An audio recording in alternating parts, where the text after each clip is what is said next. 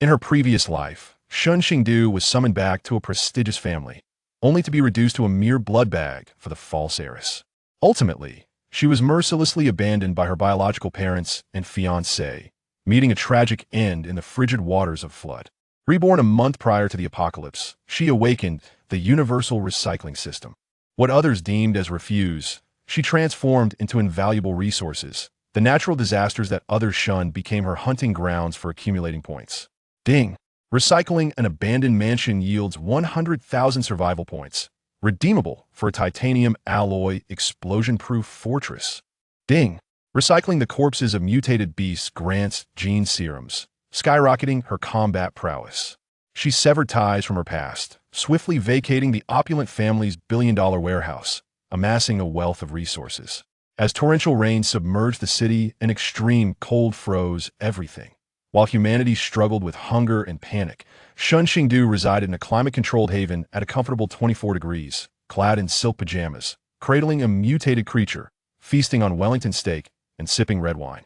Her former fiancé kneeling in desperation for reconciliation, her odious family weeping for acceptance.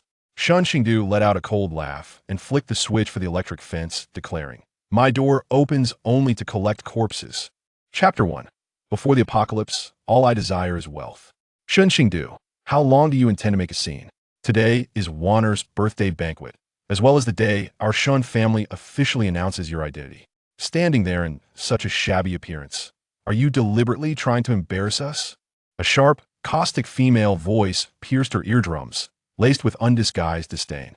Shen Xingdu abruptly opened her eyes. Before her hung a massive crystal chandelier, spinning dizzily. Surrounding her was a banquet hall alive with clinking glasses, the air thick with the scent of expensive perfume and fine wine. Instinctively, she reached for her waist, empty. There was no longer the mountain-splitting blade that had accompanied her through 3 years of survival in the apocalypse, nor the stench of decaying corpses, only the comfort of a 24-degree climate-controlled air. This was the Shen family mansion. She had been reborn. Reborn to a month before the onset of the apocalypse, at the first official banquet following the revelation of her true identity as the legitimate heiress. On this day, in her previous life, she had been joyfully welcomed back as the true heiress, believing she would regain familial affection. Instead, her biological parents despised her for having grown up in an orphanage, considering her coarse and unrefined.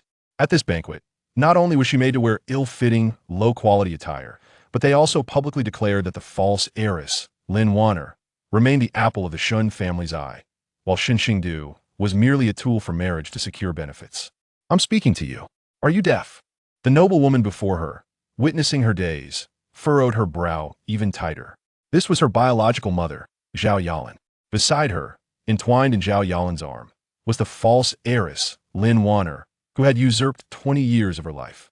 Lin Warner donned a custom white haute couture gown, adorned with a priceless pink diamond necklace, presenting herself like a haughty white swan.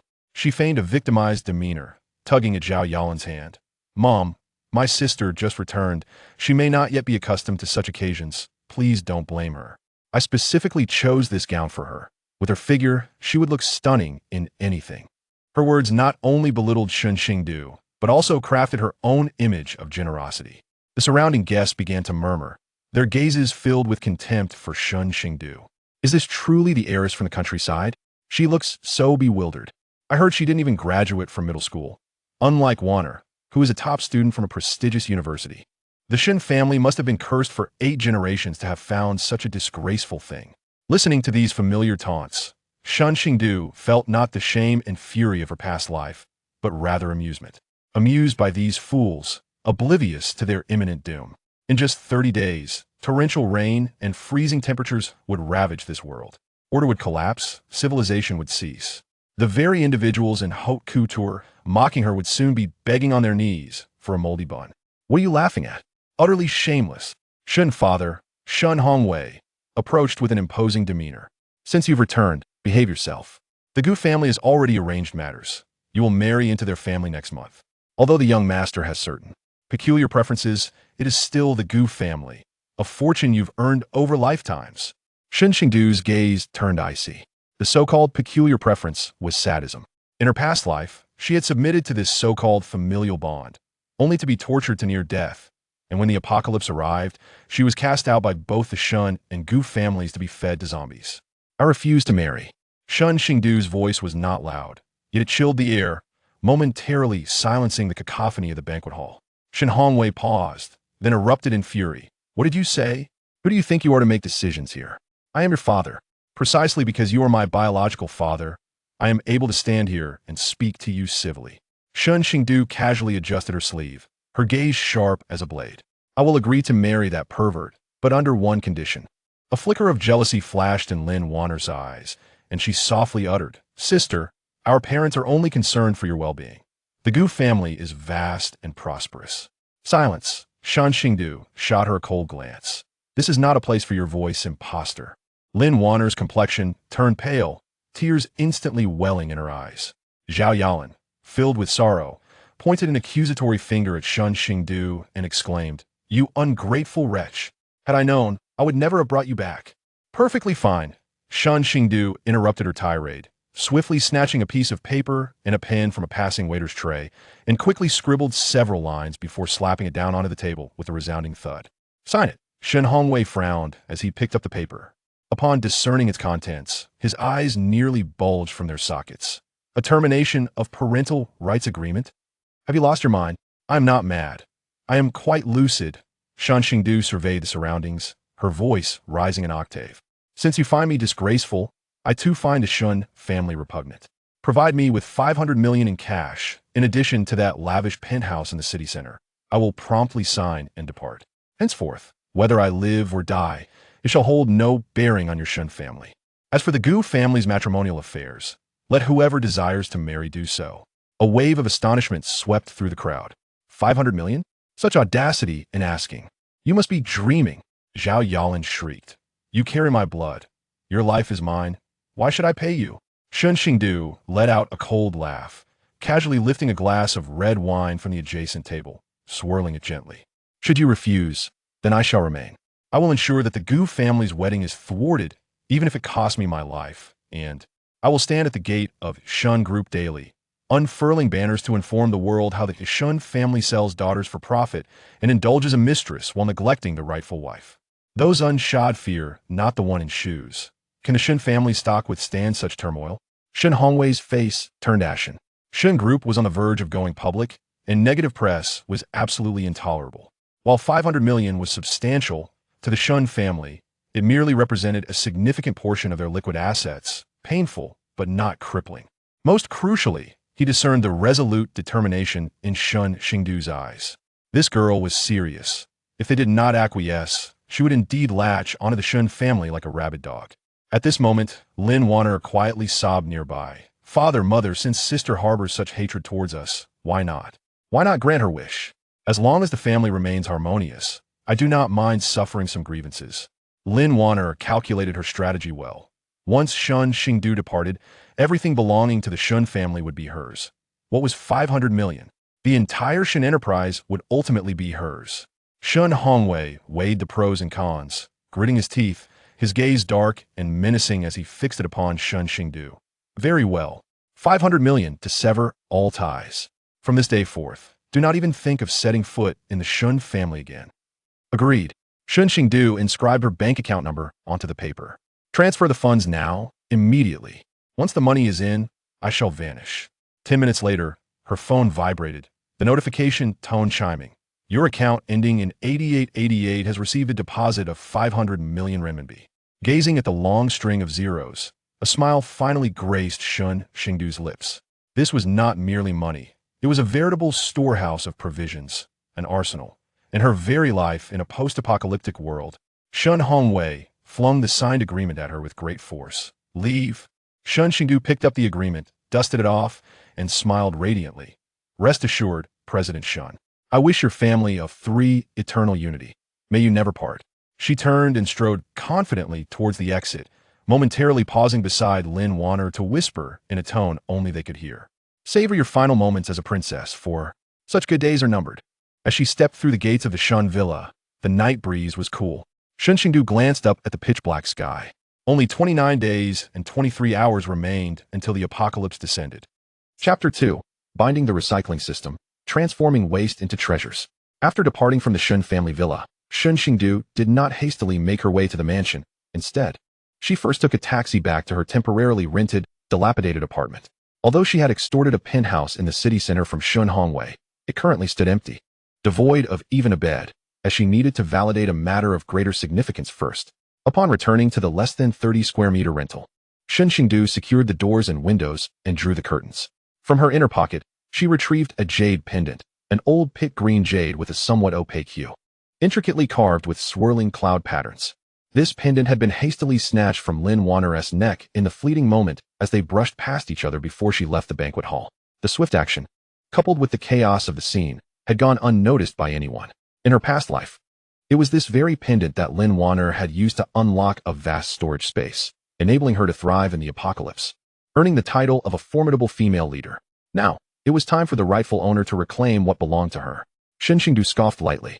In fact, this pendant had originally been gifted to her by the grandmother of the orphanage during her childhood, only to be taken by Zhao Yalan and hung around Lin Wanner's neck when she was recognized as family. Shen Xingdu then procured a fruit knife and, without hesitation, sliced her fingertip. Crimson droplets of blood fell upon the jade. There was no dazzling spectacle. Instead, the blood was absorbed instantaneously by the pendant, which then transformed into a streak of light, piercing into her forehead. Ding! Gene binding successful. Detecting host strong survival instinct. Activating the universal recycling and exchange system. Activation successful. A translucent blue interface materialized before Shen Xingdu's eyes. Unlike the simple storage space boasted by Lin Wanner in her previous life, the interface she beheld was far more intricate and technologically advanced. At the center of the screen was a massive black vortex, beneath which were inscribed two lines: current survival points, 0, current space level, LV0, not activated. Recycling system? Shen Xingdu paused momentarily. Was it not merely a space? Tentatively, she clicked on the black vortex. Please deposit recyclable items. Note, in the apocalypse, everything holds value. This system can recycle all unowned items, including but not limited to garbage, waste, corpses, disaster materials, and convert them into survival points. Survival points can be used to purchase supplies or upgrade system functions in the shop. Shen Xingdu's heart raced. This seemed far superior to a mere storage space. She surveyed her surroundings. The rented apartment was cluttered with the remnants of previous tenants' refuse, takeout boxes, a broken plastic stool, and a pile of moldy old newspapers. System: recycle this trash. Shen Xingdu commanded experimentally. In an instant, the newspapers vanished. Ding! Recycled waste paper 5 kilograms, gained 5 survival points. She placed her hand on the broken plastic stool. Ding! Recycled damaged plastic item, gained 2 survival points. Shen Xingdu's eyes sparkled with excitement. Like a diligent cleaner, she recycled every piece of trash in the apartment, even the broken faucet in the bathroom. After her efforts, the entire space was stripped bare, impeccably clean as if licked by a dog. Glancing at the panel, current survival points, 120 points. At that moment, the shop icon flickered. Shen Xingdu opened the shop, revealing only the level 1 product list unlocked, the first item making her breath quicken. Level 1 stasis space, 1,000 cubic meters. Price, 100 survival points. Description: time stands still, preserving quality. Living beings cannot enter. Purchase. She decided without hesitation. Purchase successful. Level 1 stasis space activated. In the next instant, Shen Xingdu felt an expansive, grayish space added to her consciousness, roughly the size of a warehouse. She casually picked up the phone on the table to test it, and with a thought, the phone vanished, reappearing instantly back in her hand. There was no delay whatsoever. With this, her 500 million cash could yield 100 billion effect. Shen Xingdu clenched her fist. Continuing to browse the shop, she discovered other peculiar items. Primary gene enhancement liquid. Price, 500 survival points. Doubles physical attributes. Infinite full oil lighter. Price, 10 survival points. Super compressed biscuit. 1 piece lasts a day. Price, 5 survival points. Although these items were enticing, she currently had no funds left. The remaining 20 points would only purchase 2 lighters. It seemed that relying solely on scavenging would not suffice. She needed to aim higher. Shen Xingdu stroked her chin, her gaze drifting to the bustling city outside her window. How many waste processing plants were there in this city? How many old car graveyards? What others deemed as waste, she recognized as mountains of gold, the capital with which she would dominate in the apocalypse. However, the immediate priority was to secure supplies. With space acquired and funds in hand, it was time for a buying spree. Just as she was pondering, her phone rang. The caller ID displayed, Gui Chen, her fiancé with peculiar tastes. As she gazed at the pulsating name on the screen, A glint of coldness flickered in her eyes. In her previous life, this man had kept her leashed like a dog in the basement, subjecting her to physical torment and filming videos for Lin Wanner's amusement. Hello? She answered the call. Her tone calm. Shen Xingdu, you shameless wretch. I heard you extorted 500 million from uncle and left home. How dare you refuse my marriage? Do you think you amount to anything? Gu Yichen's furious roar echoed from the other end. Why was Gu Xiao so enraged? Shen Xingdu moved to the window, observing the bustling traffic below. Since you've come knocking, it's perfect timing.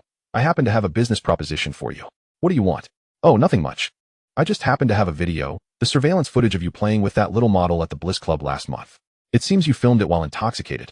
And somehow it landed in my hands. How unfortunate for you. This was a leverage Shen Xingdu had stumbled upon in her past life. Back the walls require reinforcement.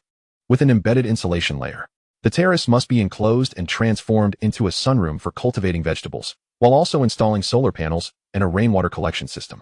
Most crucially, the entrance door needs attention. Although the current door is a high-end anti-theft model, it is no more effective than paper in the face of the rampant marauders of a post-apocalyptic world. Without delay, she took out her phone and contacted a company specializing in bank vault security. I wish to custom order an explosion-proof door, adhering to the standards of a bank vault, Class A protection, capable of withstanding explosive blasts.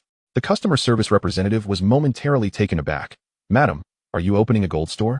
Such security is generally unnecessary for residential properties. I am not concerned about the cost. I need it expedited. I want the door installed within 3 days. I will pay triple, no, 5 times the price. Upon hearing the prospect of 5-fold payment, the representative quickly changed their tone. No problem, madam. As long as the funds are secured, we can provide you with not just a vault door, but even a shelter. Having finalized the structural modifications, Shen Xingdu hastened to the Hongfa large agricultural wholesale market in the suburbs. This is the largest grain and oil distribution center in the province. It was afternoon, and the market was bustling with activity. Clad in a sharp sports outfit and wearing a cap, Shen Xingdu headed straight for the largest grain and oil stall. Wangji Grain and Oil. How much for the rice? The proprietor, a balding man engrossed in his phone, barely glanced up. 3 yuan for loose. 150 for a whole bag. I require 500 tons. The owner nearly dropped his phone in shock. He sized her up. Young lady, are you joking? 500 tons? Do you comprehend the magnitude of that request?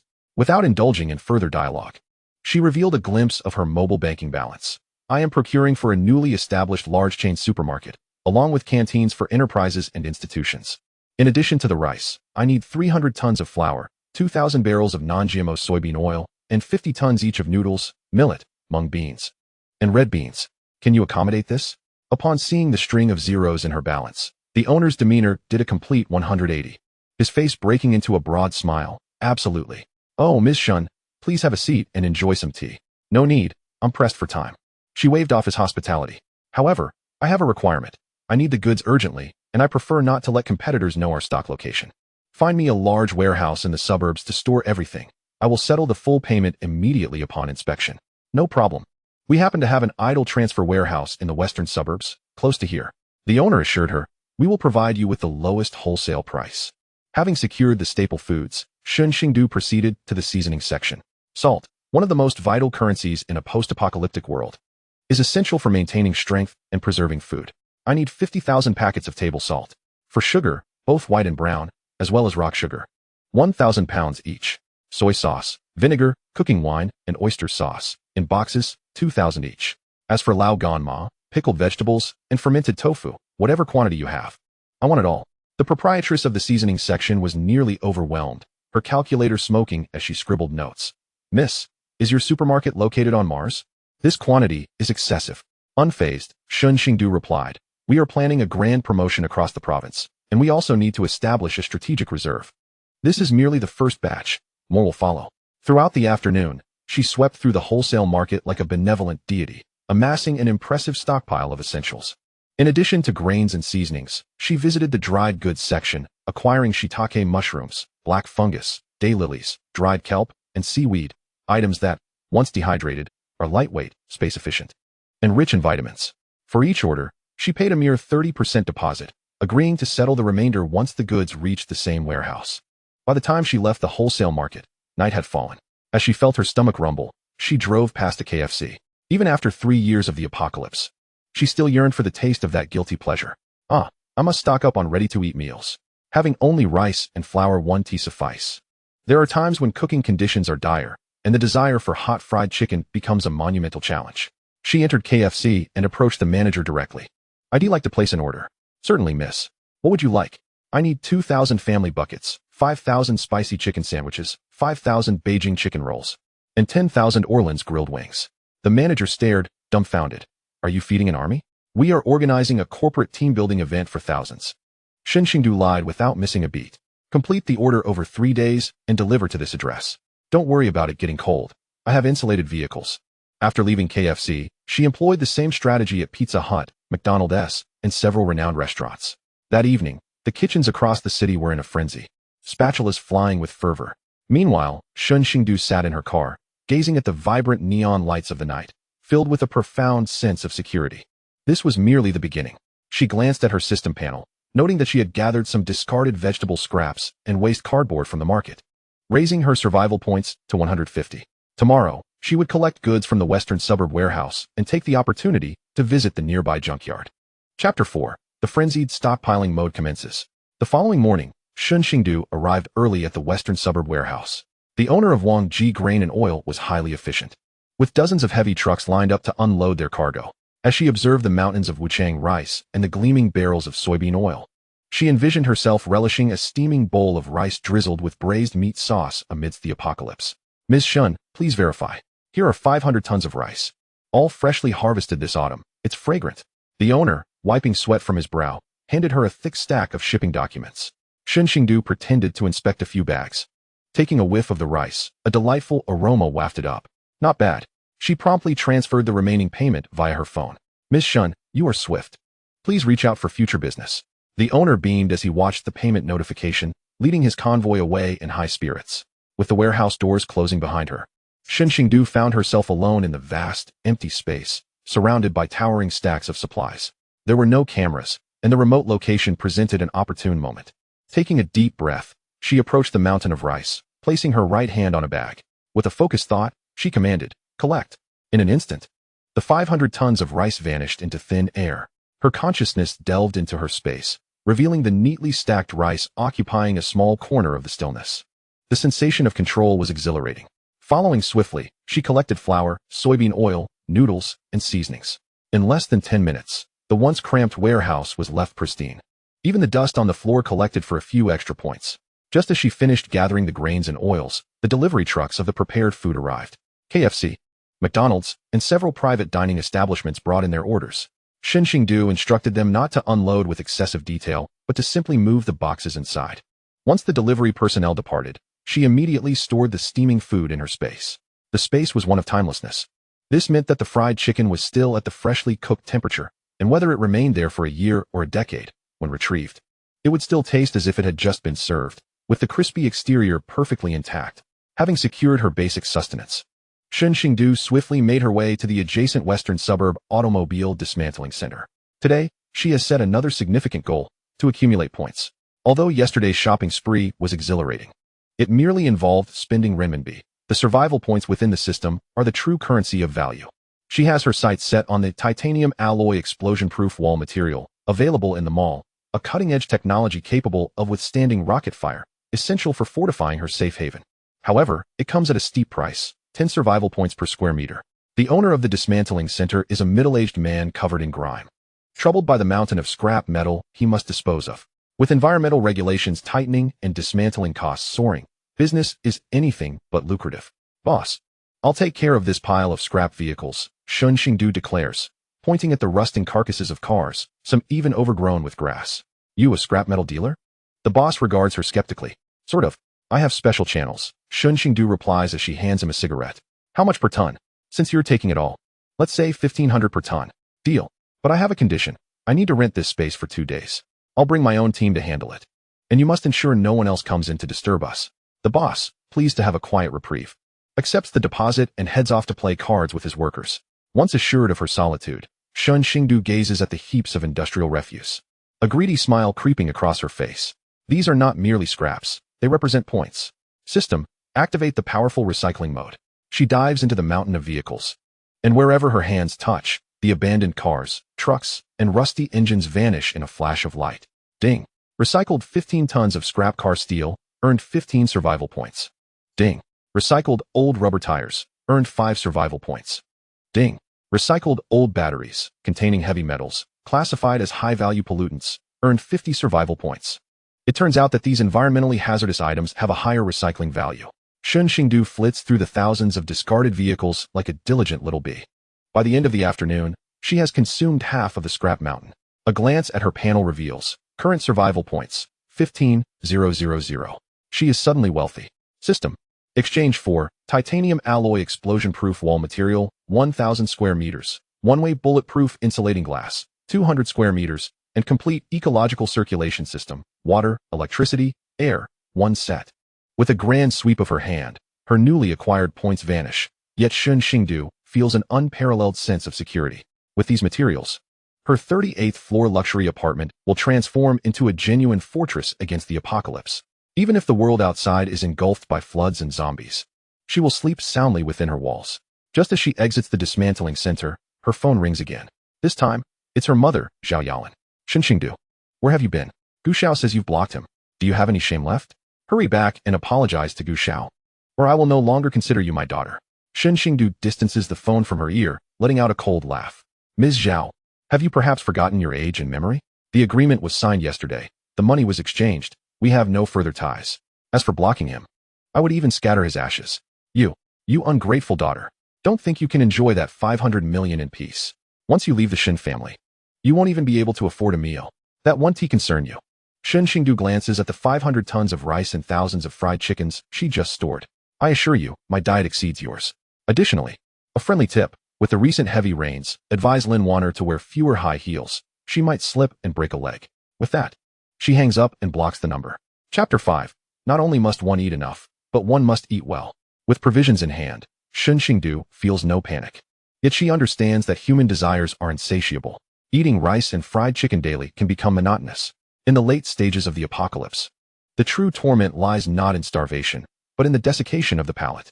When one longs for a bite of spicy and sour noodles, or a sip of icy cola, and cannot obtain it, that gnawing sensation can drive one to madness. Thus, on the third day, Shen Xingdu resolves to scour the city for culinary delights. She first visits the largest frozen food wholesale market in the city.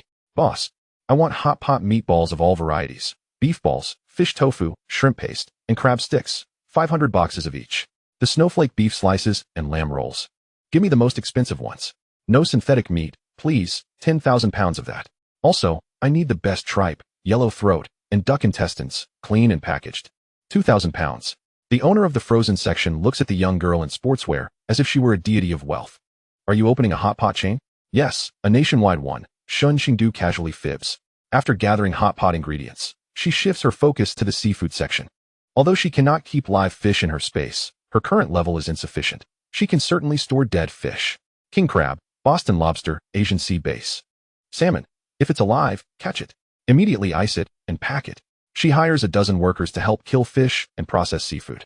Though processed seafood may not be as fresh as that which is killed on the spot in the apocalypse, simply having a taste of genuine sea fish is akin to living a celestial existence. Once the fresh items are secured, Shen Xingdu turns her attention to snacks and beverages. She directly contacts a large trading company's warehouse. I want 20,000 boxes of happy drinks, Coke, Sprite, Fanta, in glass bottles. Make sure they're fizzy. 100,000 boxes of 500 milliliters mineral water and 50,000 barrels of 5L bottled water. Clear out your inventory of high-calorie chocolates, Snickers, and potato chips, spicy strips. Self-heating hot pots, especially the snail noodles. Give me 10,000 boxes. Make sure to include the stinky and spicy versions. Though the scent of snail noodles in a confined space can be quite disastrous, on a frigid night, boiling a pot of pungent, spicy snail noodles with a couple of fried eggs is a thought that makes Shen Xingdu salivate. Moreover, she cannot neglect fruit. A deficiency in vitamins could lead to blood poisoning. She sweeps through the fruit wholesale market, acquiring durians, cherries, strawberries, watermelons, and grapes, regardless of whether they are in season. She takes them all. By the end of the day, her temporary warehouses are overflowing. As night falls, she transforms once more into a space-moving laborer, leaving no trace in her wake. Gazing at the shelves within her space, some areas are stacked with red soda boxes, others piled high with white rice bags, and a dedicated corner brimming with colorful snack packaging. This is truly the most beautiful sight in the world. Just as Shen Xingdu prepares to conclude her day and head home, She passes by a private bookstore on the brink of closure. A thought strikes her. The long, tedious apocalypse, devoid of internet and electricity, necessitates mental entertainment. She enters the bookstore. "Boss, how much for these books?" The owner, with a furrowed brow, is packing up. "Everything is half off for clearance. Which ones do you want?" "I'll take them all." "What?" "I mean all the books in this store, novels, magazines, comics, even educational materials and encyclopedias, including your shelves. Knowledge is power. These books will become invaluable resources for agricultural planting and mechanical repairs in the future." The owner, nearly moved to tears, feels overwhelming gratitude. After emptying the bookstore, Shen Xingdu makes one last stop at a digital city, purchasing 10 high-end laptops, dozens of high-capacity tablets, and hundreds of terabytes of external hard drives. Then, she invested a significant sum to procure every film, television series, variety show, anime, and single-player game available on the market. Even if she were to survive until the age of 100 in this post-apocalyptic world, it would be impossible to consume all these shows. Shen Xingdu, satisfied, patted the box brimming with hard drives. Upon returning to her vehicle, she cast a glance at the calendar.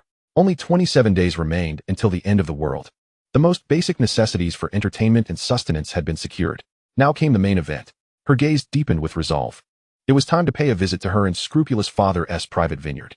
In her previous life, Shen Hongwei had leveraged the hidden wines and resources within that vineyard to garner the favor of numerous influential figures in the early days of the apocalypse, even exchanging some bottles for entry into the official base.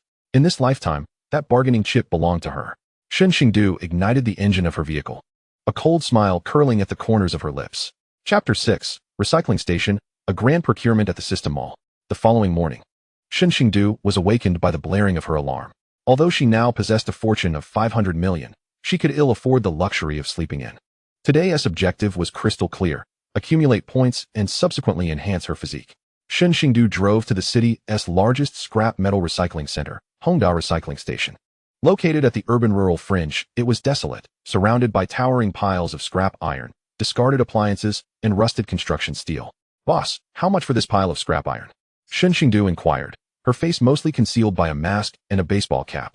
The proprietor, a middle-aged man with a cigarette dangling from his lips, looked forlornly at the unsellable refuse. "How much do you want? Steel prices have plummeted.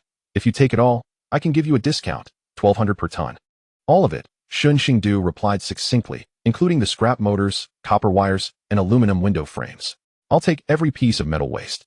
The owner nearly dropped his cigarette in disbelief. "Miss, are you joking?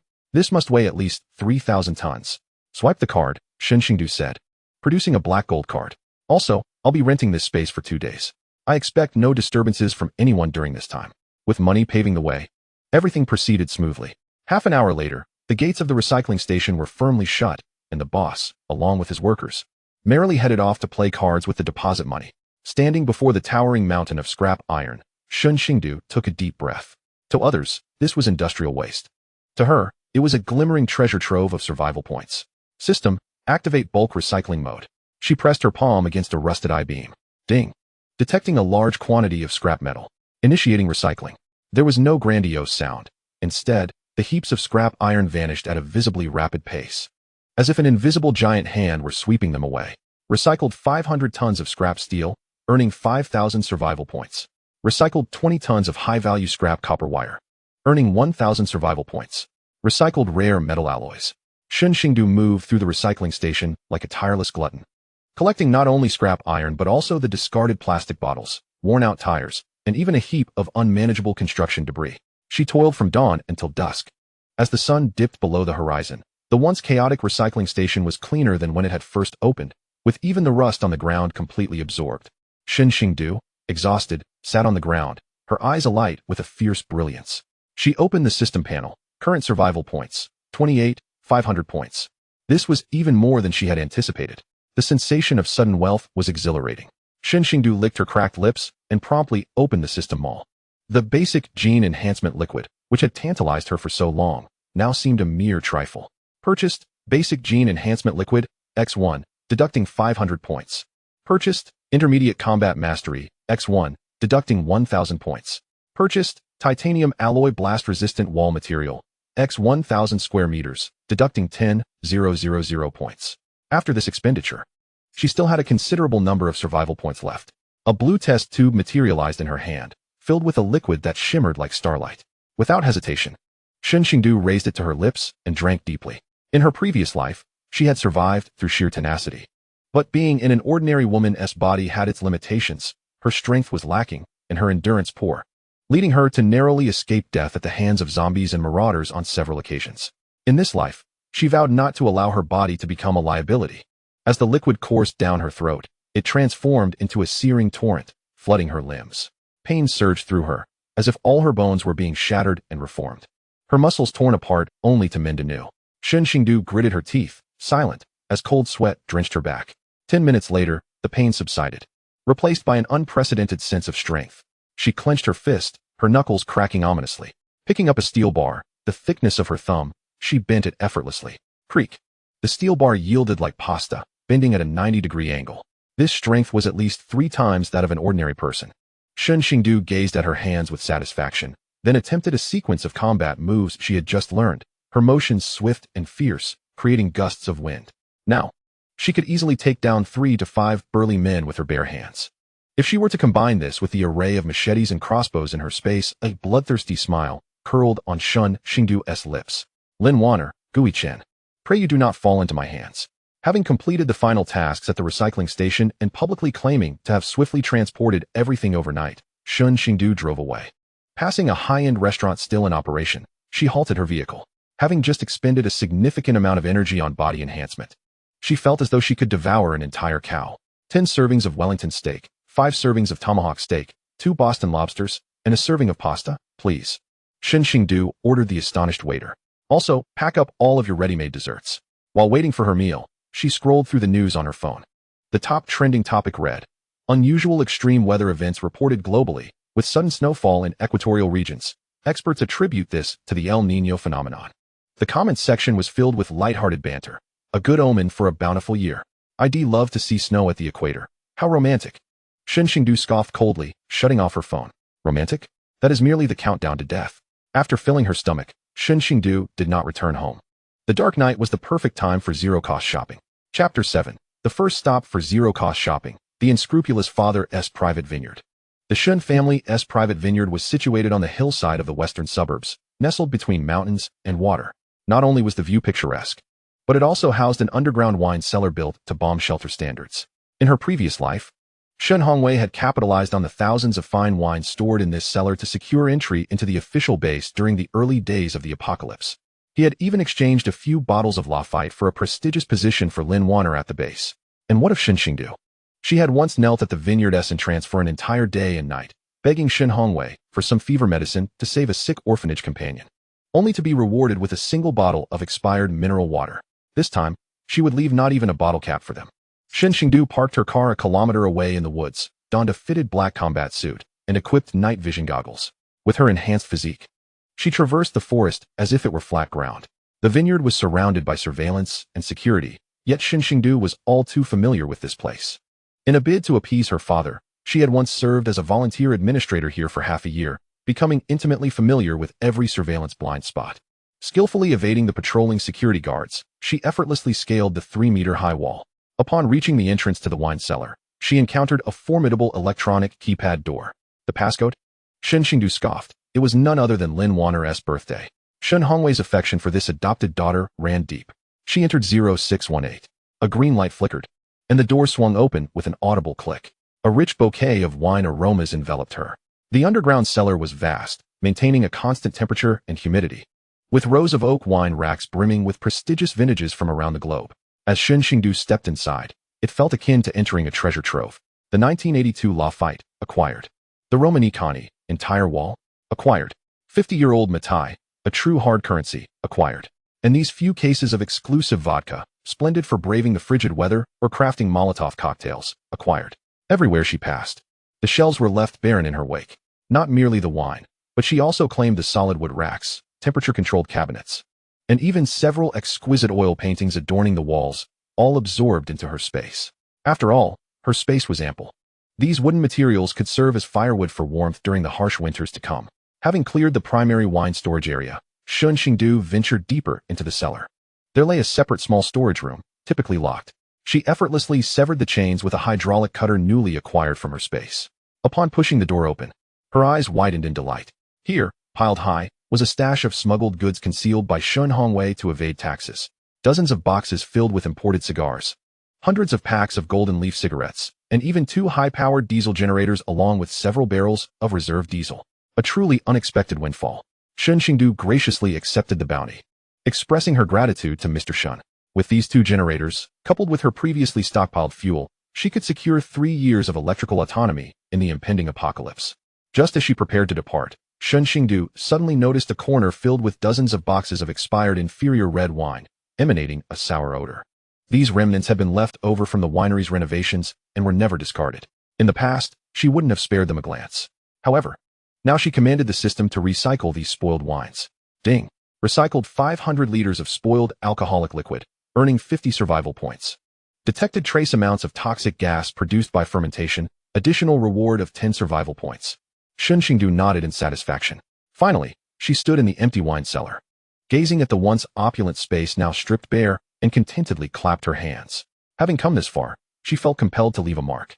She retrieved a bottle of red spray paint, purchased for mere coins, from her space, and emblazoned a giant smiley face on the most conspicuous wall. Accompanying it was a cheeky inscription, "Thank you for your hospitality." The wine was delightful. Completing her mischief, she slipped away silently, as if she had never been there at all. The following morning at the Shen family villa, Shen Hongwei was enjoying breakfast when he received a panic call from the winery manager, who was nearly in tears. "Mr. Shen, there's been a robbery at the winery. What is the fuss? Did a few bottles go missing? Call the police," Shen Hongwei replied irritably, taking a sip of milk. "No, it's not just a few bottles." The manager stammered. "It's all gone. Completely empty. Even the wine racks have been taken. That thief even pulled out the wires from the cellar." Shen Hongwei spat out his milk in shock. "What did you just say?" Upon arriving at the winery, he beheld a cellar that was nothing but 4 bare walls, devoid of even a mouse hole, and the glaringly red smiley face on the wall sent him reeling. He fainted on the spot. Meanwhile, the architect of this chaos, Shen Xingdu, reclined on the sofa in her new home, sipping Evian water pilfered from the winery while directing the renovation team for the final touches. Chapter 8. Weapons and Security. Constructing an Apocalypse Fortress. "Miss Shen, are you certain you want to replace all the insulation within these walls with this metallic panel?" Old Zhang, the foreman of the renovation team, looked perplexed as he held the materials Shen Xingdu had provided. It was a sleek black panel, lightweight yet extraordinarily durable, sending sparks flying when cut by a saw, requiring an eternity to carve out a single opening. This was the titanium alloy explosion-proof wall material that Shen Xingdu had exchanged for 10,000 survival points. Not only was it bulletproof and explosion-proof, but its thermal insulation properties were also 100 times superior to ordinary materials. "Proceed as instructed," Shen Xingdu insisted, donning a hard hat and clutching her blueprints. "Cover all interior walls with this material, then paint over it for concealment. I will double your wages, but one condition: silence. If anyone divulges the structure of this house, they will receive not a single cent of the final payment." Upon hearing the promise of double pay, Old Zhang readily patted his chest. "Rest assured, we understand the rules of our trade. Boys, let us get to work." In addition to the walls, the windows were of utmost importance. The security company she had enlisted was currently installing the custom-made explosion-proof door. The 30-centimeter thick alloy steel door was equipped with a mechanical keypad lock, a fingerprint lock, and an iris recognition system, triple insurance. The door frame was welded directly to the steel reinforcements in the load-bearing walls, unless the entire building was brought down. Forcing entry would be impossible. All the windows were replaced with 5-layer laminated one-way bulletproof glass, and an additional layer of electric titanium alloy roller shutters was installed outside. When the shutters were retracted, they were virtually invisible, but in the event of danger, they could descend, transforming the entire house into an airtight iron box. An electrical system was also necessary. Shen Xingdu directed workers on the rooftop terrace to install solar photovoltaic panels. She had exchanged for high-efficiency solar converters in the system marketplace, ensuring a certain level of power generation efficiency even during the dim, oppressive weather of the apocalypse. Additionally, she installed 2 diesel generators in a soundproof storage room, connecting the exhaust pipes to the rooftop chimney. Just as they were busy at work, the doorbell rang. Shen Xingdu opened the door to find a middle-aged woman with permed hair and a plump figure standing outside, accompanied by a young man whose face was adorned with excess flesh. "Ah, you must be the new owner of Unit 3801. The middle-aged woman greeted with a disingenuous smile, her eyes scanning the interior like radar. "I'm the property manager from downstairs. You can call me Aunt Wang. This is my nephew, Li Chong, our community as head of security." Shen Xingdu narrowed her eyes slightly. Aunt Wang, Li Chong. She was all too familiar with these names. In her past life, this aunt-nephew duo had been the local tyrants of the community. In the early days of the apocalypse, they had abused their positions to embezzle the resources meant for residents and even organized the security team for home invasions. The community where Shen Xingdu had lived previously was not far from here, and she had heard tales of their notoriety. They were particularly fond of assigning attractive female residents to their subordinates. Is there something you need? Shen Xingdu blocked the doorway, making it clear she had no intention of letting them inside. Aunt Wang's expression stiffened momentarily before she forced a smile. Oh, it's nothing much. Just noticed that you're reinforcing your walls and installing iron doors. It's looking rather like a fortress. Our community is upscale with excellent security. Such measures could tarnish our neighborhood's image. She rubbed her hands together, revealing her true intentions. The materials you've been bringing in and out have dirted the elevator. According to the regulations, you owe a bit for wear and tear and a security deposit. Given the scale of your project, let us say 50,000, shall we? 50,000. Why don't you just go rob a bank? Beside her, Li Chong unabashedly fixated his gaze on Shen Xingdu's face, which, despite being devoid of makeup, still radiated an enchanting beauty. He leered, "Beautiful lady, if you don't have cash, why not add me on WeChat? We can have a private chat, and I could give you a discount." Shen Xingdu smiled, a smile reminiscent of one who has just seen a corpse. "Get lost," she retorted, her voice a mere single word. Aunt Wang stood momentarily stunned before erupting. "How dare you speak to me that way? Do you believe I won't have the security team keep your renovation crew from entering?"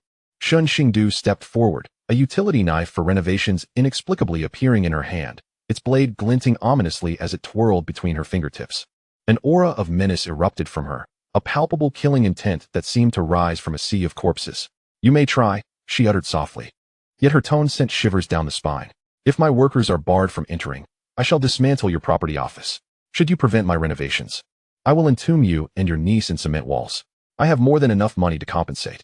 Li Chong, cowed by her gaze, took a step back, feeling his calves cramp in fear. The ferocity in her eyes was more fearsome than that of any murderer he had encountered in prison. "Why you wait?" he stammered. "If you dare go out, you'll regret it." Aunt Wang cursed weakly, dragging Li Chong away in a hasty retreat. Watching their retreating figures, Shen Xingdu sheathed the knife, her expression icy. In this society governed by law, killing and disposing of a body was far too cumbersome. When the apocalypse strikes, I shall offer you both as a sacrifice. She turned back into the house, calling out to the workers, "Hasten your pace." Also, in the corridor ceiling by the entrance, install a set of high-voltage electric wires, with the switch connected to the bedside of my bedroom. Since I have malevolent neighbors, I must prepare for hospitality. Chapter 9, a cross-border shopping spree. Some items are unavailable domestically. After delegating the renovation matters to the foreman, Shen Xingdu purchased a ticket to the border free trade zone. Domestic regulations were stringent, making it incredibly difficult to acquire certain items, such as genuine firearms and large quantities of controlled substances. Although her space already contained some machetes and crossbow arrows, firearms remained an irreplaceable deterrent against the impending mutated beasts and hordes of marauding thugs. Upon arriving in the special zone, Shen Xingdu skillfully navigated her way into a shop that appeared to sell hardware, but was actually a hub for the underground black market. "Boss, I need the hard stuff." She tossed a bag of cash onto the counter. The proprietor, a one-eyed man, glanced at the money and whistled. "What do you want?" 5 Glock 17s, 5,000 rounds of ammunition. 2 AK-47s, 10,000 rounds. If you have grenades, give me a box. I need the best military-grade composite crossbow, with barbed and bloodletting tips. The one-eyed man scrutinized her for a moment. "Sister, are you going to war?" "I have a rodent problem at home, just dealing with that." The transaction proceeded smoothly. In this place, as long as one had money, there was nothing that couldn't be acquired. Shen Xingdu found a deserted alleyway and stored the heavy boxes of military arms into her space, her sense of security significantly bolstered. Next, she focused on pharmaceuticals. In the local black market pharmacy, she raided a substantial stock of antibiotics, anti-inflammatory medications, painkillers, and even some surgical anesthetics and sutures. Just as she prepared to leave with her final hefty bag of medicine, she passed through a dimly lit alley and caught a whiff of a strong metallic scent of blood. A tall figure leaned against the wall. A dagger lodged in his abdomen, blood staining half of his body. Several thugs wielding machetes surrounded him, clamoring for the coup de grace. "Hand it over." Shen Xingdu initially hesitated to intervene. In apocalyptic times, good Samaritans were the first to perish. However, illuminated by the flickering streetlight, she recognized the man's face, sharp brows and piercing eyes, his features chiseled. Even in his wounded state, his gaze remained feral, fiercely guarding a small black bag in his arms. Qin Feng, the notorious bounty hunter from her previous life, who later became the commander of humanity's strongest base. It was rumored he suffered grave injuries early on, leaving him with lasting repercussions. Otherwise, his achievements would have been even greater. She had not expected to encounter him here. At this moment, Qin Feng was at death's door. Shen Xingdu's mind raced. Should she save him or not? Her decision to save him was not born from altruism, but rather as an investment. A man like Qin Feng would undoubtedly repay any debt of gratitude. Hey, she stepped from the shadows, casually toying with a newly acquired Glock pistol. Could you gentlemen step aside? The thugs turned, their lewd intentions faltering upon seeing the ominous barrel of her gun. Bang, bang. 2 muffled shots rang out, and 2 thugs crumpled to the ground, blood erupting from their thighs. Shen Xingdu refrained from killing them.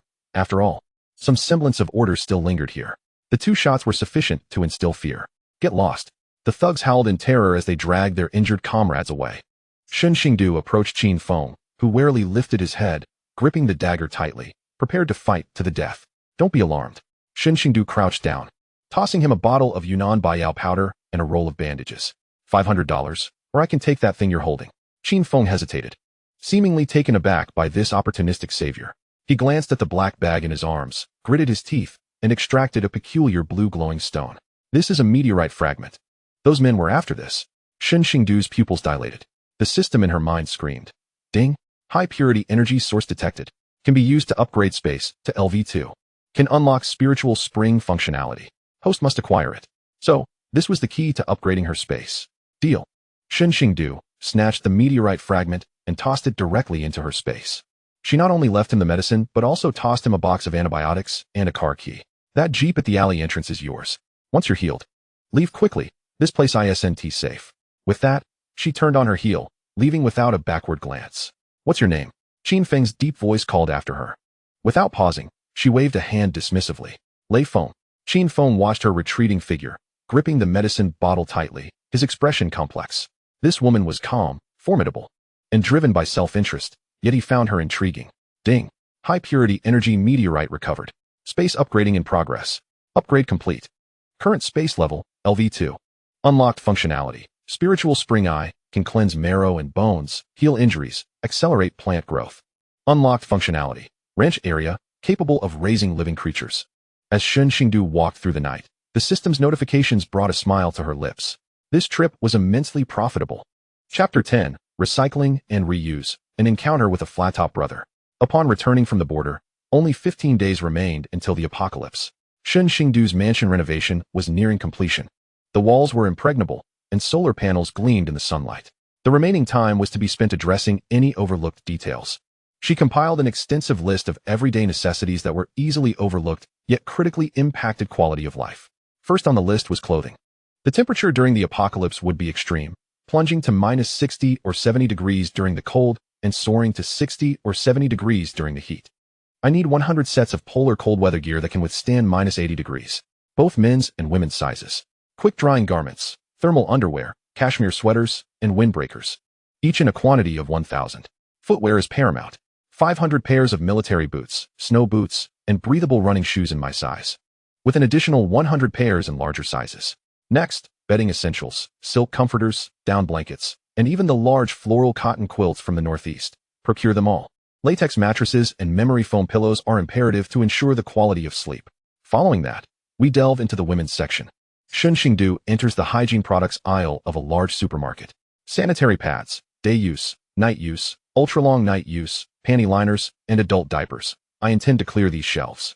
Additionally, a few boxes of tampons. These are the most agonizing consumables for women in a post-apocalyptic world. In her previous life, a single pack of expired sanitary pads could cost a life. She must stockpile enough for several lifetimes.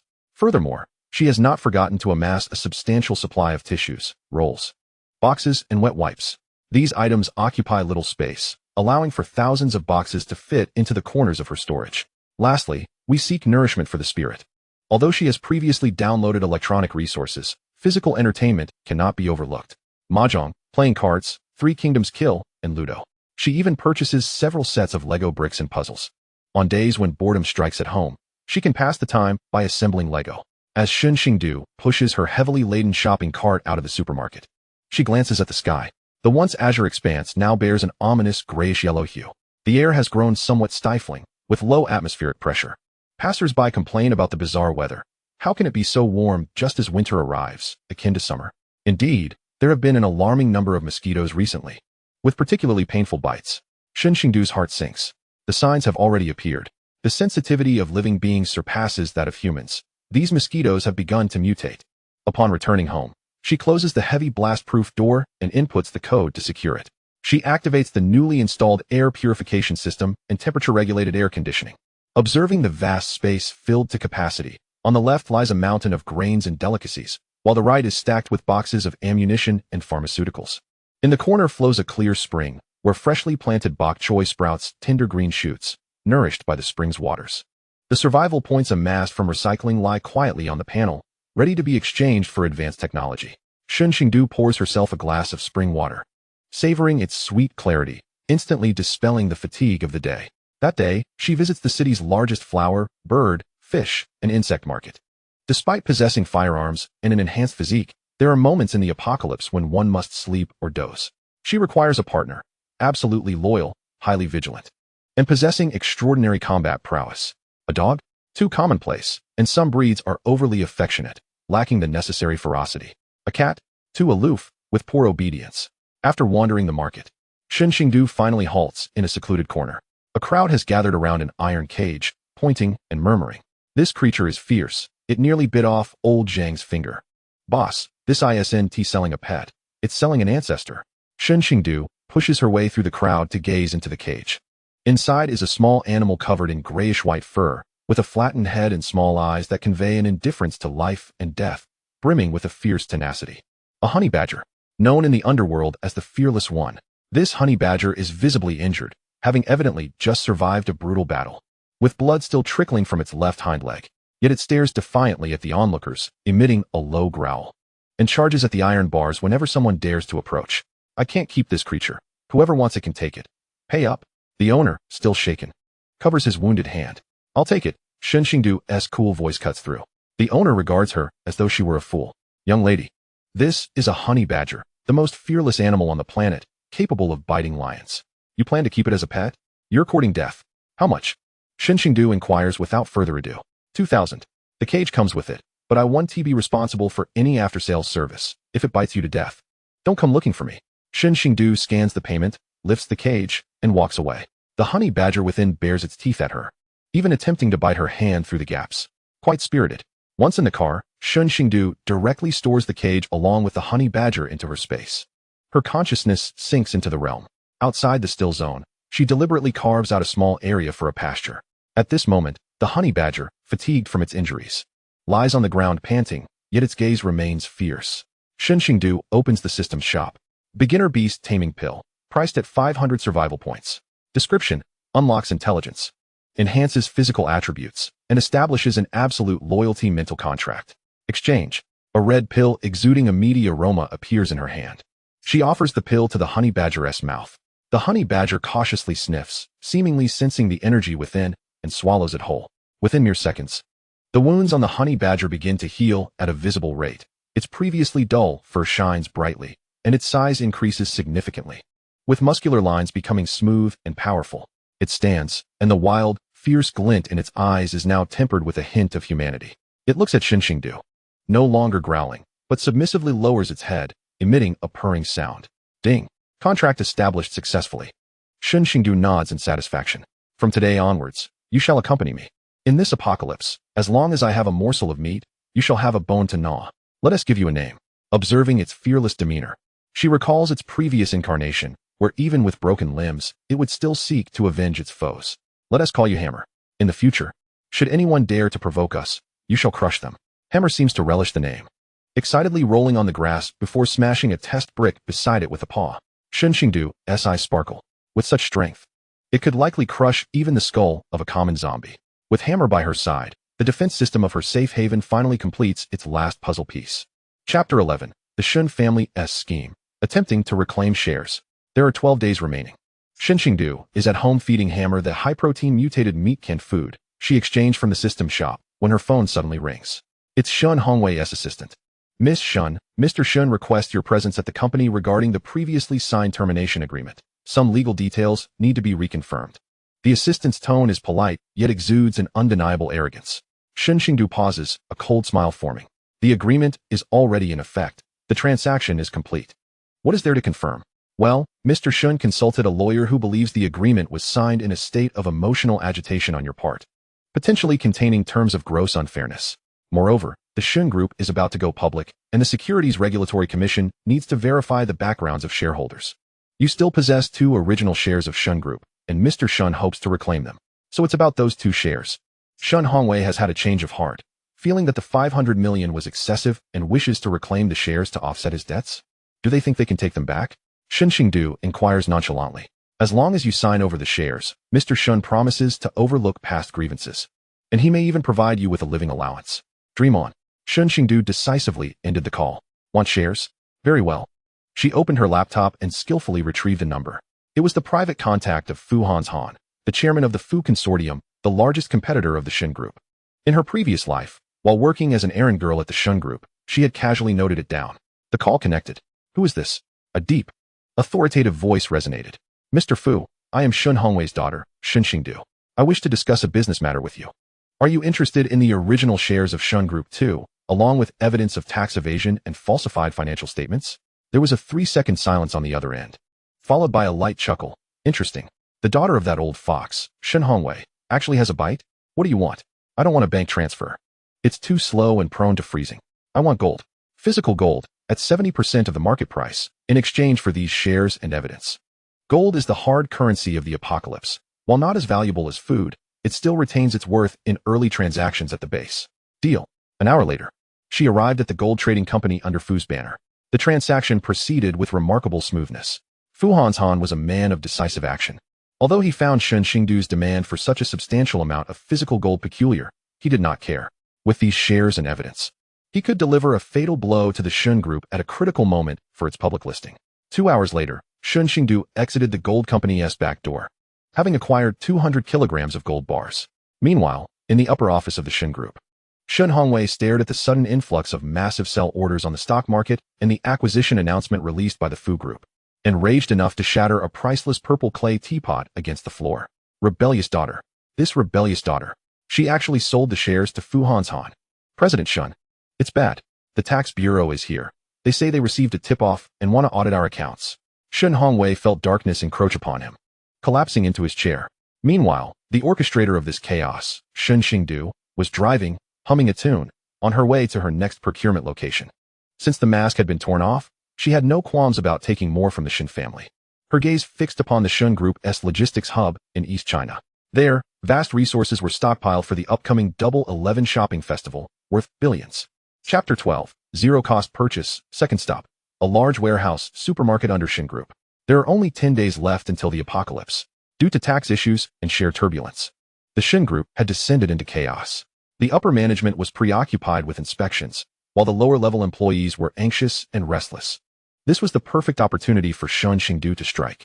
At 2 in the morning, clad in a black work uniform, Shen Xingdu strode confidently into the logistics park through the back gate, using a high-level access card that had yet to be deactivated, even if the access had expired. She had no fear. Her current hacking skills combined with a system-distributed, universal electronic jammer rendered such civilian-level security systems utterly futile before her. Here lay Shen's largest logistics transfer warehouse. Gazing at the rows of warehouses that loomed like colossal beasts in the darkness, Shen Xingdu licked her lips. Inside were various categories including electronics, general merchandise, baby products, digital devices, and home textiles. She first arrived at Warehouse 1, the home appliance section. Double-door refrigerator? I'll take it. Essential for enjoying chilled drinks in summer with the generator. Washing-drying machine? I'll take that too. Laundry is cumbersome in the apocalypse. Air fryers, blenders, microwaves, ovens, all must go. Don't forget that 85-inch Sony television. It'll be a delight to watch movies in the safe house. As she passed, the shelves appeared as if erased by an eraser, instantly devoid of stock. Next was Warehouse 2, the home textile section. Rala Home Textiles 4-piece sets, goose-down comforters, latex pillows. These thousands of boxes of pure cotton towels and underwear are treasures. Wool carpets? I'll take those for warmth. Shen Xingdu's movements grew increasingly swift. Upon reaching Warehouse 3, the food and baby products section, she noted that although she had previously stocked up on grains and oils, the goods here were far more refined. Imported infant formula? I'll take it. Its nutritional value is high and can fetch a fortune later. Diapers? Though I want to use them. The absorbent material can serve as a basic insulation layer or bleeding cotton. Tens of thousands of boxes of premium nut gift sets. Perfect for snacking. Just as she was reveling in her haul, she suddenly heard footsteps from a corner. A night shift security guard approached with a flashlight. Who is there? Still dispatching goods at this late hour? Shen Xingdu paused momentarily. Hide. There was no need. She stepped out from the shadows, holding a pre-prepared folder. Her expression calm. I'm here for a surprise inventory check from headquarters. The system indicated an anomaly in stock. The guard hesitated, glancing at the Shen Group's special agent badge hanging on her chest, and upon noticing her extraordinary demeanor, he was convinced. Oh, you must be the leader. It's late for you to be checking inventory. Should I turn on the lights for you? No need, I prefer it dim. Go back to the duty room and rest. Don't disturb my work. All right, the guard replied, scurrying away. Once he left, Shen Xingdu quickened her pace. Not only were there goods, but she also spotted several brand-new heavy-duty container trucks parked in the loading area, along with a dozen electric forklifts inside the warehouse. All of this was valuable. They would be useful for future journeys and transport. With a wave of her hand, she made both the vehicles and their cargo vanish. That night, Shen Xingdu operated like a diligent little hamster, emptying the 3 core warehouses of the Shen Group without leaving a trace. By the time the morning shift warehouse manager opened the door, staring at the warehouse cleaner than a blank slate, he thought he was still dreaming or had crossed over. Where's the stock? Where are my goods worth billions? Meanwhile, the Shen Group headquarters erupted in chaos once again. Shen Hongwei had just wrapped up matters with the tax bureau when he heard the news of the warehouse being emptied. His eyes rolling back as he truly landed in the ICU. Chapter 13, not only goods, but also energy. Only 7 days remain until the apocalypse. Having gathered a substantial amount of supplies, what was now lacking was energy. Without oil, generators are mere scrap metal, and RVs are nothing but iron coffins. Shen Xingdu had previously acquired some diesel from a winery, but that amount was utterly insufficient. She needed a massive supply of gasoline and diesel. Regular gas stations could only dispense limited amounts at a time and could not use barrels. Hence, she turned her attention to a private oil refinery on the outskirts of the city. It was located in a remote area with chaotic management. As long as the money was right, oil tankers could come and go as they pleased. Shen Xingdu rented 5 tankers and entered the refinery in batches. Boss, 50 tons of diesel and 50 tons of gasoline. I want the highest grade. The refinery owner, a bald man with a face full of flesh, eyed the young woman before him, who had come alone, and a glimmer of greed flickered in his gaze. That's quite a hefty amount, girl. Oil prices have risen by 20% since yesterday. The bald man deliberately inflated the price. Money is not an issue. Shen Xingdu tossed a box of cash onto the table. As long as the oil is good, I'll add another 10%. The bald man's eyes lit up, and he immediately ordered the workers to fill the tankers. While the workers were busy, Shen Xingdu strolled over to the vast oil storage area, feigning interest in the scenery. There were dozens of enormous underground storage tanks. She quietly approached one of the tanks, pressing her palm against its outer wall, hidden from the gaze of the security cameras. System, activate liquid extraction mode. Beep. Detecting a substantial quantity of high-energy fuel. Initiating extraction. Recovering 95 gasoline, 10,000 liters, 20,000 liters. Within the confines of her space, the numerous oversized, specially designed oil barrels she had meticulously prepared began to rise rapidly. She dared not extract the entirety, fearing it would trigger an alarm. Instead, each barrel was filled to merely a third. Nonetheless, after this round, the oil quantity within her space reached an astonishing several thousand tons, enough for her to indulge for several lifetimes. Just as she was about to depart, a bald man accompanied by several thugs wielding iron rods approached menacingly. Miss, the oil is filled. However, my friends and I have been a bit short on cash lately and would like to borrow some. The bald man grinned wickedly, his gaze roaming over Shen Xingdu. Or perhaps, you could stay and entertain us, and I shall waive the oil fee. This was an attempt at extortion. Shen Xingdu sighed, I knew it.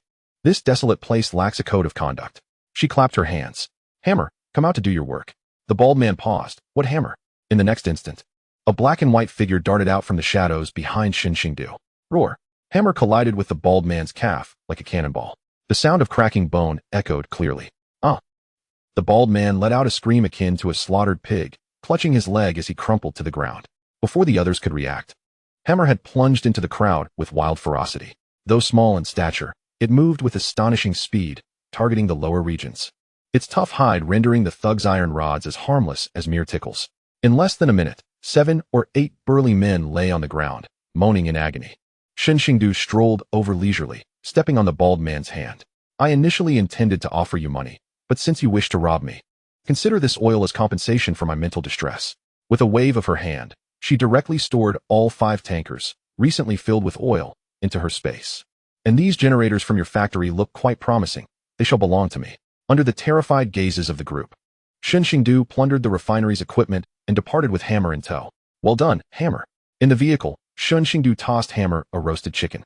Hammer, clutching the chicken, devoured it messily, entirely shedding its earlier fierce demeanor. Chapter 14, The Final Checks. Only 3 days remained until the apocalypse. The sky had transformed into a murky, earthy yellow, and the air was heavy with the scent of sulfur. News reports were rife with stories of volcanic eruptions and tsunami warnings from various regions. Small-scale riots had begun to erupt in the cities.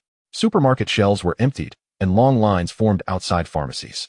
Shen Xingdu sat at home, conducting a final review of her supplies list. Clothing, food, shelter, energy, weaponry, and medicine were all adequately stocked. Wait a moment. Her gaze lingered on a corner of her space. There lay the planting zone and pasture zone she had unlocked after upgrading to LV2. The pasture now housed only Hammer, making it appear rather desolate. The planting zone contained merely a few random small cabbages she had sown previously. Teaching a person to fish is far superior to merely giving them fish. No matter how much she stockpiled, there would inevitably come a day when it ran out. Sustainable development was the true path. She needed to secure seeds and soil. The current land would soon be ravaged by acid rain and extreme heat, rendering it unplantable. She needed to transfer clean soil into her space. Shen Xingdu immediately drove to the suburban ecological agricultural technology park, home to the finest organic black soil and a variety of improved seeds. The park was in disarray, many employees having fled to safety. Shen Xingdu located the remaining supervisor. I wish to purchase soil. I require 10,000 cubic meters of this humus-rich black soil. Additionally, I need seeds, rice, wheat, corn, potatoes, sweet potatoes, and a complete set of vegetable seeds, leafy greens, radishes, tomatoes, peppers, cucumbers, and fruit tree saplings, apples, pears, peaches, cherries, and grapes. The supervisor looked at her incredulously. What time is it, and you still think about farming? Precisely because chaos is imminent, it is essential to cultivate food supplies. Shen Xingdu tossed down a stack of cash. No more idle chatter. Do you have it? Yes. Shen Xingdu not only purchased all the seeds, but also utilized the system's recycling function, seizing the opportunity to scrape a layer of fertile black soil from the back mountain of the park directly into her space. She also took several hundred breeding chickens, ducks, 2 breeding pigs, and a pond of fish fry. Upon returning home, she delved into her space. She spread the black soil across the planting zone, irrigating it with spiritual spring water before scattering the seeds. Under the system's time acceleration and the spring's influence, the seeds germinated rapidly, bursting forth with vitality.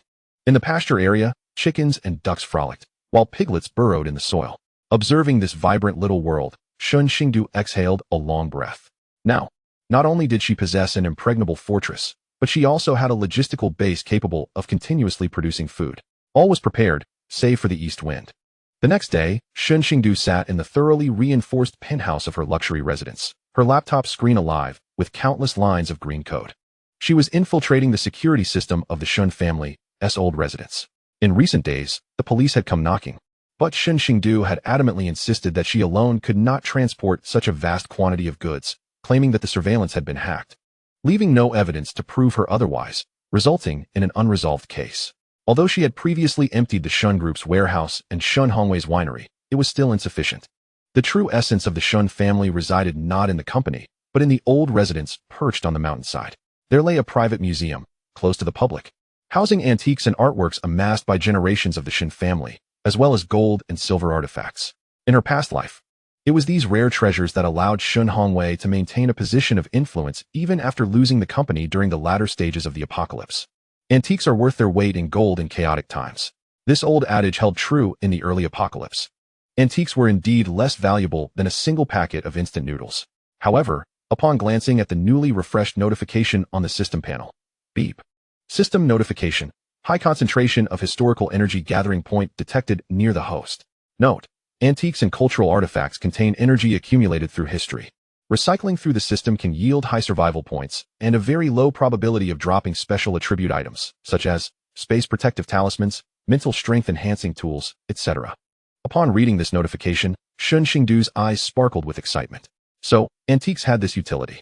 She had been fretting over her ample survival points, but still falling short of the astronomical price for the fully automatic mechanical defense tower, available in the marketplace. If she could clear out the Shen family's museum. Shen Xingdu's fingers danced across the keyboard. The screen displayed the security system schematic of the Shen family's old residence, gradually coming into focus. Still using the same system from 5 years ago. Shen Hongwei truly hasn't progressed at all. As someone who had self-taught hacking skills to please her father and had even assisted in maintaining the family network, Shen Xingdu was intimately familiar with the backdoor of this system. Infiltration successful. The screen shifted, revealing the internal surveillance view of the old residence. It was now deep into the night. Shen Hongwei had long since succumbed to exhaustion from the recent turmoil within the company and had gone to sleep. Zhao Yalan and Lin Wanner had each retreated to their rooms for rest. The entire old residence lay in silence, save for a few night shift guards dozing in the courtyard. Shen Xingdu closed her laptop, a cold smirk curling at the corners of her lips. Since you all sleep so soundly, don't blame me for being impolite. Rising to her feet, she donned a form-fitting black tactical outfit. This attire was the nano-invisible combat suit, exchanged from the system's marketplace. Not only lightweight and durable, but also capable of refracting light to a certain degree, thus diminishing the likelihood of detection. 2 Glock handguns were holstered at her waist, and a military dagger was tucked against her thigh. On her feet were a pair of silent tactical boots. Hammer, the watchdog.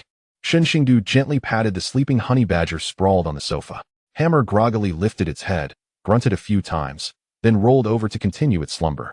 Shen Xingdu slung a large black tactical backpack across her shoulders, pushed open the blast-proof door, and vanished into the night. Shen family estate, here I come. This time, I shall make you aware of what it means to be utterly destitute. Chapter 15, Midnight Phantom. The wild goose passes and feathers are plucked. The Shen family estate is situated in a wealthy neighborhood on the western outskirts, sprawling over several thousand square meters, characterized by its antiquated garden architecture. Shen Xingdu parked her vehicle 2 kilometers away in a thicket and proceeded to approach stealthily on foot. Thanks to her body modified with primary gene enhancement liquid, the 2-kilometer mountain path felt as effortless as a leisurely stroll. Arriving outside the estate's walls, she extracted her phone and tapped her fingers lightly. Beep. The infrared alarm system and surveillance cameras of the estate instantly entered a loop mode. To the monitoring room, everything appeared as usual. In reality, the footage was a replay from 5 minutes prior. Shen Xingdu nimbly scaled the 3-meter-high wall, landing silently like a specter in the night. She evaded the few patrolling guard dogs and made her way directly to the independent building beside the main structure. The museum's entrance was secured with a fingerprint lock. From her bag, Shen Xingdu produced a transparent tape, on which was the fingerprint model of Shen Hongwei that she had stealthily extracted during the Shen family banquet. Click. The door swung open. A wave of antiquated yet opulent air enveloped her. Moonlight streamed through the bulletproof glass dome, illuminating the room filled with rare treasures. The first floor was designated for large items. A rosewood armchair? That wood is sturdy and resistant to burning. Collected. A screen carved from a single piece of jade? A valuable find, worth quite a bit in redemption points. Collected. This row of half-height cloisonné vases, though I might not appreciate them, the system surely will. Collected. Shen Xingdu felt as though she were perusing a self-service supermarket. Wherever she passed, the once-occupied display stands of antiques were instantly stripped bare. The system's notification chimes echoed in her mind. Ding. Recycled a set of Qing Dynasty rosewood furniture, earning 2,000 survival points. Ding. Recycled a Ming Dynasty blue and white porcelain vase, earning 3,000 survival points. Ding. Recycled a white jade screen, earning 1,500 survival points. Just the large furniture on the first floor alone netted her over 10,000 survival points. Shen Xingdu suppressed her excitement and ascended to the second floor. The second floor was where the true treasures lay, filled with calligraphy, paintings, jade artifacts, and gold and silver vessels. A painting by Tang Bohu? Is it authentic? No matter. Collected. This box containing an imperial green jade bracelet, TSK, would be a waste to adorn that counterfeit Lin Wanner. Collected. And here, a box of large yellow croakers. Shen Hongwei, that old fox, has indeed stashed away some secret funds. Collected. The more she collected, the more exhilarated she became, her actions accelerating. Suddenly, her gaze halted at a bulletproof glass cabinet in the center of the exhibition hall. Within lay an ancient long sword, its scabbard adorned with jewels, the hilt exuding a chilling glow. Ding. Detected a special item, a Ming Dynasty imperial bestowed sword. Contains a rich aura of slaughter and historical energy. Recycling will yield survival points, 50,000 points, or choose to retain. Can be utilized as a high-tier cold weapon, inflicting additional damage to spirit-type creatures. 50,000 points. Shen Xingdu inhaled sharply. This sword was worth as much as half a warehouse of supplies. Without hesitation, she chose to retain it. Although the 50,000 points were tempting, the system indicated that this sword could inflict damage on spirit-type monsters. In the late apocalypse, aside from zombies and mutated beasts, indeed, some peculiar creatures may emerge. This sword could very well save her life. She used hydraulic pliers to cut open the glass cabinet and grasped the long sword in her hand. As the blade was drawn, a cold glimmer emanated from it. A fine sword. Shen Xingdu contentedly stored it in her space. After emptying the museum, she did not rush to leave. Since she was here, how could she not take a look at the main building? She stealthily slipped into the main hall of the building.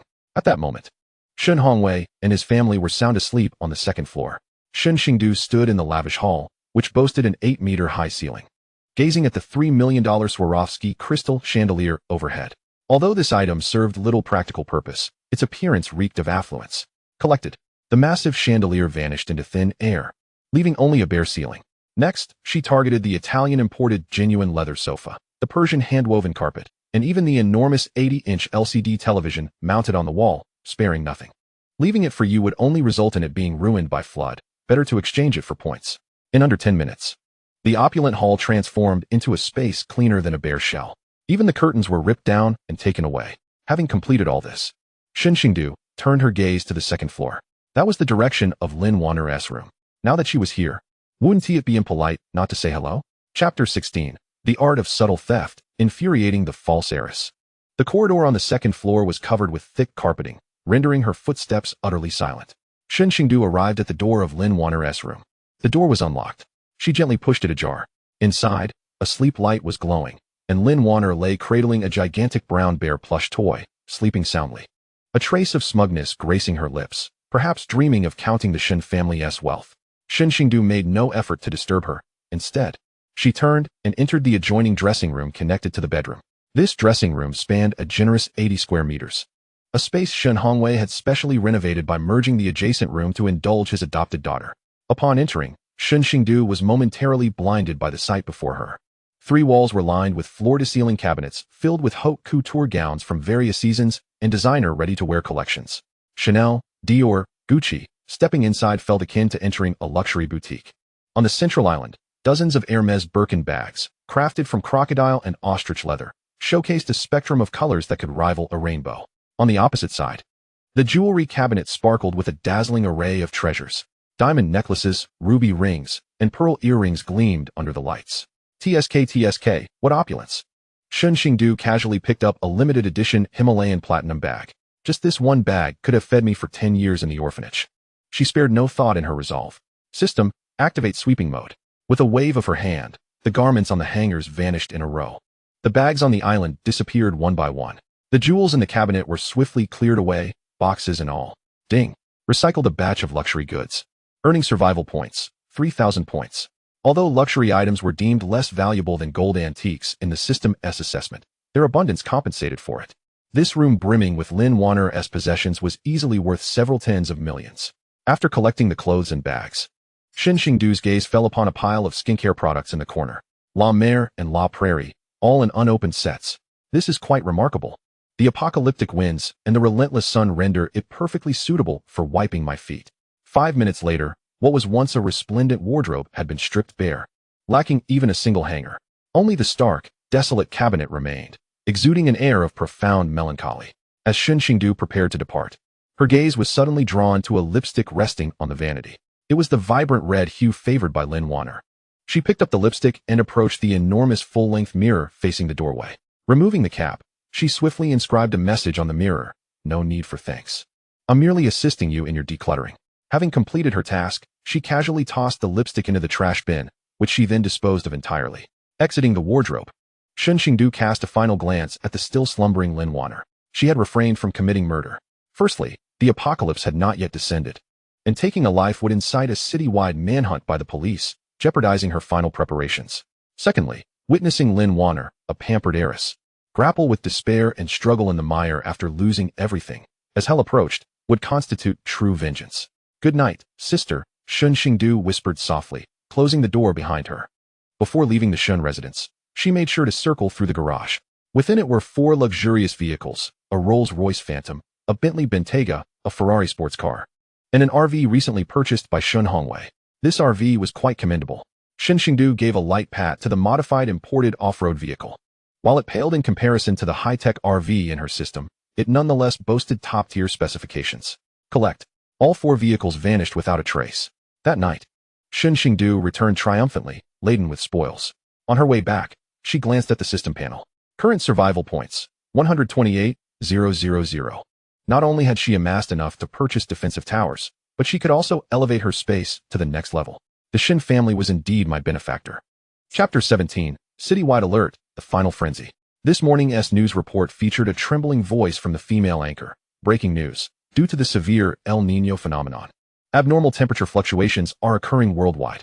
Coastal regions are experiencing rising sea levels, prompting multiple areas to issue red alerts for torrential rain. Citizens are advised to minimize outings and stockpile essential supplies. Although the authorities had yet to formally announce the arrival of the apocalypse, the astute had already sensed the encroaching peril. Supermarkets were inundated with frenzied shoppers. The prices of rice and flour skyrocketed threefold overnight. Long lines formed at gas stations, with fuel in limited supply.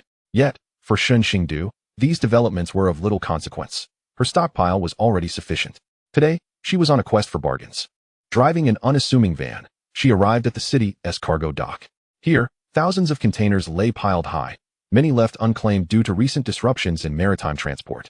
Shen Xingdu leveraged her acquired false identity and a touch of hacking prowess to infiltrate the dock's storage area. Her objective was those abandoned or long-stagnant containers. It was akin to opening a mystery box. One could never know what treasures lay within. It could be discarded plastic, an imported luxury car, or even scarce medical supplies. System, activate scanning mode, LV2 space feature. As Shen Xingdu traversed the rows of containers, a faint blue light flickered in her eyes. Container ahead, contents high-end imported red wine. Value medium. Left container, contents electronic waste. Value, high points upon recycling. Right container, contents special grade steel. Value high. Steel, a valuable find. Seizing the opportunity with no one around, she pressed her palm against the container. Collect. The several tons of steel vanished into thin air. She continued her journey, collecting as she went. Acquired a cabinet of imported milk powder. Acquired a cabinet of Tesla electric vehicle parts. Acquired a cabinet of premium Wagyu frozen meat. This was even more exhilarating than a zero-cost shopping spree. Just as she was reveling in her bounty, her gaze fell upon a special container marked with seals in a corner. The system scan warned. Warning. High-risk items detected. Contents. Military-grade individual rations and field medical kits. Shen Xingdu's eyes widened. These were invaluable items, unattainable even with wealth. A whole cabinet of military supplies and medical kits could sustain an enhanced unit. She scanned her surroundings to ensure no surveillance was present. Fortune favors the bold.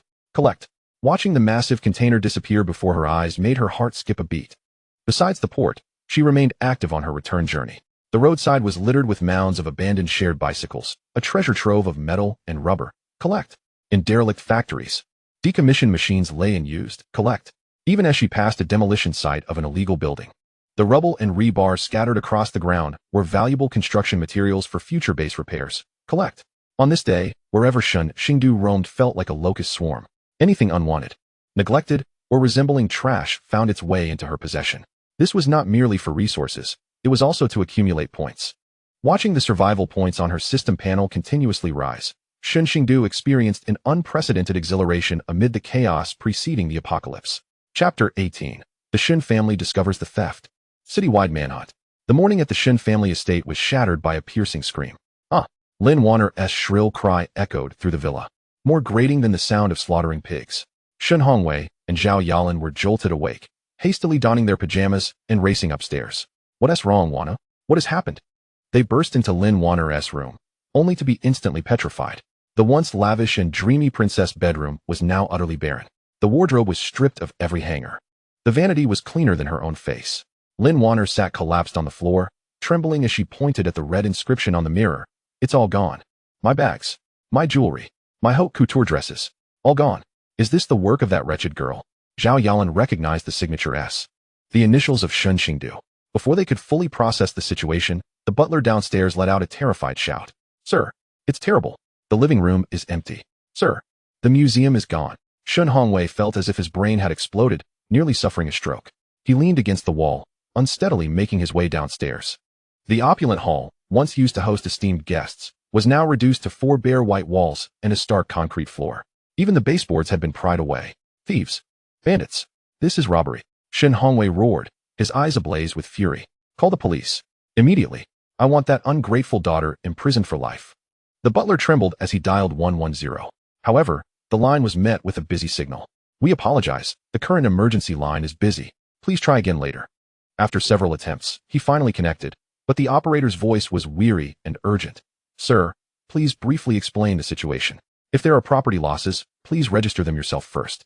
Currently, all police forces in the city are engaged in addressing the riots and stampede incidents. Cases of non-serious personal injury cannot be responded to at this time.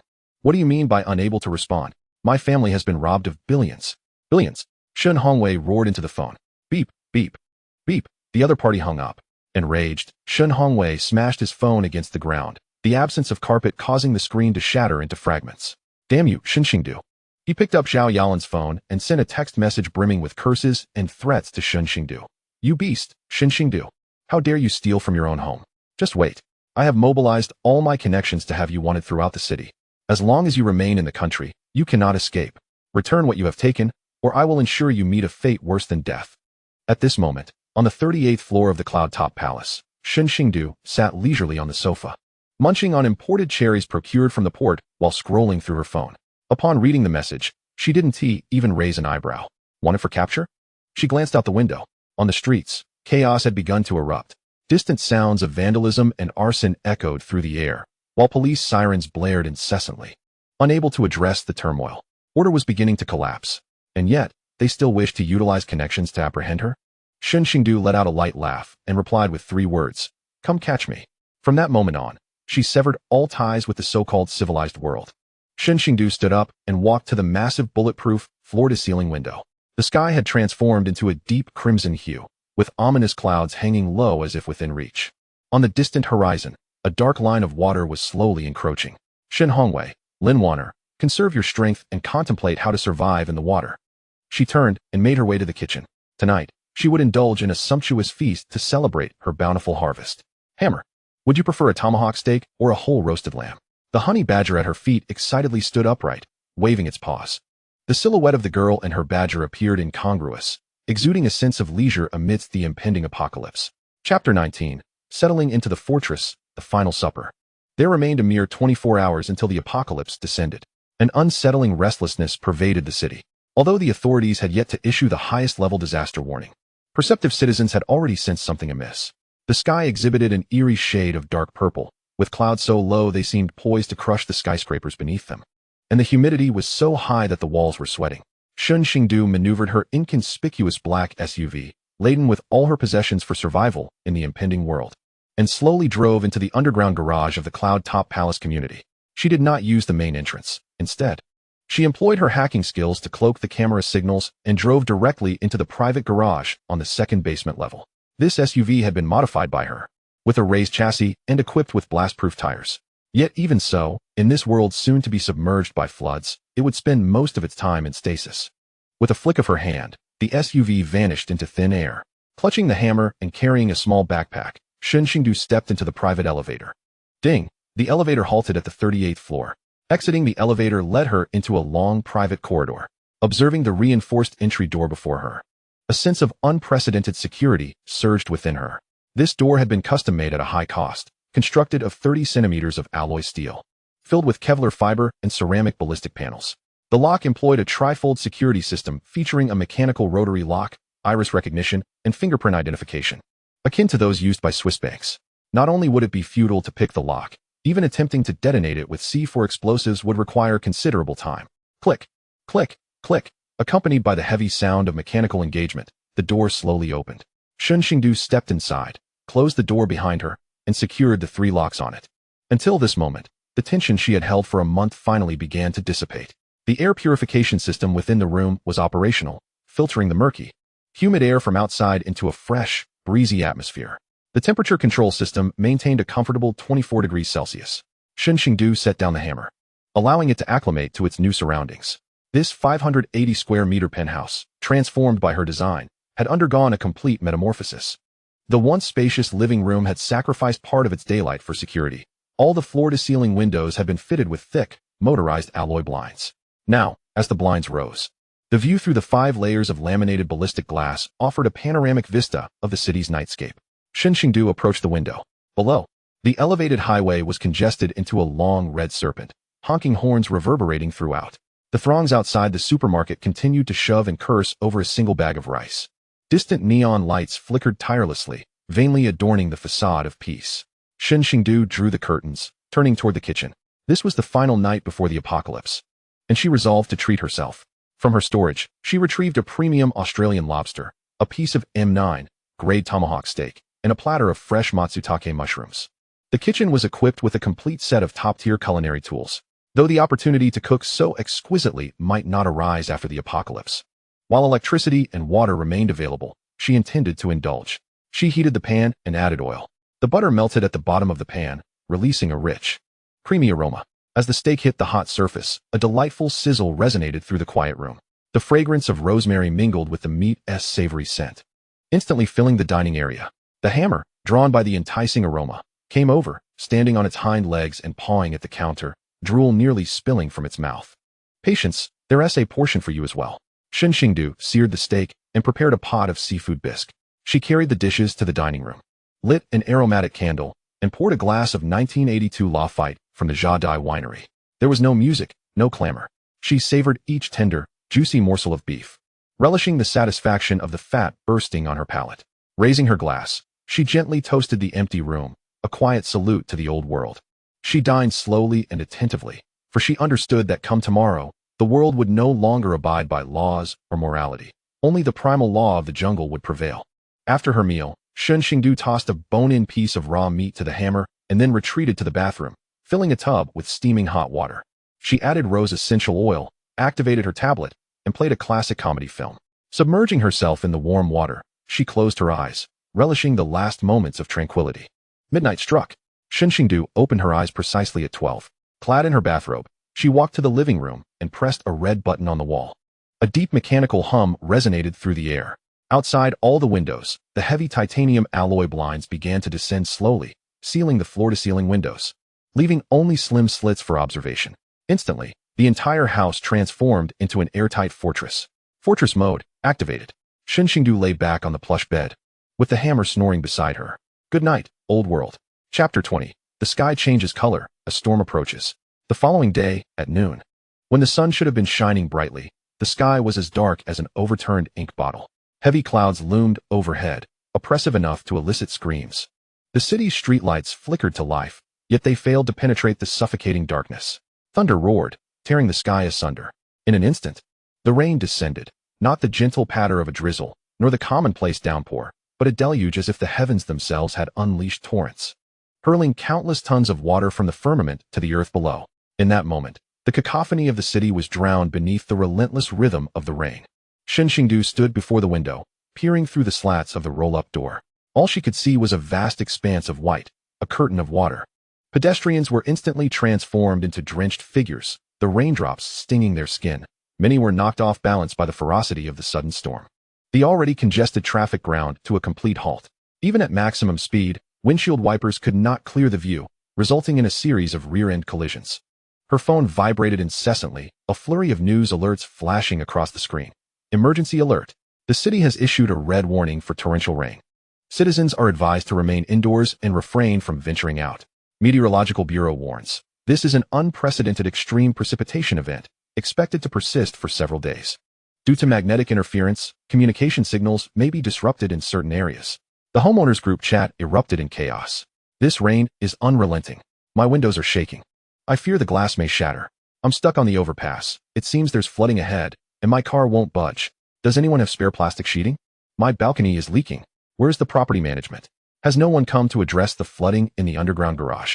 My BMW is still down there. As she observed the barrage of messages, Shen Xingdu took a sip of hot coffee, her expression impassive. Residing on the top floor, she had installed the finest waterproofing measures. All her windows were fitted with seals and windbreaks. Not even a drop could penetrate, not even in a typhoon. Moreover, she had proactively cleared the rooftop drainage and installed a rainwater collection system. At that moment, the terrifying deluge flowed seamlessly into her purification tank. After undergoing coarse filtration, fine filtration, reverse osmosis, and ultraviolet sterilization, it transformed into pristine water for daily use, stored in the expansive water tower within her space. This rain was merely the prelude. Shen Xingdu murmured to herself. In her previous life, the city's drainage system had collapsed on the first day. By the third day, low-lying areas were submerged. On the seventh day, the floodwaters reached the third floor. A fortnight later, the entire city had become a vast ocean, with only the high-rise buildings standing like isolated islands amidst the water. And after the torrential rain, came the terrifying extreme cold. The waterlogged city froze in an instant, and countless souls perished in their slumber from the frigid grip of death. Knock, knock, knock. A sudden sound at the door startled her. Shen Xingdu glanced at the surveillance screen. It was the resident from next door, a young couple from apartment 3802. The man, clad in pajamas, wore a look of distress.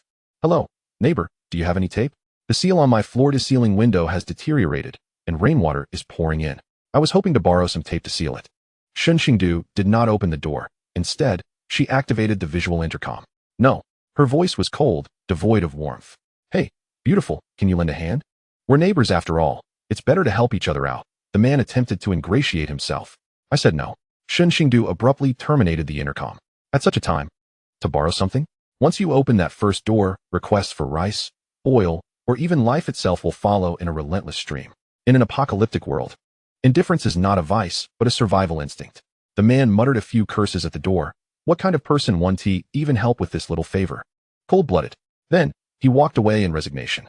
Shen Xingdu returned to the living room and switched on her 85-inch Sony television. Although the cable signal was already unstable, she had pre-downloaded thousands of terabytes of films and television shows. She selected a classic disaster film, The Day After Tomorrow. Watching it amidst the sound of the rain outside created an immersive experience. She retrieved a bag of potato chips from her space, tore it open, and began to munch contentedly. At her feet, the iron hammer was joyfully playing with a rubber ball. In that moment, her home felt like paradise, while the world outside descended into hell. Chapter 21. The Shen family seeks help, the first wave of backlash. The torrential rain persisted for a full 3 days, showing no signs of abating. The entire city had transformed into a marshland. The sewers had long since backed up, filthy water mingled with refuse, excrement, and dead rats rampaged through the streets. Many vehicles parked along the roadside were submerged to their rooftops, resembling lifeless beetles adrift on the water's surface. At the Shen family villa, situated in a low-lying, affluent district that prized feng shui and gathered energy, the area had become a disaster zone. Quick! Move the sofa to the second floor. Shen Hongwei directed the butler and servants, drenched in sweat as they transported the few pieces of furniture left untouched by Shen Xingdu. Water had accumulated to half a meter deep on the marble floor of the first level, murky and uninviting. Initially, when Shen Xingdu had cleared the house, Shen Hongwei had been furious. Now, gazing at the inundated rooms, he found himself absurdly relieved. Thank goodness those precious paintings and antiques were stolen. Otherwise, they would be ruined. Dad, water is leaking in my room. Lin Wanner screamed from the second floor. My ceiling is dripping. My bed is soaked.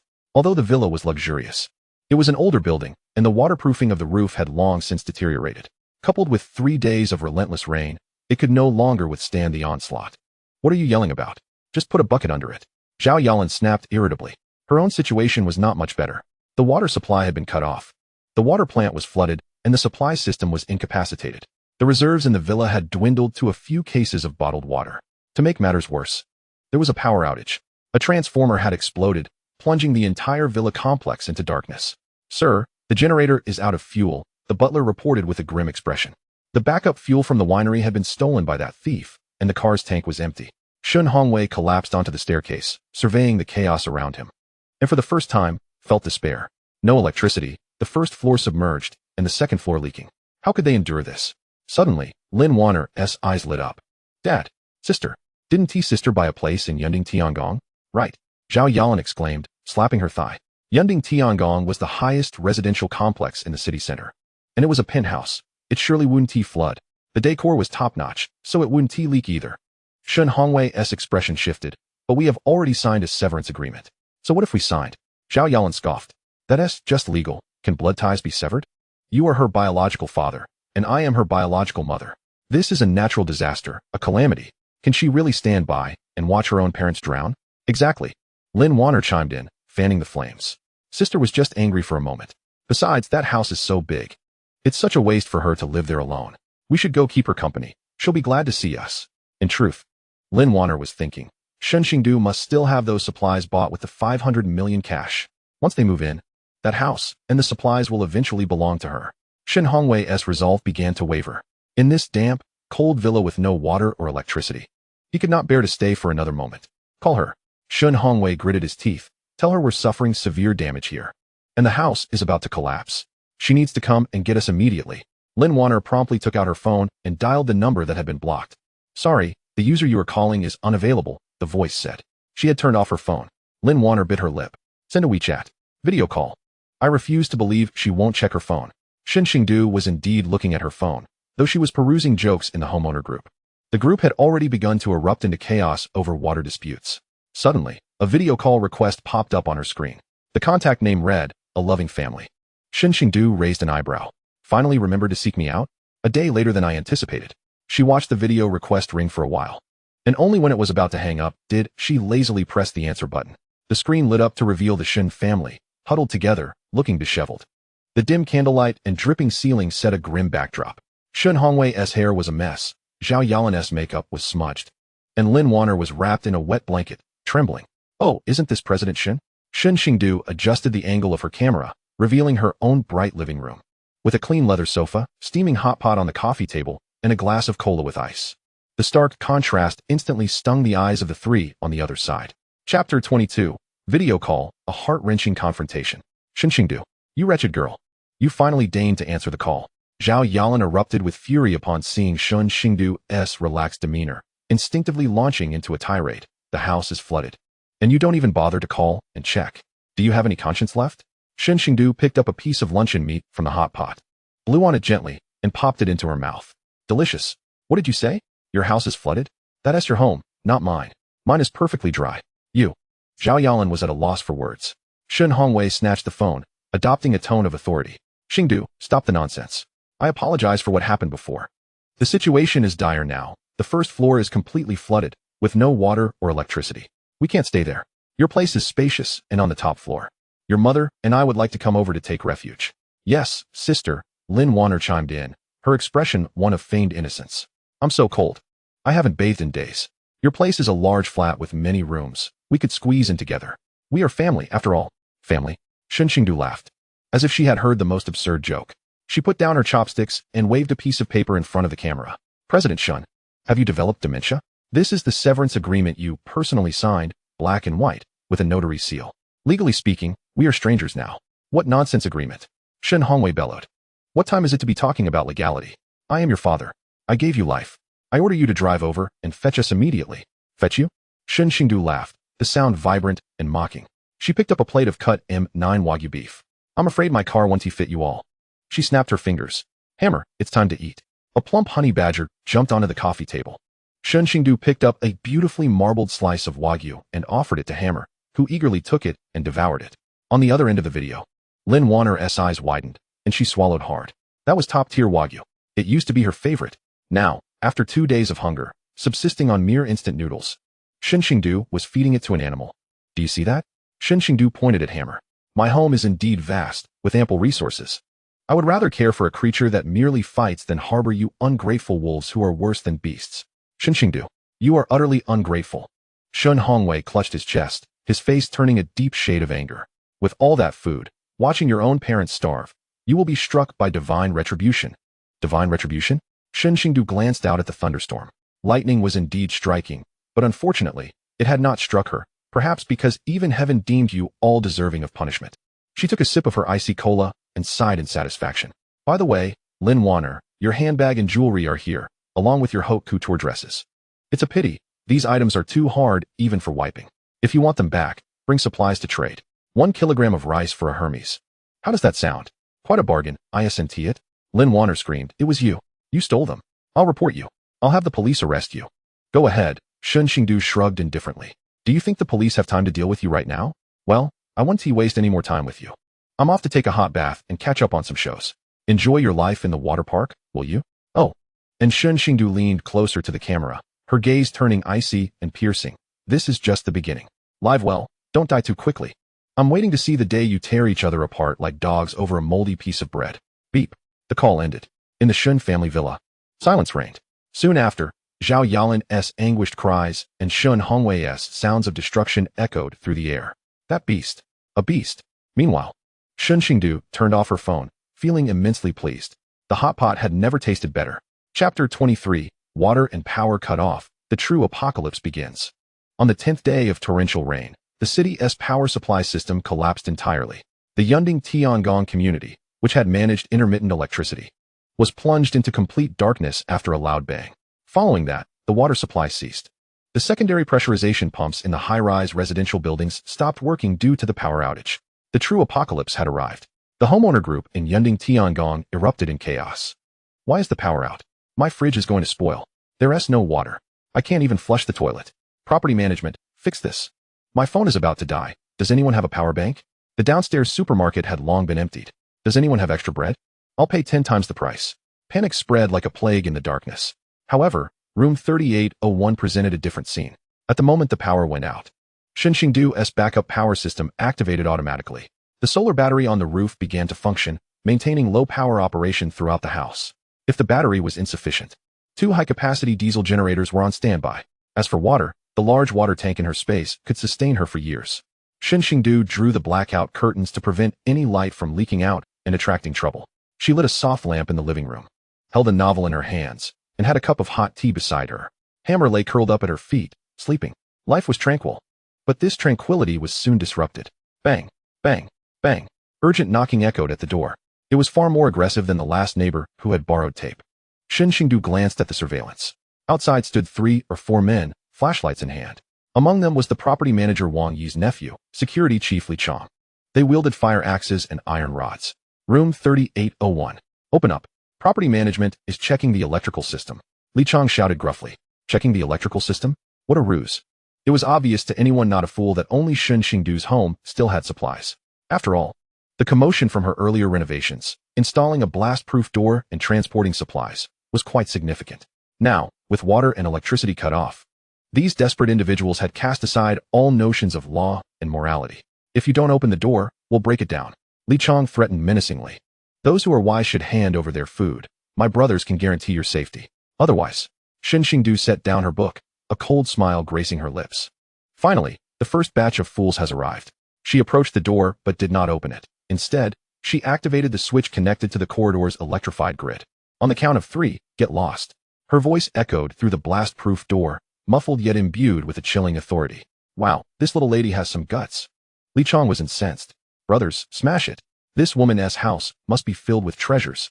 Whatever we take will belong to us. 1, 2, 3. Shen Xingdu pressed the red button.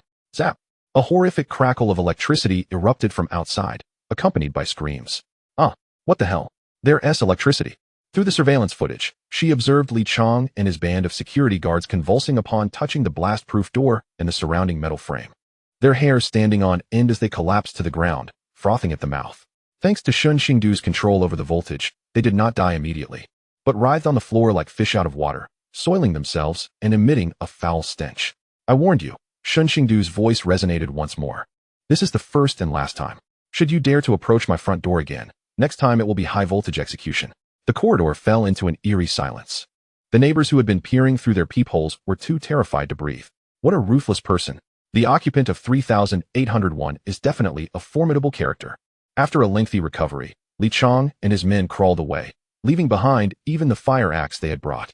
Shen Xingdu deactivated the electric grid switch and returned to her sofa. It seems life ahead will not be dull. She gently patted the honey badger that had been roused from its slumber. The creature bared its teeth, seemingly regretting that it could not join in the fray. Shen Xingdu gazed at the empty corridor on the monitor, her eyes deep with contemplation. Today was merely a test. When true hunger strikes, these people will become more terrifying than beasts. By then, the electric grid may not suffice. But I have plenty of bullets. Chapter 24. Only my home has light. Causing the entire building to weep with hunger. After Li Chong and his companions were carted away, frothing and soiling themselves, the corridor on the 38th floor was permeated with an unbearable burnt odor and foul stench. The neighbors hiding behind their doors were left pale with fear. No one had anticipated that the usually solitary and somewhat aloof beautiful homeowner would be so merciless. That was high-voltage electricity. She activated it without a moment's hesitation. That woman is insane. The male neighbor from 3802 trembled as he warned his girlfriend, never provoke her. However, fear often succumbs to instinct. With the contents of their refrigerators long depleted, many began to face starvation. Lacking water, Some resorted to collecting rainwater, only to suffer from vomiting and diarrhea the very same day, as the rainwater was rife with industrial pollutants and bacteria. The entire community fell into a state of silence and despair, except for room 3801. As night descended, the outside world was engulfed in darkness, illuminated only by the occasional flash of lightning that lit up the desolate city. Yet, through the thick curtains of room 3801, a faint warm glow could still be discerned. Shen Xingdu was preparing a late-night snack. Today, she suddenly craved snail noodles. Retrieving a package of luxurious snail noodles from her space, she set a pot of water to boil. Once the water reached a rolling boil, she added the rice noodles, cooking them until they were soft and chewy. Next came the soul-warming broth. As the red oil sizzled, the distinctive odor of pickled bamboo shoots combined with rich flavors exploded within the confines of her kitchen. Yes, this is the flavor. Shen Xingdu inhaled deeply, satisfaction washing over her. She added 2 enormous fried eggs, soaking up the broth, tossed in a few small greens, and even sliced some thick luncheon meat into the mix.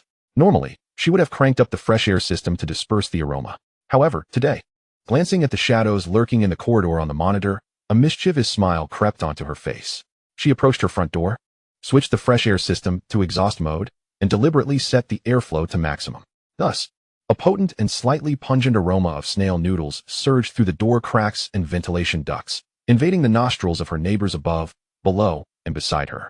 The couple on 3802, gnawing on a dry bun, exclaimed, "What on earth is that smell? It's disgusting." "No, it's delicious. Someone is cooking snail noodles." They even added pickled bamboo shoots and fried eggs.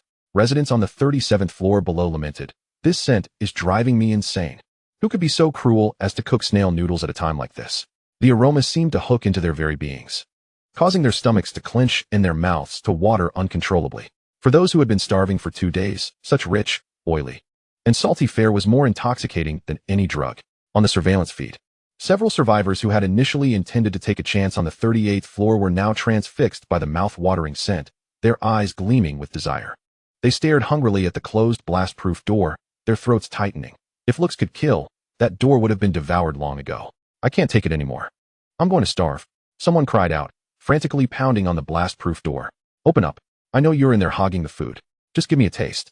Even a sip of broth will do. I have money. I'll give you 10,000. Please, my child hasn't eaten in 3 days. Have mercy." Outside, the wails of desperation echoed. Inside, Shen Xingdu sat at her dining table, slurping up a mouthful of noodles, the spiciness causing beads of sweat to form on her brow. "Hammer, even you can't stand this scent, can you?" She glanced at the honey badger, who was keeping its distance. The honey badger disdainfully covered its nose with its paw, clearly protesting against such a culinary weapon of mass appeal. Shen Xingdu chuckled softly and switched on a variety show on her tablet. Chapter 25, Flooding? No, that is my points. On the 10th day of torrential rain, the accumulated water had risen to the 3rd floor. Residents on the lower levels were forced to relocate to higher floors, leading to overcrowding in the stairwells filled with refugees. Due to the abysmal sanitary conditions, the corridors were a mess, reeking of filth. However, on the 38th floor, elevated above the floodwaters, Shen Xingdu found herself in a veritable paradise, enjoying the benefits of her advantageous position. Yet, she was also somewhat troubled. Her expansive terrace, though equipped with a drainage system, was struggling to cope with the deluge. The water had already reached her ankles. "If this water seeps into my home, my Persian carpet will be ruined." Dressed in a raincoat, Shen Xingdu stood on her terrace, surveying the murky floodwaters. Unlike the average person who would scoop out the water with a bucket, her eyes sparkled with realization. This isn't just water. It's a treasure trove of points. She waded to the deepest part of the flooded area and plunged her hand into the water. System, activate liquid recovery mode. Beep. Detecting large amounts of contaminated rainwater containing acidic substances and industrial waste. Initiating recovery. Recovered 1 ton of wastewater, earning 10 survival points. Recycled 1 ton of wastewater. Earned 10 survival points. The system is automatically purifying and separating, resulting in 0.8 tons of non-potable gray water, suitable for toilet flushing and irrigation. Stored in the water tank. The water accumulated on the terrace visibly diminished, as if an invisible black hole were consuming it. Shen Xingdu took great pleasure in this. Not content with merely the water on the terrace, she extended her hand over the railing to utilize the recycling function against the torrential downpour. Ding. Recycled airborne precipitation. Gain survival points. Although the efficiency of this aerial collection was comparatively low, every little drop counted. She indulged in this activity for half an hour until the system notified her, Today's mental energy consumption has reached the warning threshold. Please rest, host. Reluctantly, she ceased her endeavors. A glance at the panel revealed that in such a brief period, she had amassed over 500 survival points. Alongside several tons of gray water, though not drinkable, still useful for washing cars and cleaning the ground. This system was truly tailored for the apocalypse. Just as Shen Xingdu prepared to retreat indoors, a cacophony of heated arguments erupted from downstairs. Cautiously, she leaned over the edge of the terrace to observe. On the balcony of the 37th floor, a throng of people had gathered. At the forefront stood a woman clad in a red vest, vehemently accusing a young girl. Everyone else has shared their food, yet you hoard yours. I saw you. There are 2 bags of biscuits in your backpack. Hand them over. We must distribute fairly. The girl, tearfully clutching her bag, responded, This is my last bit of food. I need to save some for my sick mother. Your mother is nearly dead. What's the point of you eating? You're wasting food. The woman snatched the girl's bag, distributing the biscuits to the burly men beside her. Listen to me. This is a time of crisis. We must establish a neighborhood mutual assistance committee. All supplies must be centrally managed and distributed. I am Director Wang of the Residence Committee, and my word is law. So it was Director Wang again. Shen Xingdu squinted her eyes. This old hag was not only alive, but had also formed a faction? Director Wang is right. Centralized distribution. Nearby, Li Chong, though still limping, brandished a steel pipe menacingly at the others. With such a show of force, the residents of the 37th floor dared not protest, helplessly watching as their supplies were confiscated. All right, we've finished with the 37th floor, Director Wang declared, her spirits high as she glanced up at the 38th floor. Let us move to the 38th floor. There's a wealthy resident up there. If we can take her down, our whole building will be fed. Shen Xingdu heard it all clearly. She retreated indoors, securing the terrace door. They think to target me? From her storage, she retrieved a pristine military composite crossbow, diligently applying a substance to the arrowheads. It was a viscous extract from mutated toxic plants. Though not lethal, it would induce full-body paralysis and excruciating pain. Just in time, the hammer needed some practice too. Chapter 26. The Sermon of the Self-Righteous, Moral Coercion. Half an hour later, the corridor of the 38th floor buzzed with commotion once more. This time it was not just a few individuals, but a dense crowd. Director Wang clearly possessed a talent for inciting fervor. Not only had she gathered Li Chong and the security team, but she had also summoned those downstairs, famished and desperate, under the guise of a petition. Listen to me.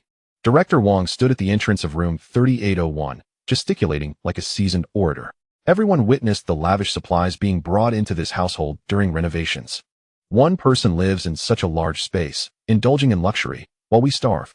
Is this fair? Unfair. A voice cried out from the crowd. Hunger had stripped them of reason. Yes, we are all neighbors. Why should she live while we perish?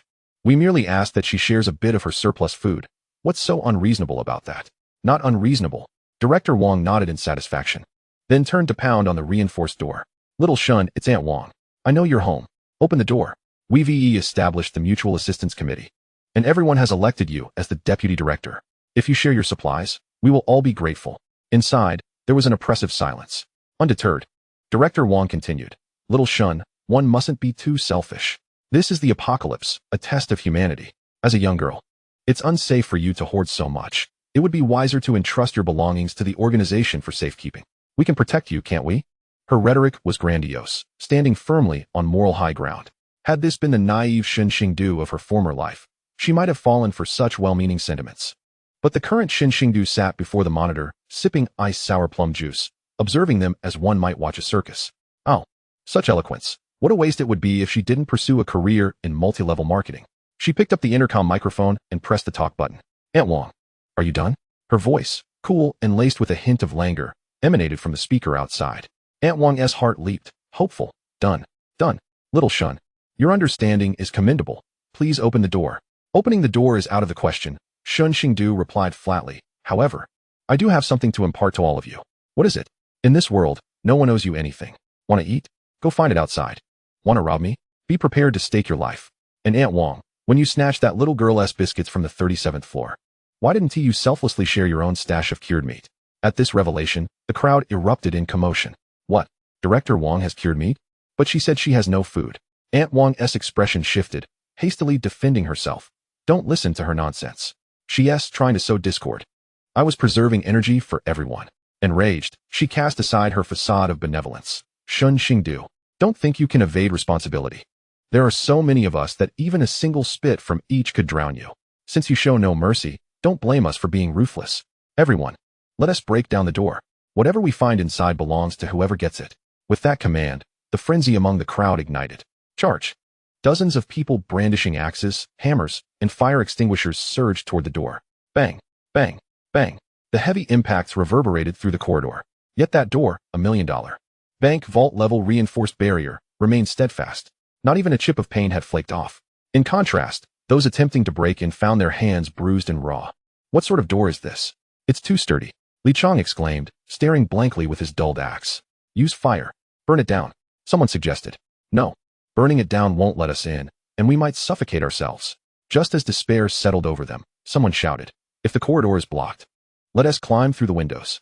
I refuse to believe her entire home is made of iron. Aunt Wang's eyes lit up, yes.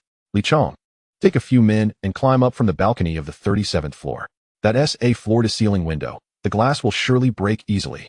Shen Xingdu watched the throng diverting to scale the balcony through the monitor, setting her sour plum juice aside. She caressed the hammer at her feet, poised for action. Let us go, hammer. If they seek a shortcut to their demise, we shall oblige them. Chapter 27. The Midnight Climber, the hammer's first kill. The balcony structure between the 37th and 38th floors is staggered, allowing one to easily ascend by stepping onto the air conditioning unit. Li Chong, accompanied by 2 robust security guards, secured with fire ropes, scaled the edge of the terrace amidst the howling storm. The rain lashed against their faces, rendering their eyes nearly useless. Yet the thought of the sumptuous delicacies and the beautiful woman within Shen Xingdu's abode ignited a gluttonous desire that overpowered their trepidation. Brother Chong, we made it. That floor-to-ceiling window appears sturdy. We brought a glass cutter. The trio clambered onto the terrace of the 38th floor. Water pooled deeply, forcing them to wade cautiously towards the window. Peering through the glass, they found the living room enveloped in darkness, devoid of light. Heh! That woman must be cowering in her bedroom, Li Chong sneered, raising a window-breaking hammer. Smash it! Yet, before the hammer could descend, a sudden clatter erupted as a side door, previously sealed tight, swung open of its own accord. Li Chong froze, puzzled. What does this mean? Surrender? Before he could comprehend, a shadow, accompanied by a low growl, burst forth from the doorway, moving with the swiftness of a black lightning bolt. One of Li Chong's underlings, at the forefront, let out a blood-curdling scream. A creature resembling a badger clamped down fiercely on his calf. The horrifying crunch of bone fracturing echoed in the air. What in the world is that? Li Chong recoiled in terror. The creature, dubbed Iron Hammer, released the incapacitated underling and turned its gaze upon Li Chong. Its beady eyes glistening with a bloodthirsty gleam, illuminated by the flashes of lightning. Though diminutive in stature, it was a honey badger, the tyrant of the African savanna, feared even by lions. Moreover, having consumed the gene domestication pill provided by Shen Xingdu, its physical prowess had been augmented exponentially. Iron Hammer leaped high, landing directly on Li Chong's chest, claws slashing. With a tearing sound, Li Chong's raincoat and the garments beneath were shredded, leaving 3 deep gashes on his chest, exposing flesh. Help! Help me! There's a monster. In a panic, Li Chong flailed his axe wildly. However, Iron Hammer was astonishingly agile, darting around him, every swipe resulting in gory lacerations. Simultaneously, Shen Xingdu, clad in a black stab-resistant suit and goggles, emerged like a specter at the doorway, wielding a military-grade composite crossbow. With a swift whoosh, a bolt pierced through the thigh of the 3rd security guard attempting to flee, pinning him to the floor. Within a minute, the 3 stalwart men were rendered powerless, one with a shattered leg, another drenched in blood from Iron Hammer's assault, and the last nailed to the ground. The entire force had been obliterated. Shen Xingdu illuminated the terrace with waterproof lights. Under the glaring brightness, the 2 remaining men stared at the towering woman before them, and the beast licking blood from its paws, suddenly engulfed by a profound, bone-chilling dread. Do not kill me. It was Aunt Wang. That old woman sent us. Li Chong pleaded, clutching his chest. Shen Xingdu raised the crossbow, aiming at his forehead. It seems the last electric therapy didn't quite fix your brain. Perhaps a lobotomy is in order. And no, I am useful. I possess information about the Shen family. Li Chong shouted desperately to save his life. A family of 3 fled to our community yesterday, right in the lobby. They claim to be your parents and are attempting to break into your apartment. Shen Xingdu hesitated. The Shen Hongwei family? They made it here so swiftly? It appears the villa is indeed uninhabitable. Oh, where are they? In the lobby on the 1st floor. They're mingling with a group of refugees. They're spreading rumors about your ingratitude, claiming you have supplies, trying to incite everyone to storm your home. A cruel smile curled on Shen Xingdu's lips. Well then, she lowered her crossbow. Since you wish to live so desperately, I shall grant you an opportunity. She tossed a dagger to him. Sever the tendons of your two companions. Then roll down and inform everyone. Anyone who dares approach will meet a similar fate. And tell Shen Hongwei that I've reserved a VIP seat for him in hell. Li Chang trembled as he picked up the dagger, glancing at his moaning compatriots, a flicker of ruthlessness flashing in his eyes. In this apocalyptic world, it was every man for himself. Forgive me, brothers, I wish to survive. Minutes later, Li Chang, drenched in blood, descended the rope. Shen Xingdu surveyed the two men left on the terrace, now unconscious from their agony, alongside the pool of blood.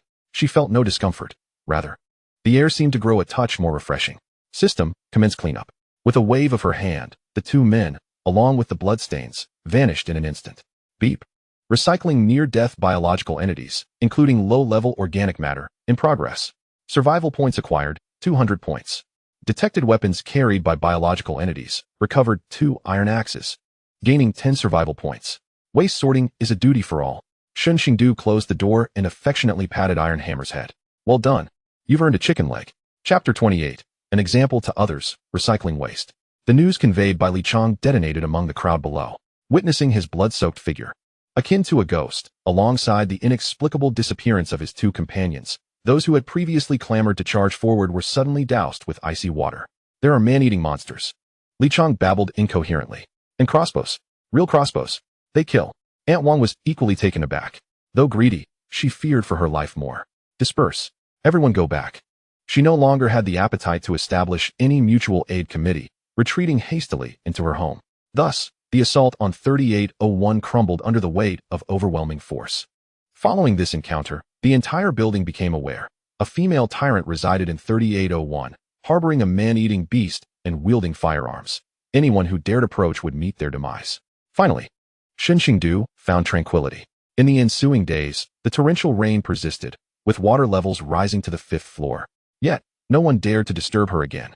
Occasionally, as she gazed down from her terrace, neighbors would hastily duck their heads upon catching sight of her, fearful of being pierced by an arrow.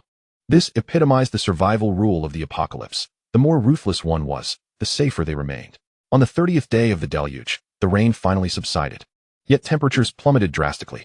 The once muggy, humid air dropped below freezing overnight, and the accumulated water began to freeze. The extreme cold was approaching. Shen Xingdu observed the frost flowers forming on her window and sighed. She activated the underfloor heating system throughout her home, which had been retrofitted with titanium alloy insulation for exceptional heat retention. Even a slight adjustment to the heating would maintain a comfortable temperature.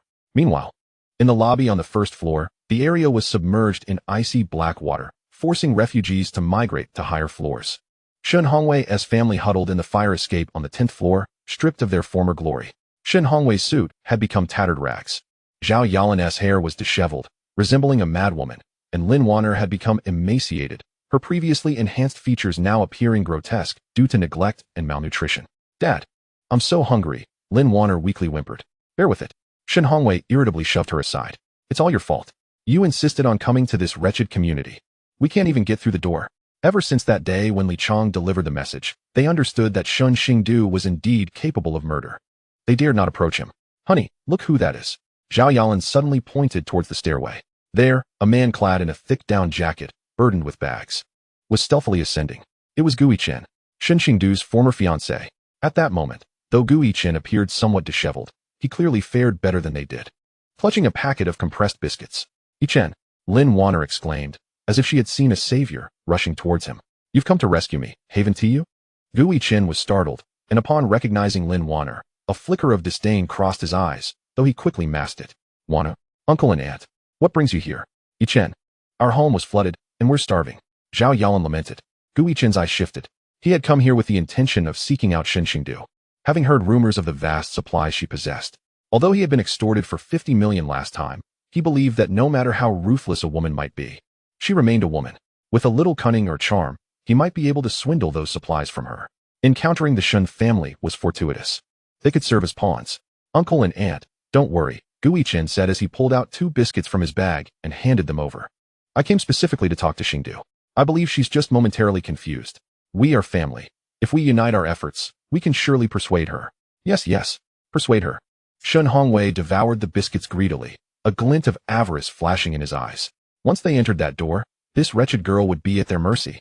At the stairwell's corner, a miniature mechanical fly quietly perched on the wall, relaying this entire scene in real time to the large screen on the 38th floor. This was the new equipment Shen Xingdu had acquired through points earned from recycling corpses, miniature reconnaissance drone. Observing the familiar faces huddled together in conspiracy on the screen, Shen Xingdu swirled a glass of red wine in her hand, a playful smile curling at the corners of her lips. All the villains have gathered. Just in time for the extreme cold. My home could use some entertainment. Chapter 29, Guichen's Seduction. The first night after the torrential rain ceased became a night of revelry for the Reaper. The initial hours of the night hovered around freezing temperatures. But as the night deepened, the temperature plummeted precipitously. -10 degrees. -30 degrees. The entire city was instantly frozen. The once flooded streets were encased in a solid layer of black ice. Many who had no time to evacuate were trapped beneath the icy surface, frozen in poses of struggle, like insects trapped in amber. Meanwhile, in the Yunding Tiangong community, countless individuals were jolted awake from their slumber, only to find their blankets as rigid as iron, their breath crystallizing into frost. It's so cold. Many frail, elderly, and children did not awaken from that night. Room 3801. Shen Xingdu was roused by the heat. Anticipating the arrival of the extreme cold, she had deliberately cranked the underfloor heating to maximum before going to bed the previous night. The titanium alloy insulation combined with 3 layers of vacuum-sealed glass kept the warmth locked in tightly. At that moment, the thermometer in the room displayed a temperature of 28 degrees. Perhaps I've turned the heating up too high. Shen Xingdu threw aside her silk duvet, finding herself slick with a light sheen of sweat. Clad in a silk nightgown, she padded barefoot across the warm floor to the window. Pressing a button, the titanium alloy blinds slowly opened a crack. The world outside had transformed into a ghastly white. All the buildings were draped in icicles. The once murky world was shrouded in ice and snow, evoking an eerie sense of purity. Yet Shen Xingdu knew that beneath this white veneer lay hell itself. She glanced at the surveillance. The corridor, once teeming with refugees, was now littered with bodies. Many huddled together for warmth, trembling so violently that they lacked the strength to speak. In the 10th floor's fire escape, the Shen family and Guichen were crammed among a pile of tattered, old clothes, likely scavenged from discarded refuse. Mom, I can't feel my feet. Lin Wanner's face was blue and purple, frost clinging to her lashes. Zhao Yalan held her tightly, attempting to warm her daughter with her own body heat, though she herself was shaking with cold. Hold on, dawn will come soon. Once the sun rises, it will warm up. However, they were unaware that in the months to come, although the sun would rise, it would merely serve as a decorative fixture in the sky, offering no warmth whatsoever. Guichen huddled at the center, wrapped in a down jacket, stripped from a corpse. His eyes glinted with malice as he gazed upward. We can't wait any longer.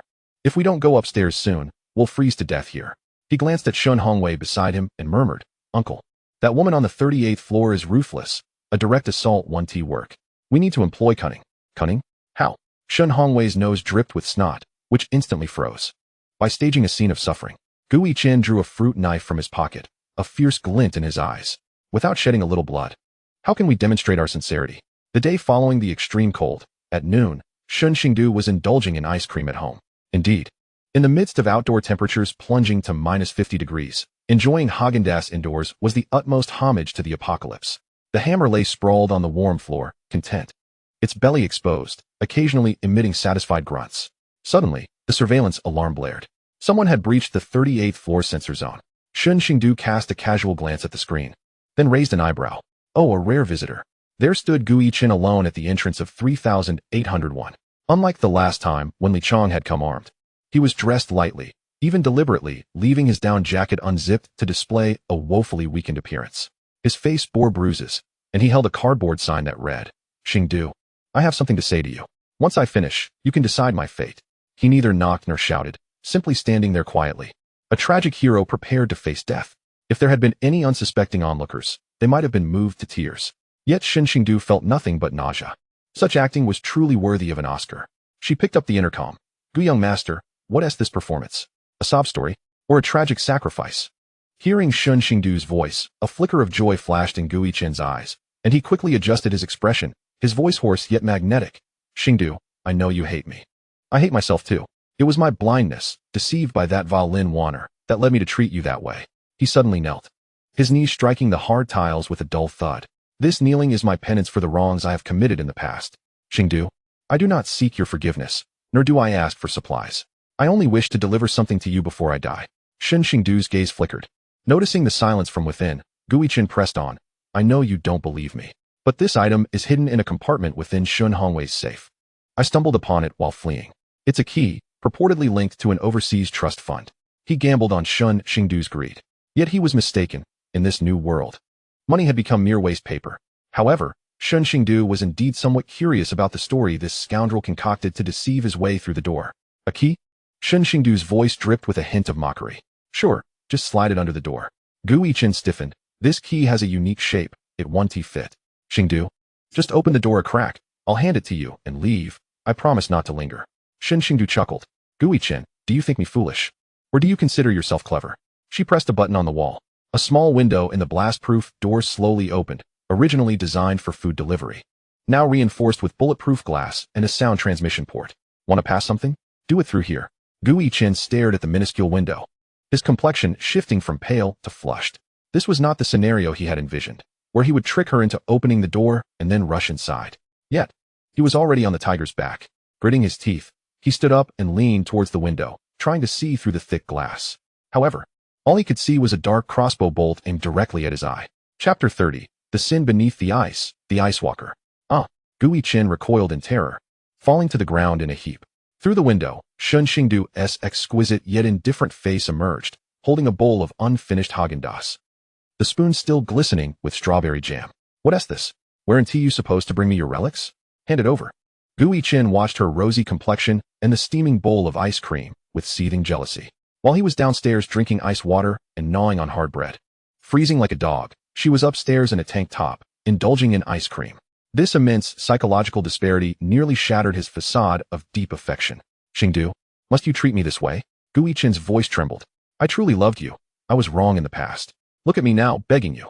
For the sake of our past, please grant me a sip of hot soup. I would even serve you like a dog. Just then, commotion erupted at the stairway. Shen Hongwei, Zhao Yalan, and Lin Wanner climbed up. They had initially hidden behind, waiting for Gu Yichen to trick his way through the door, only to find him kneeling, which alarmed them. Gu Yichen, you worthless fool, Lin Wanner screamed as she rushed forward. Didn't we agree to trick her into opening the door together? Why are you begging her? Her shout effectively unraveled Gu Yichen's act. Shen Xingdu burst into laughter. TSK, what poor coordination. Young Master Gu, your teammates are selling you out quite decisively. Gu Yichen's expression twisted in anger as he shot a fierce glare at Lin Wanner, then turned to Shen Xingdu, deciding to drop the pretense. Shen Xingdu, don't overstep your bounds. All four of us are armed. If you don't open the door, we'll drill through it. We'll burn it down. I refuse to believe we can't breach this turtle shell. Drill? Shen Xingdu appeared to have heard a joke. You may certainly try. However, before you manage to drill through, I wouldn't mind sending you on your way first. She set down her ice cream and picked up a walkie-talkie. Since you're all here, don't return empty-handed. She retrieved a large bone, remnants of what the hammer had gnawed on, still clinging with a bit of meat. This is what the hammer left behind. You all look hungry, so consider it a gift. She tossed the saliva and dirt-covered bone out through the delivery slot beneath the observation window.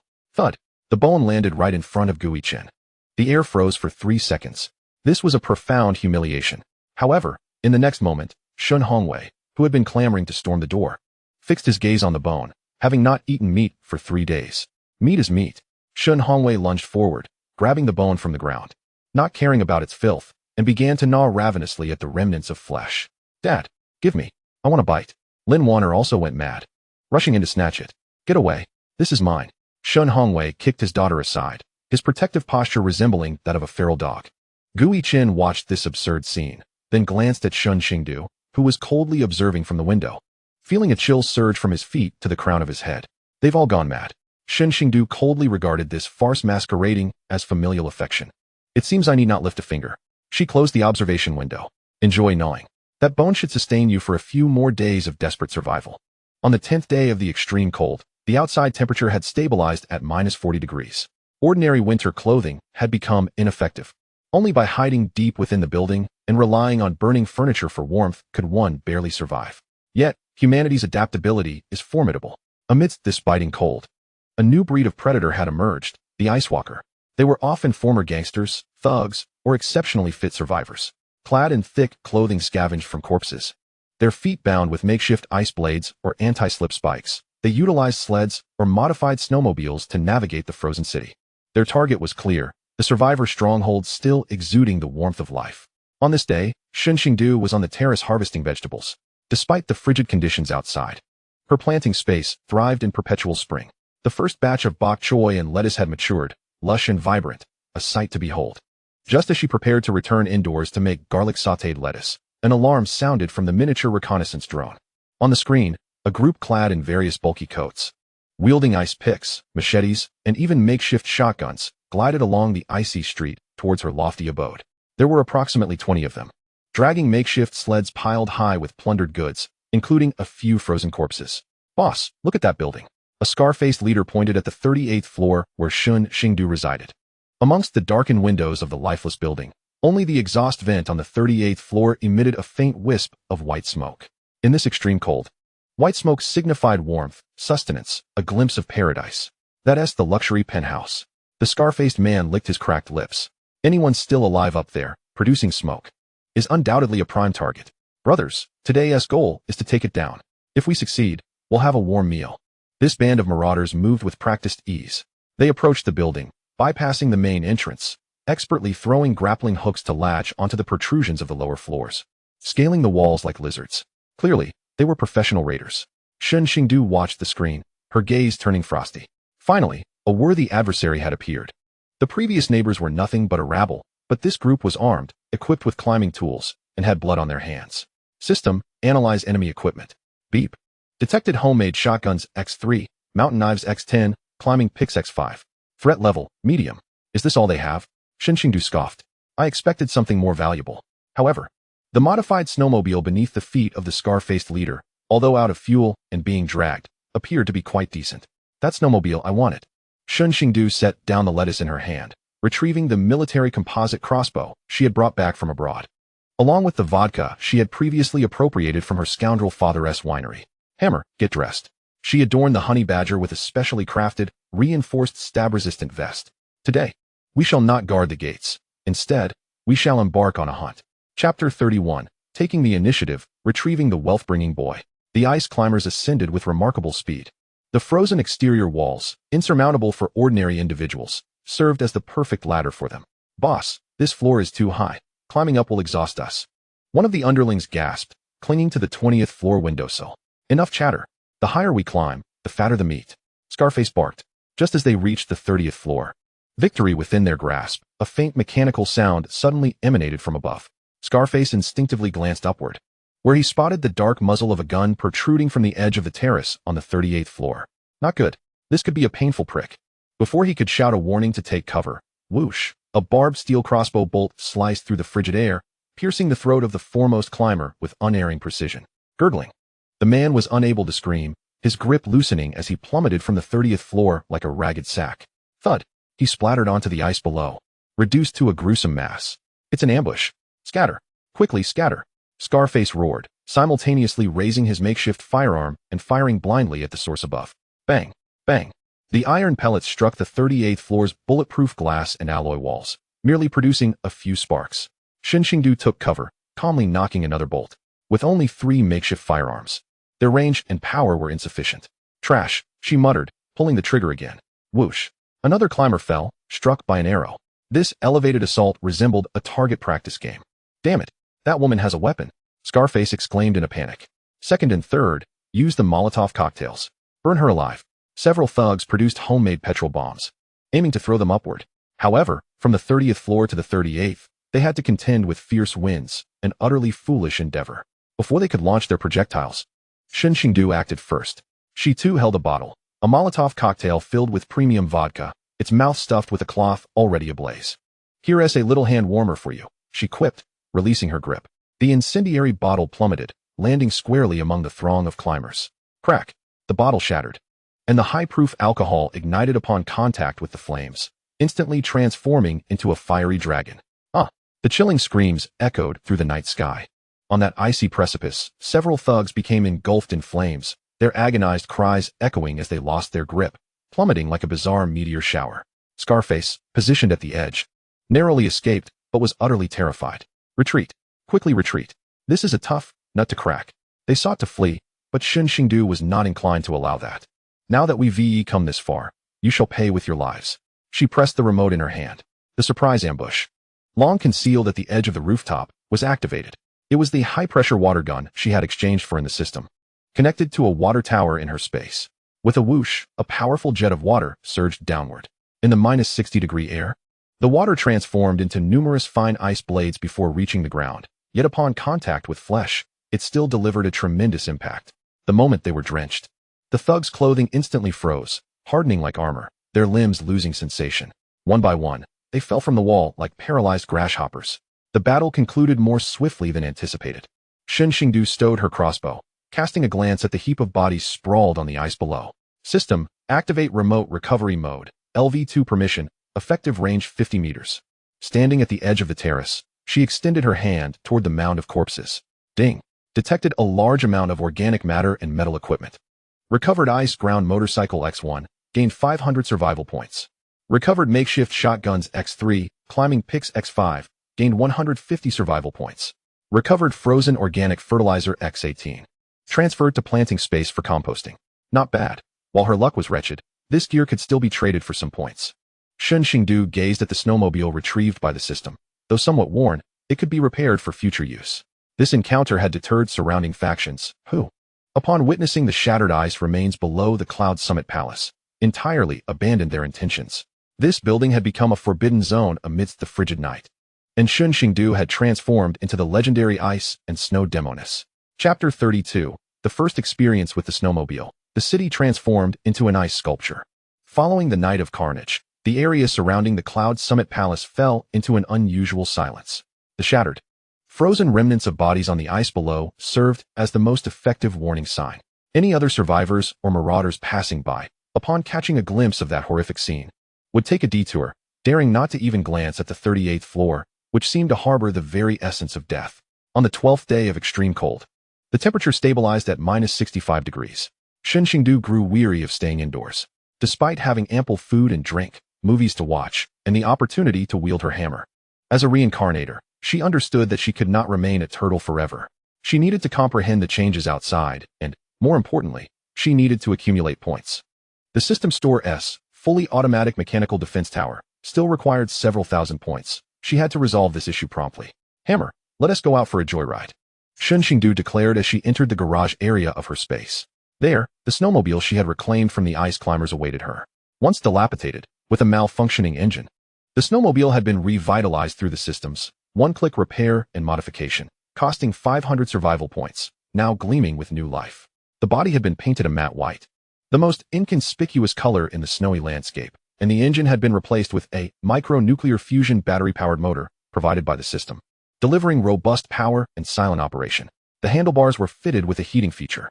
Shen Xingdu donned the temperature-regulating nano-combat suit, exchanged from the system, layered beneath a seemingly ordinary yet bulletproof white down jacket, and equipped herself with a full-face tactical helmet.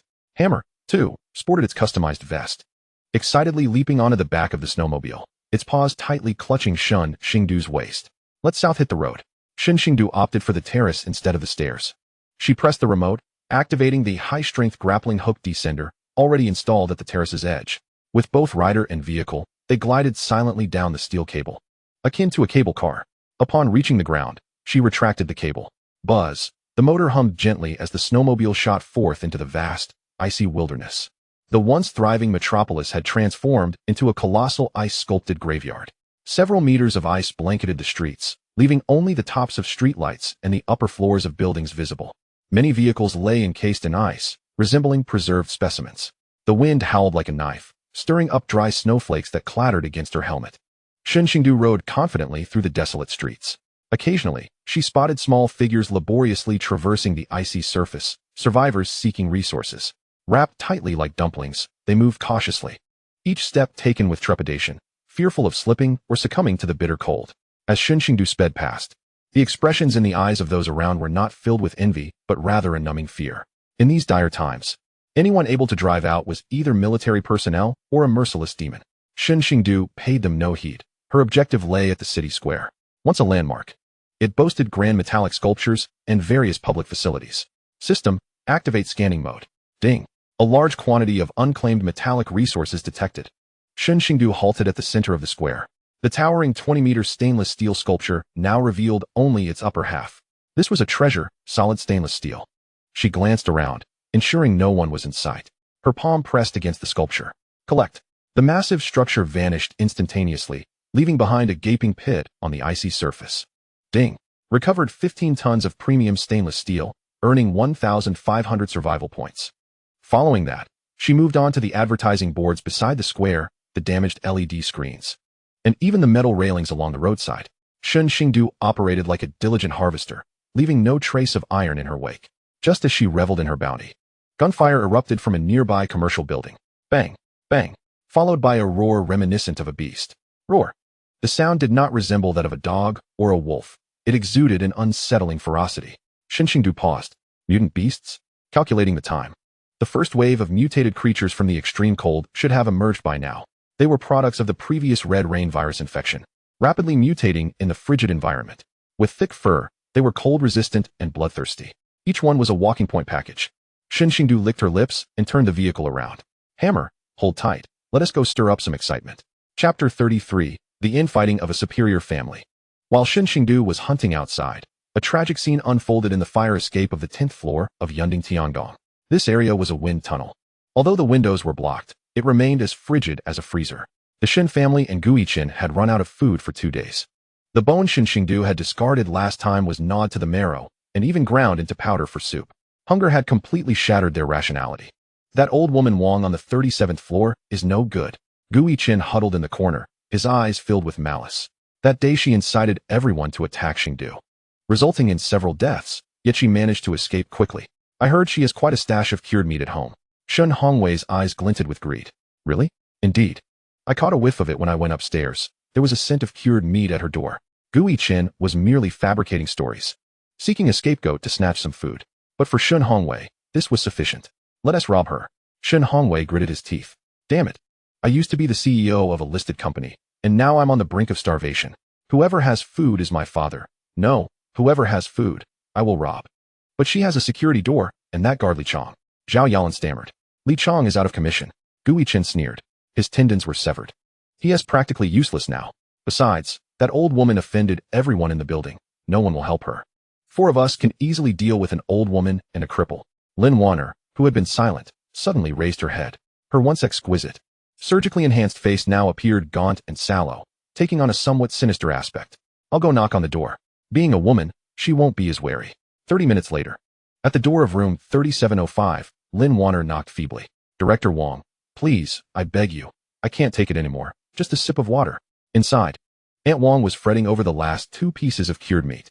Hearing the voice from outside, she peered through the peephole. Only a nearly frostbitten young woman stood there. Looking familiar, she seemed to be Shen's daughter. Stop knocking. I have no food. Aunt Wang shouted. Aunt Wang, I know you're kind-hearted. Just a sip of hot water. And I can trade you for this. Lin Warner tremulously raised her wrist, showcasing a Cartier bracelet. Though it held little value now, it still possessed some allure in the eyes of someone as greedy as Aunt Wang. After a moment's hesitation, Aunt Wang thought, what threat could a dying woman pose? That bracelet was once worth several $100,000. Greed triumphed over caution.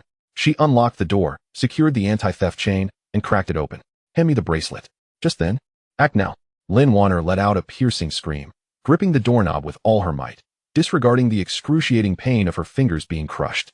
Using her body to jam the door, Shen Hongwei, Gui Qin, and the hired thug, lurking in the fire escape, surged forward like ravenous wolves.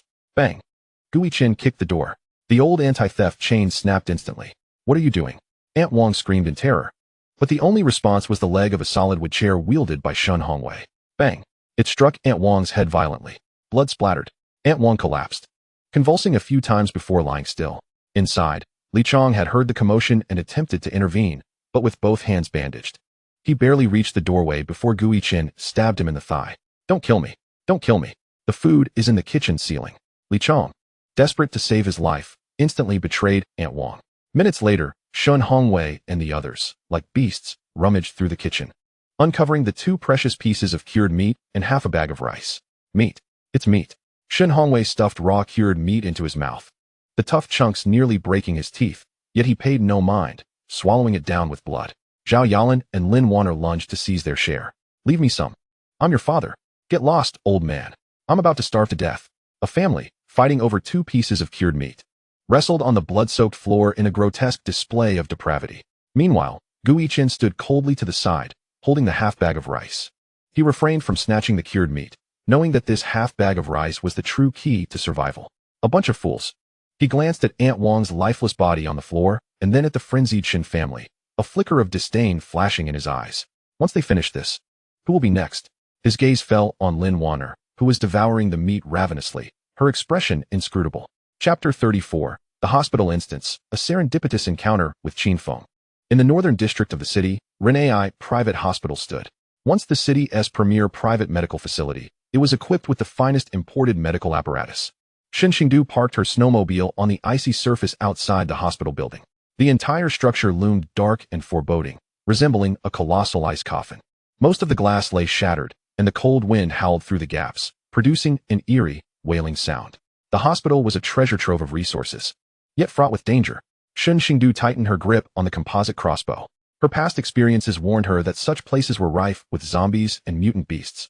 However, the high recovery value of the MRI machines and CT scanners made this peril worthwhile, especially considering the future needs of the base. Accompanied by Hammer, she scaled through the shattered window on the second floor. The second floor housed the outpatient hall. The ground was strewn with numerous frozen corpses, many still clad in white coats, some with 4 drips attached. Shen Xingdu made a conscious effort to avert her gaze from the harrowing scene as she hurried towards the imaging department on the 3rd floor. However, upon reaching the staircase, she was met with the sounds of fierce combat echoing from above. The rapid gunfire of automatic rifles pierced the air, accompanied by the roars of mutated beasts. Had someone been ambushed? Shen Xingdu swiftly activated the optical camouflage mode of her nano-combat suit, rendering her nearly invisible in the dimly lit environment, albeit only semi-translucent. She stealthily ascended to the 3rd floor, peering through the cracks in the corridor. She beheld the battlefield. A group of individuals clad in identical black tactical vests were desperately defending the door to the imaging department, taking cover behind the corridor's counter. Opposite them loomed 5 enormous snow wolves, or rather, mutated stray dogs. Their size rivaled that of calves, covered in a thick coat of white fur. With bared fangs and blood-red eyes, they moved with astonishing agility. Bullets merely caused splashes of blood without inflicting fatal wounds. They were second-tier mutated canines. A chill ran down Shen Xingdu's spine.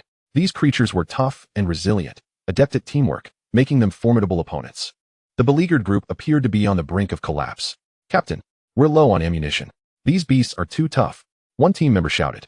At the forefront of the group, a man wielding a modified shotgun faced off against the leading wolf, suddenly turned and barked, "Conserve your fire. Aim for the eyes." As the muzzle flash illuminated the scene, Shen Xingdu recognized the man's face. Qin Feng. It was him again.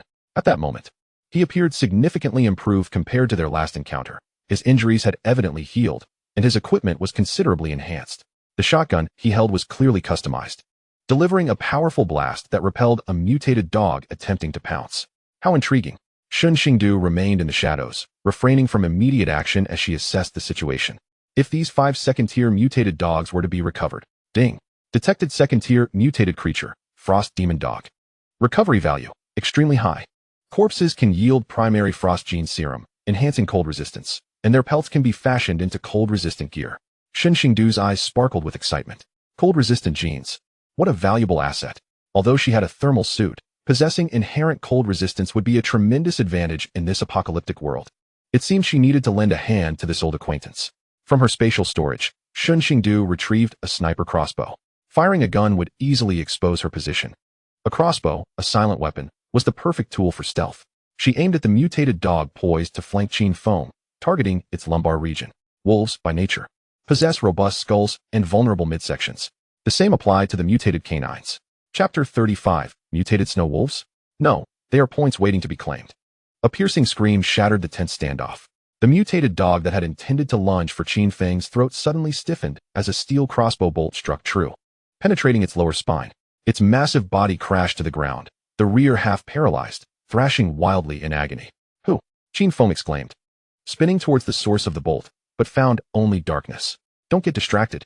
That's an ally," he quickly shouted. "Focus fire on the remaining 4. The moment was fleeting. With the mysterious assistance, a gap opened in the encirclement of the mutated dogs. Seizing the opportunity, Qin Feng unleashed a barrage from his shotgun at the leading wolf. Boom, boom, boom. The close-range slug rounds obliterated half of the wolf's head. The remaining 3 mutated dogs, sensing imminent danger, attempted to flee. Trying to escape? Those points are mine. In the darkness, Shen Xingdu pulled the trigger again. Whoosh, whoosh. 2 more bolts flew true, pinning 2 of the dogs to the ground. The last one was reduced to a sieve by the gunfire of Qin Feng's team. The battle concluded, the corridor thick with the stench of blood. Qin Feng did not allow his team to lower their guard. Instead, he called out into the dark corridor. To the friend who assisted us, Qin is immensely grateful. Might we have the pleasure of your acquaintance? Silence enveloped the space. Moments later, a figure clad in a white down jacket and a full-face helmet emerged, accompanied by a honey badger clad in body armor. Gratitude is unnecessary, Shen Xingdu's voice, altered by the helmet's voice modulator, sounded somewhat mechanical. These dogs belong to me. She indicated the 5 lifeless bodies at her feet. The members of Qin Feng's team bristled in indignation. On what grounds? We fought hard too. Several of our brothers have perished. Qin Feng raised his hand to silence them. His gaze fixed on Shen Xingdu for a moment before landing on the distinctive honey badger, a flicker of recognition in his eyes. It's you. He recognized this benefactor. After all, in a post-apocalyptic world, the only one eccentric enough to keep a honey badger as a pet would undoubtedly be her. Long time no see, Captain Qin. Shen Xingdu removed the helmet's visor, revealing her cold, clear eyes. It appears you've been faring well. Qin Feng offered a wry smile. Glancing at his injured team members, barely hanging on, his attention shifted back to the corpses of the mutated dogs. What do you intend to do with them? The meat is spoiled, inedible. Feed them to the dogs. Shen Xingdu pointed at the honey badger. The honey badger looked utterly confused. I do not consume spoiled meat. Very well, they are yours, Qin Feng conceded readily.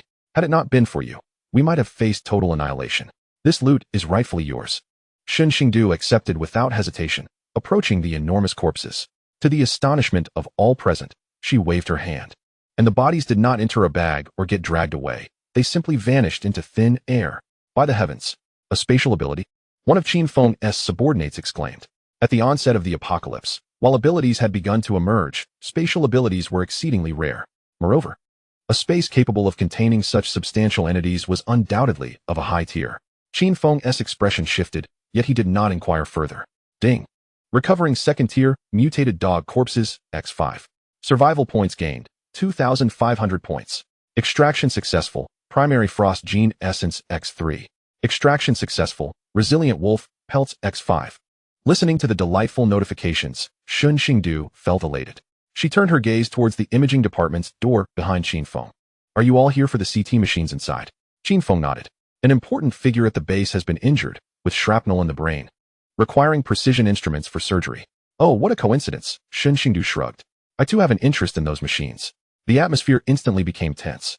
Qin Feng's subordinates raised their weapons. The honey badger beside Shen Xingdu immediately arched its back, growling low, sparks flying from its claws on the ground. There's no need to be anxious, Shen Xingdu smiled. I have no intention of competing with friends for resources. Since you are in urgent need, let us split them. There should be 3 machines inside. I'll take 2, leaving 1 for you. How does that sound? Qin Feng paused for 2 seconds before responding, deal. He understood that this woman not only possessed spatial abilities and a mutated pet, but also had a depth of strength that was hard to gauge. Engaging her in direct confrontation would yield no benefit. Splendid. Shen Xingdu entered the imaging department and with a grand gesture, made 2 CT machines vanish. Just as she was about to leave, a sudden thought struck her. She turned and tossed a small vial to Qin Feng. It was a complimentary gift, an extract of serum from mutated canines, capable of preventing infection if applied to a bite wound. Qin Feng caught the vial and regarded her with a deep gaze. This is quite precious. What do you desire in return? I require meteorites, she replied, revving her motorcycle, the engine roaring to life. If you can find that kind of glowing meteorite, I will take as many as you can procure. The price is yours to determine. With that, she twisted the throttle, hurtling herself and the bike through the shattered window, slicing through the air in a graceful arc before landing deftly on the ice below and speeding away. Qin Feng tightened his grip on the vial, watching her disappear into the distance. Captain, who exactly is this woman? She is quite extraordinary, his subordinates murmured, still shaken. Qin Feng tucked the vial away, a slight smile gracing his lips. She was someone who could thrive better than anyone else in this apocalyptic world. He issued orders, from now on. Any encounters with the woman accompanied by a honey badger would be classified as an ally of the highest order. Absolutely no hostility should be directed towards her. Chapter 36. The Scheming Shen Xingdu and the System's Hidden Functions. By the time Shen Xingdu returned to the Cloud Summit Palace, it was already the dead of night. Her expedition had been remarkably fruitful. Not only had she acquired medical equipment and earned several thousand points, but most importantly, she had obtained elementary frost gene essence. She reclined on the sofa, holding 3 small vials that exuded a faint blue chill. System, how does one utilize this? Ding. It can be ingested directly. Upon consumption, it will alter the host's genetic sequence, significantly enhancing cold resistance. Side effects, a slight chill may occur. A slight chill? Shen Xingdu found herself dubious of the system's claims. She swallowed 1 vial. In the next moment, an intense cold exploded from her stomach, as though she had ingested a piece of ancient ice. Hiss! Shen Xingdu shivered uncontrollably, frost forming instantly on her eyebrows and hair. She hurriedly wrapped herself tighter in her down comforter and cranked the underfloor heating to maximum. This cold penetrated to the very marrow, a genetic transformation of profound depth. After a full hour of struggle, the chill gradually subsided. Shen Xingdu peeled back the covers, tentatively removing her thermal suit and donning only a thin nightgown. Then approached the window to crack it open slightly. The frigid wind, at a biting -65 degrees, rushed in. In the past, such a wind would have stung her face painfully. Yet now, she found it surprisingly refreshing. To her astonishment, she discovered that a layer of invisible energy seemed to have formed on the surface of her skin, preventing the cold from penetrating her body. How marvelous! If she were to consume all 3 vials, could she perhaps wear a bikini in this ice age? In addition to the genetic serum, her recent retrieval of mutated canines had activated the system's hidden feature, biological compendium and processing plant. Any mutated creature she recovered could have its genes analyzed by the system, unlocking corresponding derivative products in the store. For instance, a new item appeared in the store, frost knee guards, priced at 50 survival points. Description, made from scraps of mutated canine fur, equipped with a heating function, a perfect remedy for chronic cold legs. Shen Xingdu's eyes sparkled with cleverness. Selling such items to the survivors could yield a significant profit. Although she lacked for supplies, she was in need of rare resources, such as meteorites, gold, and crystal cores.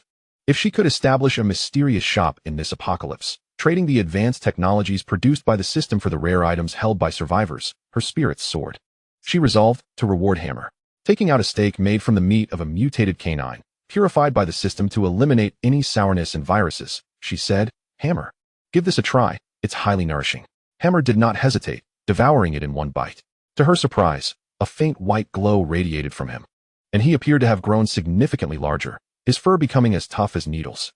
It seemed that mutated meat had an evolutionary effect on mutated beasts. As the man and beast relished their cozy moment, the surveillance screen suddenly illuminated. It displayed the 10th floor. Shen Hongwei's family had finished the pilfered cured meat and rice, and now faced hunger once more. With Aunt Wang's death, the survivors in the building began to feel increasingly alarmed, harboring hostility towards the outsiders. Drive them out. They must pay for their crimes. A group of survivors brandished weapons, blocking the fire escape. Gu Yiqin was on the verge of inciting a riot when he suddenly turned, pointing at Lin Wanner beside him and exclaimed, "Don't kill us. We are of use. This woman is a star. She used to be an internet celebrity. As long as we get some food, she is willing to do anything." Lin Wanner stared wide-eyed in terror. "Gu Yiqin, what are you doing? I am your fiancé." Gu Yiqin viciously grabbed her hair, pushing her towards the burly men in front of the crowd. "Fiancé? We're all about to starve. What pretense is this?" He snarled. "Gentlemen, she has tender skin, hasn't suffered a day in her life. Just give me 2 buns, and tonight she will be yours."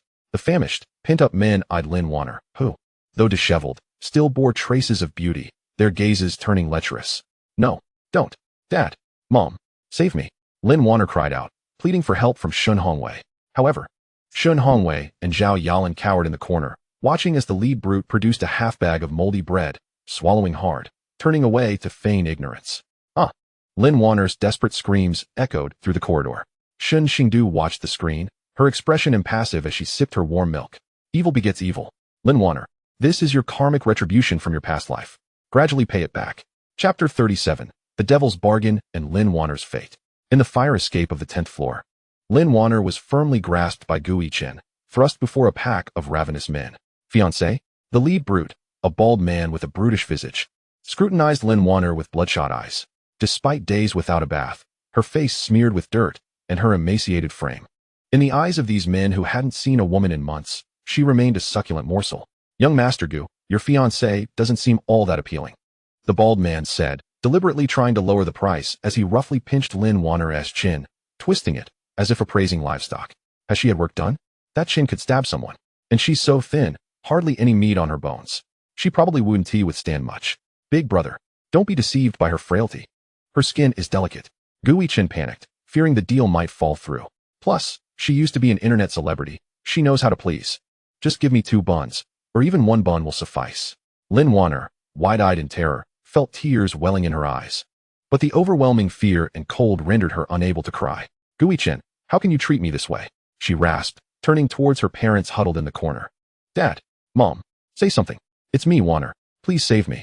In the corner, Shen Hongwei and Zhao Yalan clutched their tattered quilt tightly, visibly trembling at their daughter's cries for help. Zhao Yalan instinctively opened her mouth, but Shen Hongwei swiftly covered it. His eyes were fixed on the half-bag of moldy bread in the bald man's hand, his throat constricting violently. That was food. It was the sustenance that could keep them alive. If sacrificing a foster daughter could guarantee sustenance for an entire family, such a transaction would be exceedingly advantageous in a post-apocalyptic world.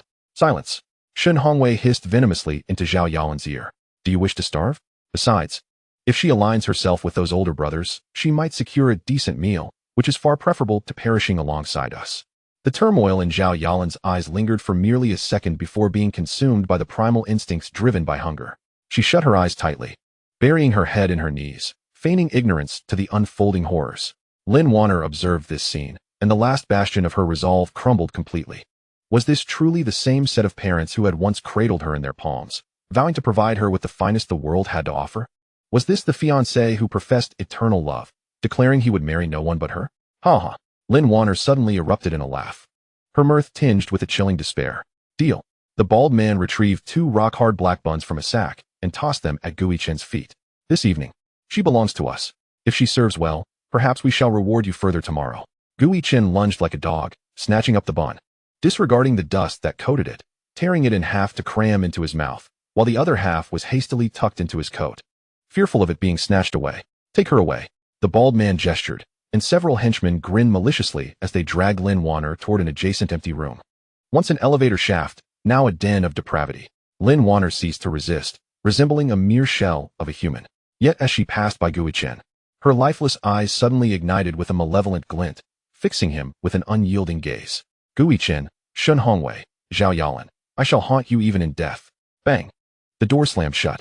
In the corridor, Guichen and the Shen couple remained hunched over, gnawing on the moldy bun, each bite tainted by the essence of humanity. Room 3801.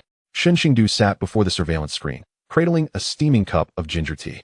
Every minute detail of the events unfolding on the 10th floor was vividly displayed. She felt neither satisfaction nor sympathy, only a near indifferent calm. This is the apocalypse, she murmured softly. In her previous life, she too had been abandoned in such a manner.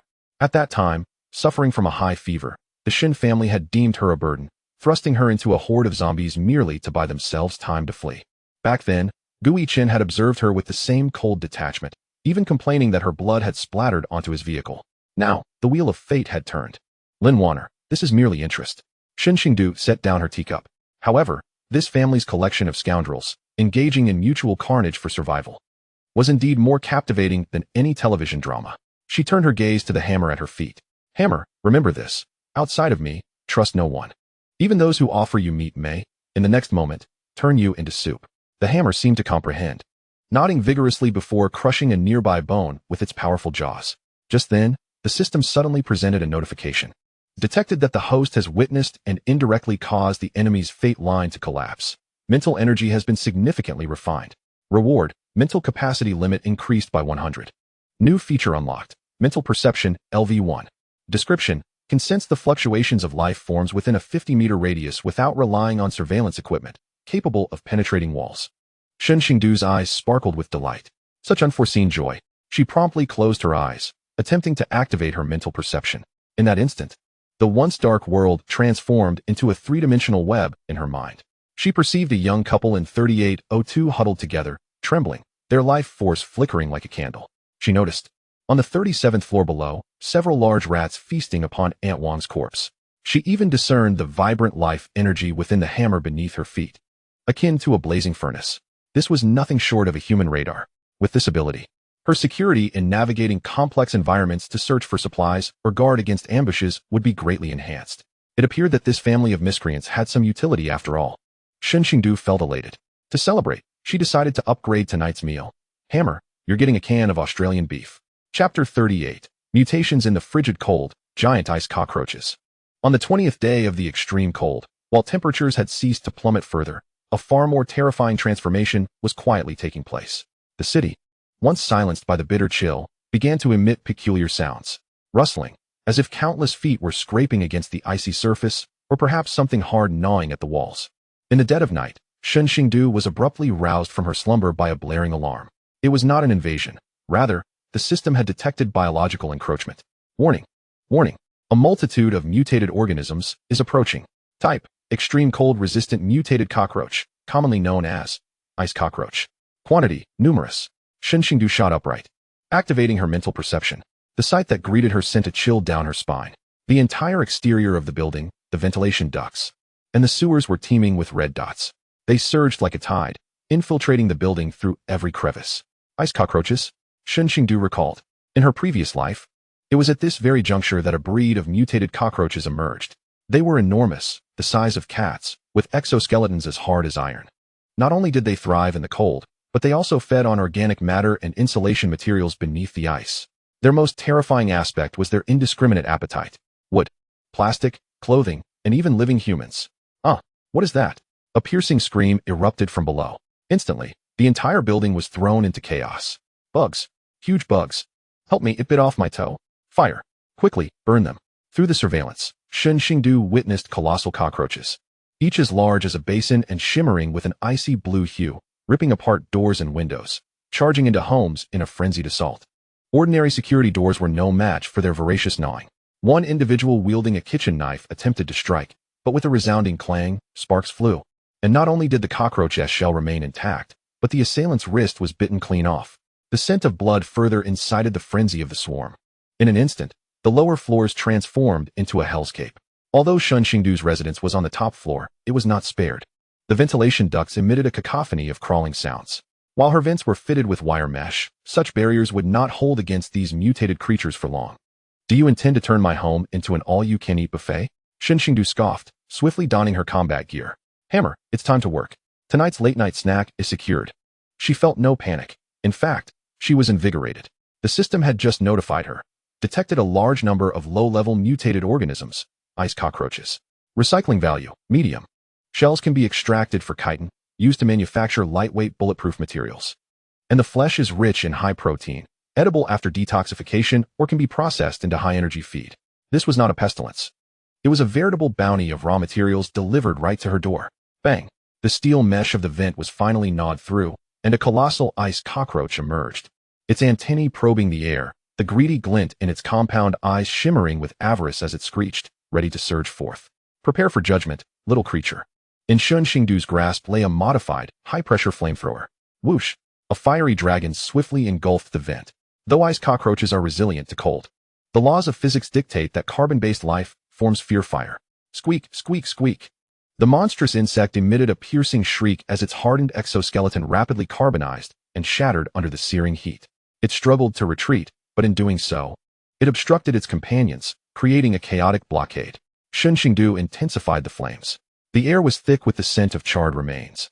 Mingling peculiarly with a hint of roasted meat, Iron Hammer, nearby, was agitated, eager to take a bite, yet daunted by the fierce blaze. After several minutes, the commotion within the vent subsided. Shen Xingdu extinguished the flamethrower and replaced it with the Ming Dynasty Imperial Sword.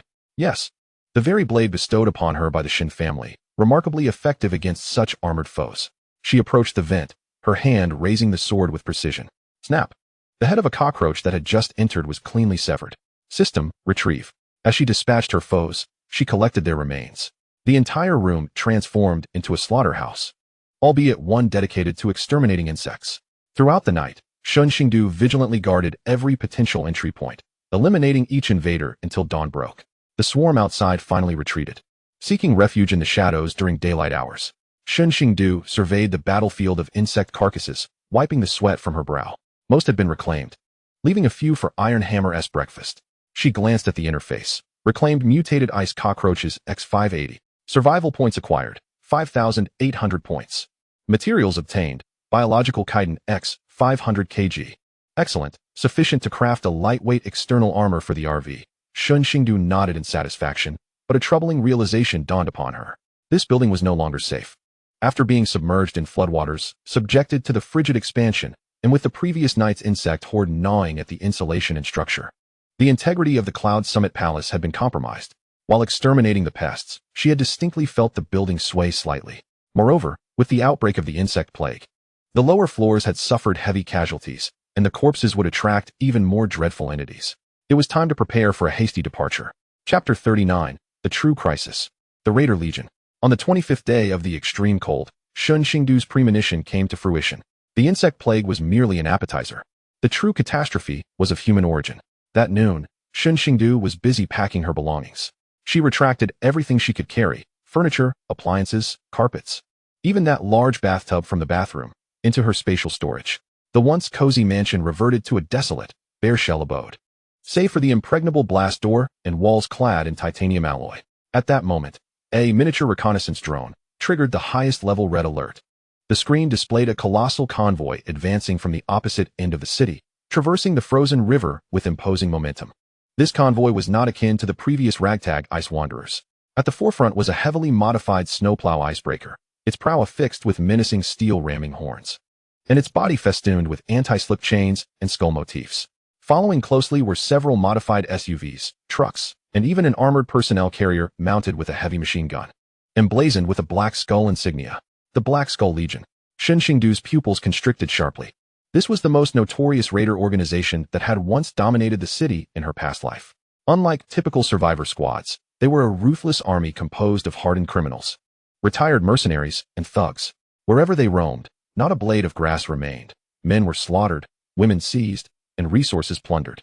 In her previous life, the Cloud Summit Palace had succumbed to their onslaught. Back then, Shen Xingdu had toiled for the Shen family, witnessing firsthand as these beasts drove the survivors of the community onto the ice, using them as moving targets for amusement. She never anticipated their arrival would be so imminent in this lifetime. Perhaps it was due to her having dispatched a squad of ice wanderers and the persistent smoke from the 38th floor that had drawn their attention. Boss, it's that building. Inside the icebreaker, a one-eyed man wielded binoculars, pointing at the 38th floor. That woman has a crossbow and supplies. Last time, third brother fell there. A bald brute seated in the passenger seat toyed with a desert eagle, a cruel smile creeping across his face. A crossbow? How delightful. I relish such thorny roses. Remove her thorns, and the fun will begin. He grabbed the walkie-talkie, his voice booming through the loudspeaker across the icy expanse. Listen up, building ahead. It's the Black Skull's time. Everyone, come down immediately and pile your supplies at the entrance. Men kneel on the left, women on the right. Anyone who dares to hide anything, I'll blow the building to smithereens. His roar sent the remaining survivors in the building into a frenzy of terror. Having already endured the insect plague, the number of survivors was scant. Faced with such heavy firepower, who would dare to resist? On the 10th floor, Gui Chen and the Shen couple were already paralyzed with fear. Quick, downstairs. Shen Hongwei trembled. These people have guns. Even cannons. If we don't go down, we'll die? They dragged the barely conscious Lin Wanner, who had been tormented over the past few days, and scrambled down the stairs. She had been discarded by the thugs, cast aside like a rag doll.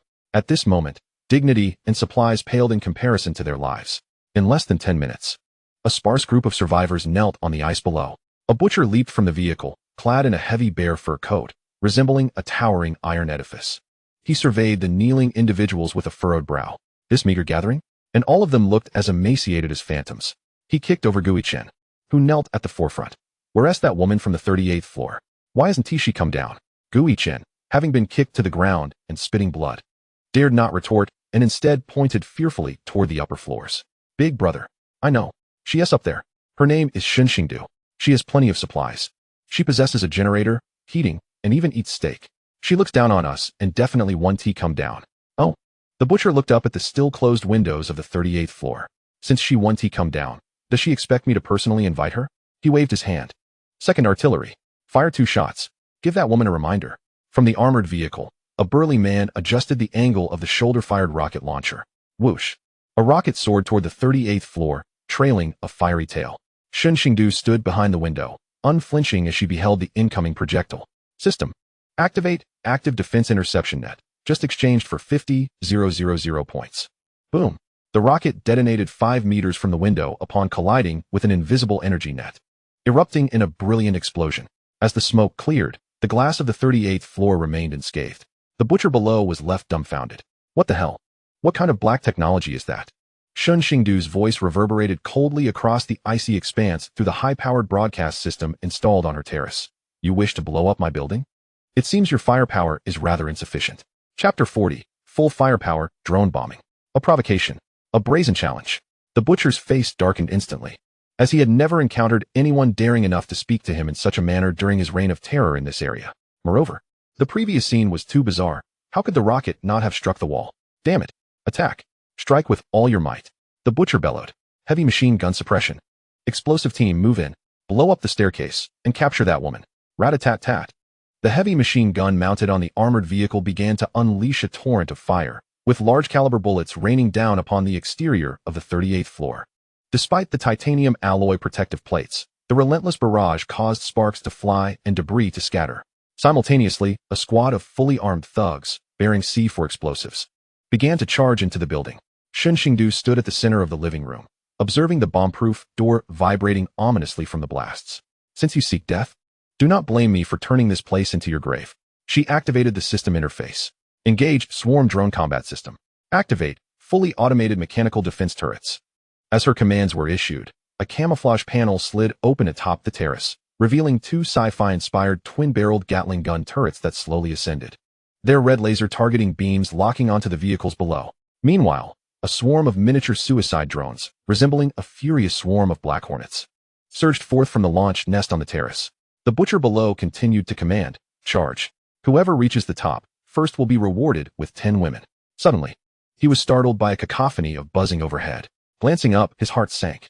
What in the world is that? Whoosh. The drones dove down, precisely targeting the heavy fire points. Boom, boom, boom. Each drone carried high explosives. The first wave of assaults flipped the armored vehicle, sending its gunner into a bloody demise. Following closely, a modified truck was struck at the fuel tank, erupting into a massive fireball. Screams echoed in the air. The Black Skull Legion had clearly never witnessed such a spectacle. Accustomed to preying on defenseless refugees, they were unprepared for this high-tech warfare. Counterattack. Quick, counterattack. The butcher roared from behind an icebreaker vehicle. But before they could even raise their weapons, the two turrets on the rooftop opened fire. Rat-a-tat-tat-tat-tat. A storm of metal rained down. The precision of the intelligent fire control system was unparalleled by human capability. Each bullet seemed to possess a will of its own, expertly reaping lives exposed beyond cover. The ice surface was instantly riddled with holes, blood and flesh scattering about.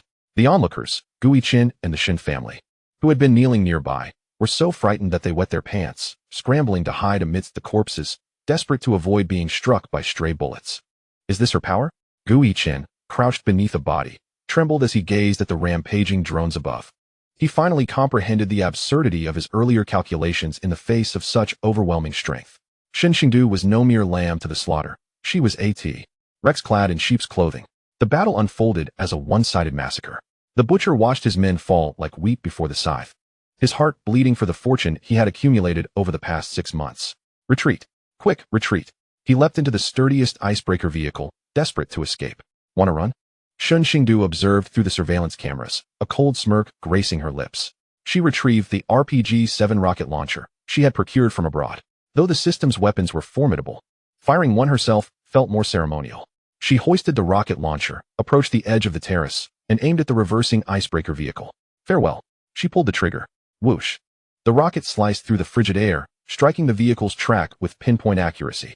Boom. A tremendous explosion ensued. The massive icebreaker lost balance, toppled over, and slid several meters before crashing into an abandoned storefront, coming to a halt.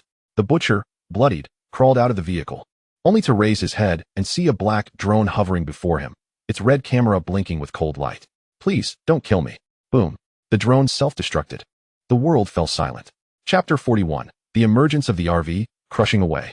Although the battle was victorious, the cloud-top palace lay in ruins. The earlier explosions and heavy machine gun fire had inflicted irreversible damage on the already fragile structure. Creak, creak. Shen Xingdu could feel the floor beneath her feet slightly tilting. Gigantic fissures appeared in the walls, and the frigid wind rushed inside. This building was about to collapse. Just as well, there was little left to miss. Shen Xingdu took one last glance at the home she had inhabited for over 2 months. She proceeded to the terrace, retracting all defensive measures. Then, rather than descending the stairs, she made her way to the entrance of the underground garage.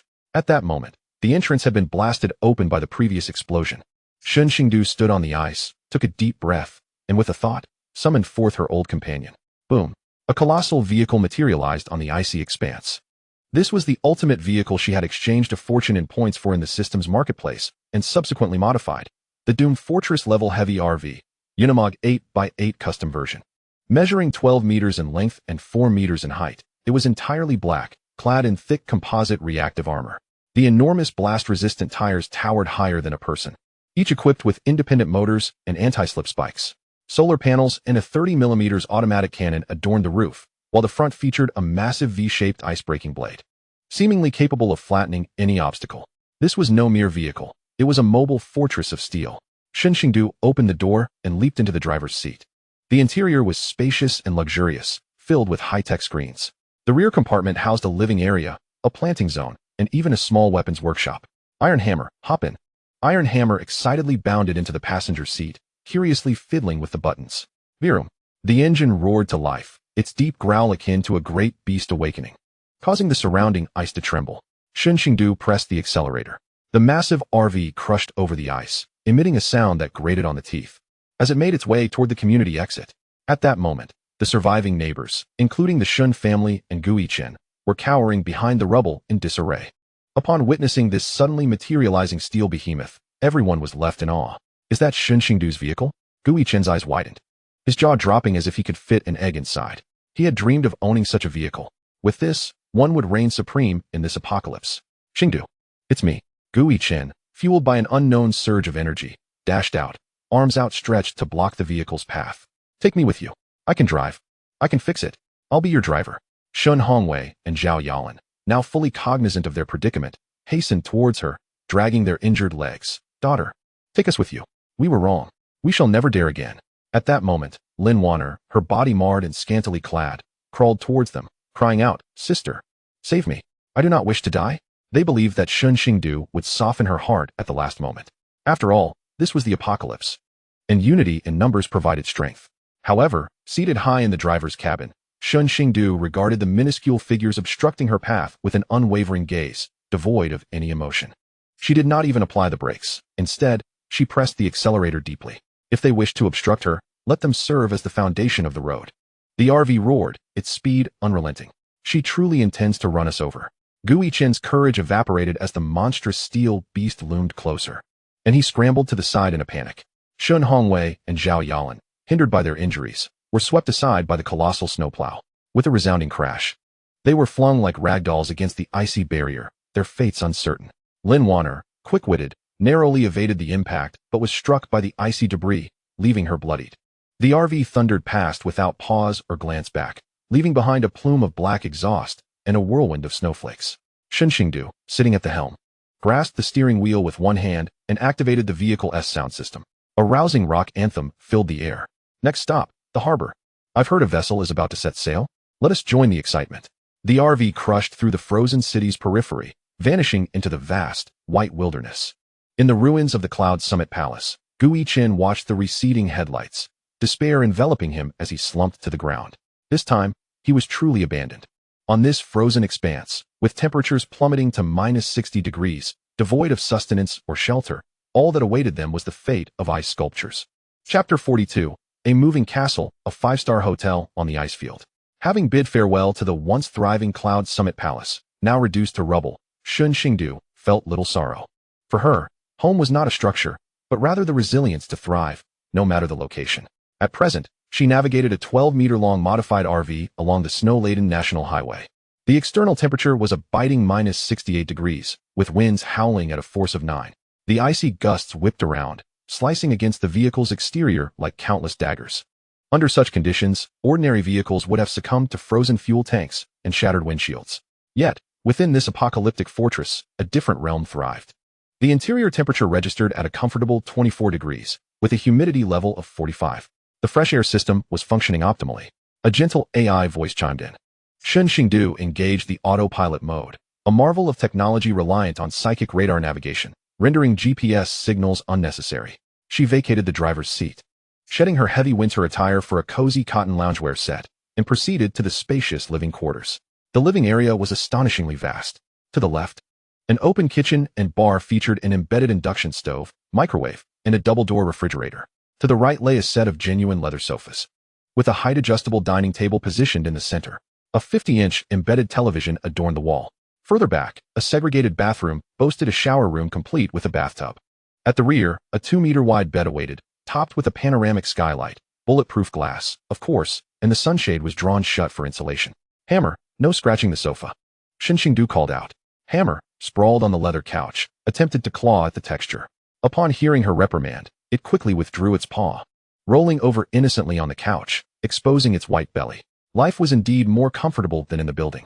Shen Xingdu retrieved a chilled bottle of cola from the refrigerator, along with a self-heating hot pot. Despite its size, the RV glided over the rugged, icy surface with the grace of a feather, thanks to its 6 independent suspension systems. Leaving the water cup on the table undisturbed, she settled onto the sofa, gazing out at the rapidly retreating white expanse while slurping the hot pot noodles. Occasionally, the frozen corpses of those who perished by the roadside came into view, or the sight of a few vehicles half buried in snow. Some occupants frozen in the act of reaching out for help, eternally captured in that moment of despair. This stark contrast heightened Shen Xingdu's awareness.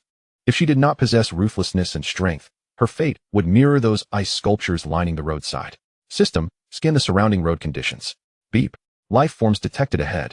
5 kilometers away. Quantity, 15 individuals. Threat level, low. Note, appears to be a toll checkpoint. Shen Xingdu raised an eyebrow. A checkpoint in such dire weather? It seemed she had encountered fellow travelers. Perfect. Having just set off, a little diversion would be welcome. She set down her chopsticks, returned to the driver's seat, and without disengaging the autopilot, pressed a red button. The weapon system began to warm up. The 30mm cannon atop the vehicle slowly pivoted, emitting a faint mechanical whir. I hope you possess some awareness, Shen Xingdu smirked coldly. Otherwise, I would not mind adding a splash of red to this white wasteland. Chapter 43. An ambush on the ice field, the trap of well-meaning souls. 5 kilometers ahead lay an intersection of national and provincial roads. The original highway toll booth had been buried beneath the heavy snowfall, revealing only a corner of its roof. A ragtag group, clad in tattered cotton clothing and even wrapped in blankets, had erected a makeshift barrier using several abandoned trucks, obstructing the road. They were neither organized soldiers nor systematic marauders, but rather a horde of desperately starving refugees. Boss, they're coming.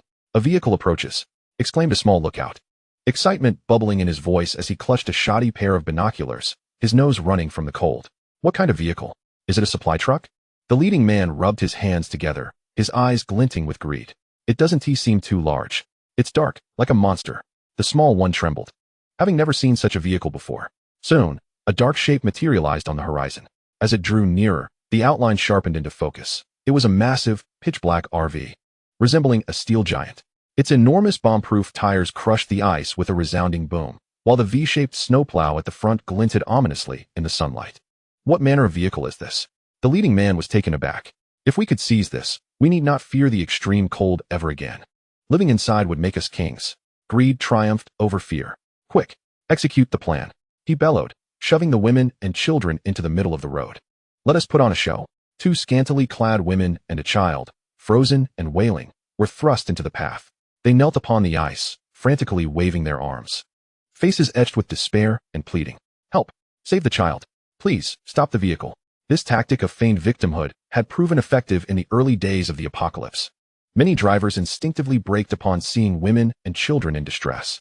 Once the vehicle halted, the burly men lying in wait would surge forth, smashing windows, prying doors open, and overpowering the men while seizing the women.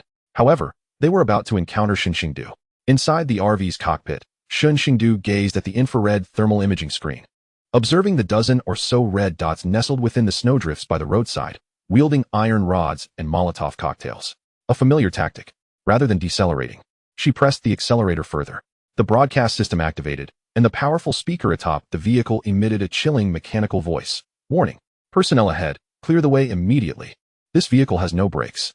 Repeat, this vehicle has no brakes. Any fatalities will not be our responsibility. The woman kneeling in the middle of the road froze. No brakes. Before they could react, the steel behemoth barreled toward them, showing no signs of slowing down. The massive snow plow loomed, like the scythe of death, rapidly magnifying in her vision. The instinct for survival compelled the woman to scoop up her child and scramble desperately to the roadside. Damn it. This person is a lunatic. The leading man, seeing his ploy backfire, revealed his vicious demeanor. Brothers, attack. Smash his tires. Throw the Molotovs. A group of ragged individuals surged from the snowdrift, hurling burning bottles and stones like a torrential downpour towards the RV, Bang. Bang. The Molotovs exploded against the vehicle's exterior. However, Shen Xingdu's RV was armored with composite ceramic materials, resistant to high temperatures. The flames barely singed the paint. As for the stones, they struck the bulletproof glass without leaving a mark. Foolhardy, Shen Xingdu scoffed. She refrained from using the machine guns. Ammunition was precious, and this rabble didn't deserve it. Instead, she sharply turned the steering wheel. The enormous vehicle executed a serpentine maneuver, its colossal off-road tires churning up countless shards of ice, sweeping toward the crowd like shotgun pellets. Even more terrifying, a series of sharp, rotating saw blades suddenly extended from the side of the vehicle. Zzzzz. The two foremost ragged individuals, before even touching the vehicle, had their legs severed by the whirling blades. Ah, my legs. Their screams instantly drowned out the wind's howl. The remaining ragged individuals were paralyzed with fear. It was a meat grinder. Run. The burly man was the first to turn and flee. Shen Xingdu did not pursue. With a firm press on the accelerator, she rammed through the abandoned truck, blocking her path. Boom. The several-ton truck was sent flying as if it were a toy, skidding across the ice for dozens of meters, colliding squarely with the fleeing man. A quietude enveloped the world. The RV rolled over the debris, departing with a flourish, leaving behind a scene of devastation and the desperate wails of survivors. Shen Xingdu glanced at the system panel. Ding. Recovered roadblock scrap metal X1. The wreckage of the truck was conveniently collected. Gain survival points, 200 points. Mental insight. On this road, kindness is merely another term for suicide. Remember, Iron Hammer? In the future, if you see someone kneeling in the middle of the road, simply drive straight through. The Iron Hammer in the passenger seat nodded, seemingly understanding, before continuing to gnaw on its freeze-dried chicken neck. Chapter 44, Abandoned Service Area, Secrets Beneath. After leaving the toll station, the national highway entered a mountainous region. The scenery grew increasingly bizarre. The once bare trees were now adorned with crystalline icicles, yet beneath these icicles, the trunks exhibited an eerie purplish-red hue. Strangely, despite the frigid weather, these trees had not withered. Instead, they had sprouted numerous tendril-like appendages, swaying gently in the cold wind as if imbued with life. A mutated plant zone. Shen Xingdu reduced her speed. In her past life, she had heard that some plants, stimulated by red rain and extreme cold, evolved to possess cold-resistant genes and transformed into carnivorous flora. They ensnared passing creatures with their tendrils, suffocating them and draining their nutrients. Rustling sounds emanated from the woods flanking the road, seemingly reacting to the RV's engine heat. Suddenly, a thick purple tendril, as wide as a wrist, erupted from the snow, striking the windshield with a fierce crack. While the glass did not shatter, it left behind a deep purple smear of slime. Immediately, countless tendrils surged forth from all directions, attempting to ensnare the RV's tires and axles. You wish to turn my vehicle into fertilizer? Shen Xingdu scoffed. Were it an ordinary vehicle, it would have likely succumbed to these vines on the road. But this RV was specifically designed for the apocalypse. Activating the body electric shock defense system, she pressed a blue button. Zzz.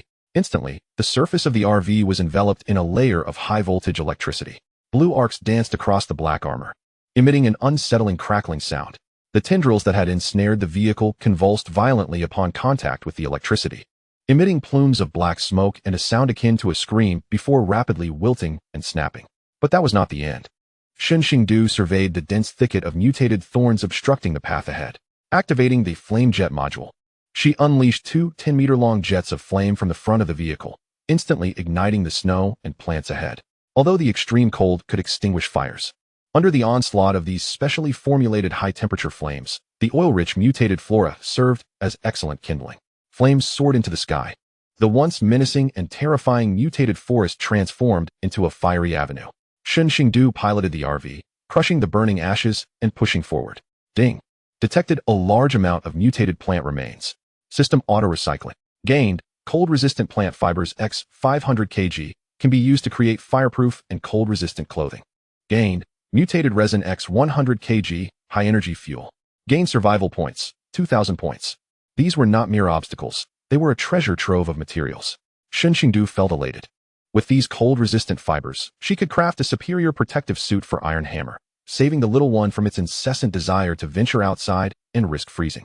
As she passed through the mutated forest, dusk began to settle. The wind and snow intensified, reducing visibility to less than 10 meters. It would be unwise to continue tonight. She needed to find a place to rest. Shen Xingdu glanced at the radar. 2 kilometers ahead lay an abandoned highway service area. Amidst the blizzard, the RV slowly entered the service area named Qingshan. It had once been bustling, But now the parking lot was filled with frozen private cars and trucks. Half of the gas station's roof had collapsed, and the convenience store's glass door had long shattered, its interior stripped bare. Shen Xingdu parked in a sheltered corner, leaving the engine running to provide warmth. She activated her mental perception. Within a 50-meter radius, there was an eerie silence. No living souls, not even zombies, had survived the cold.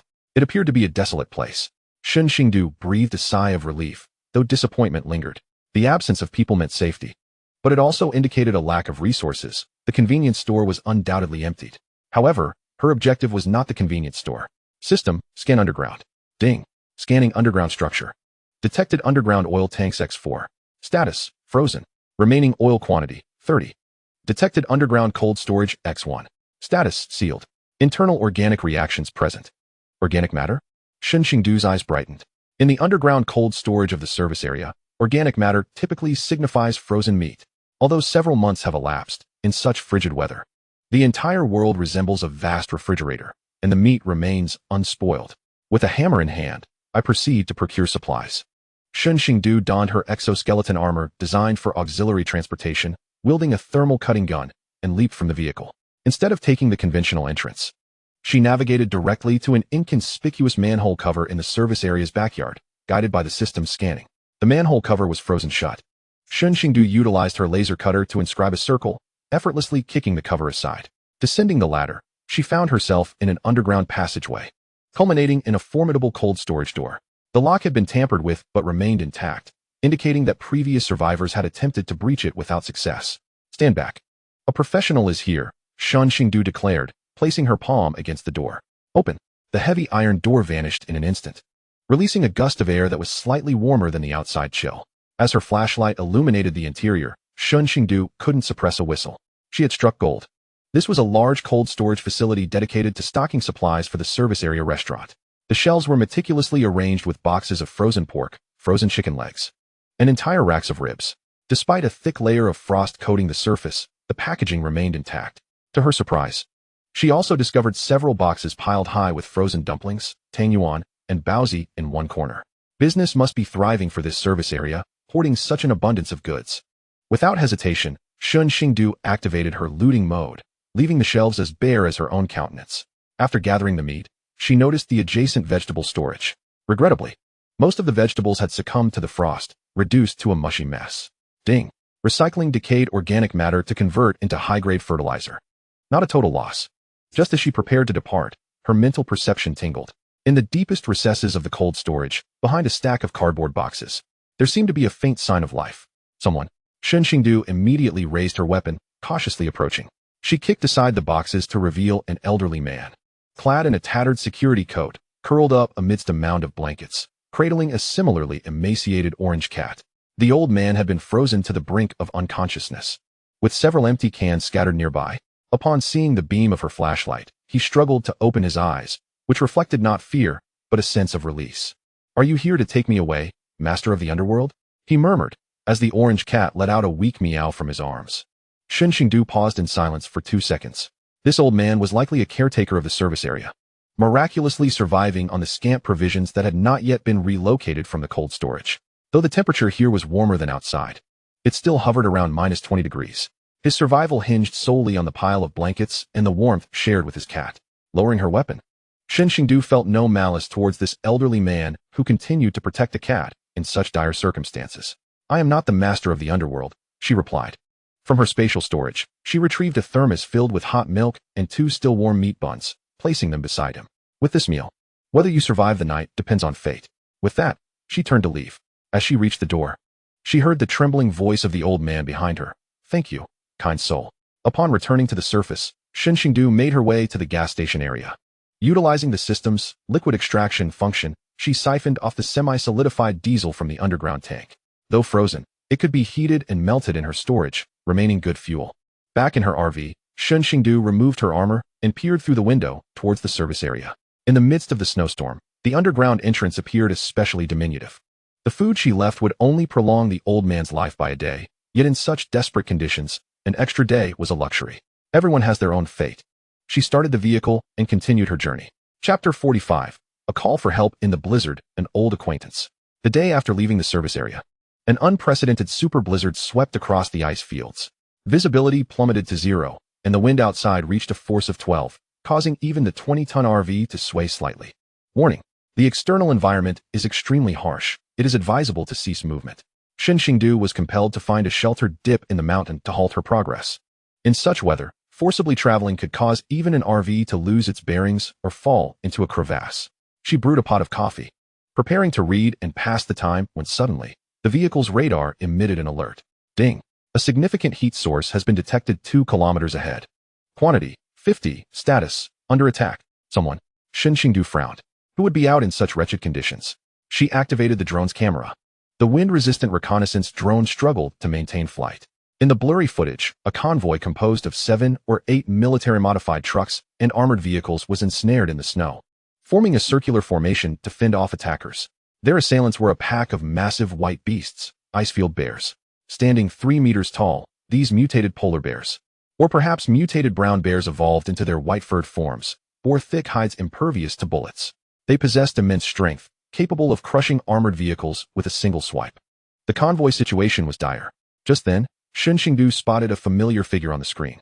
On top of a command vehicle, a man was braving the storm, operating a heavy machine gun to unleash a barrage of fire. His aim was impeccable, targeting the bear's eyes and noses. Qin Feng, it's him again? Shen Xingdu mused. Incredulous, was this man cursed with a knack for attracting trouble?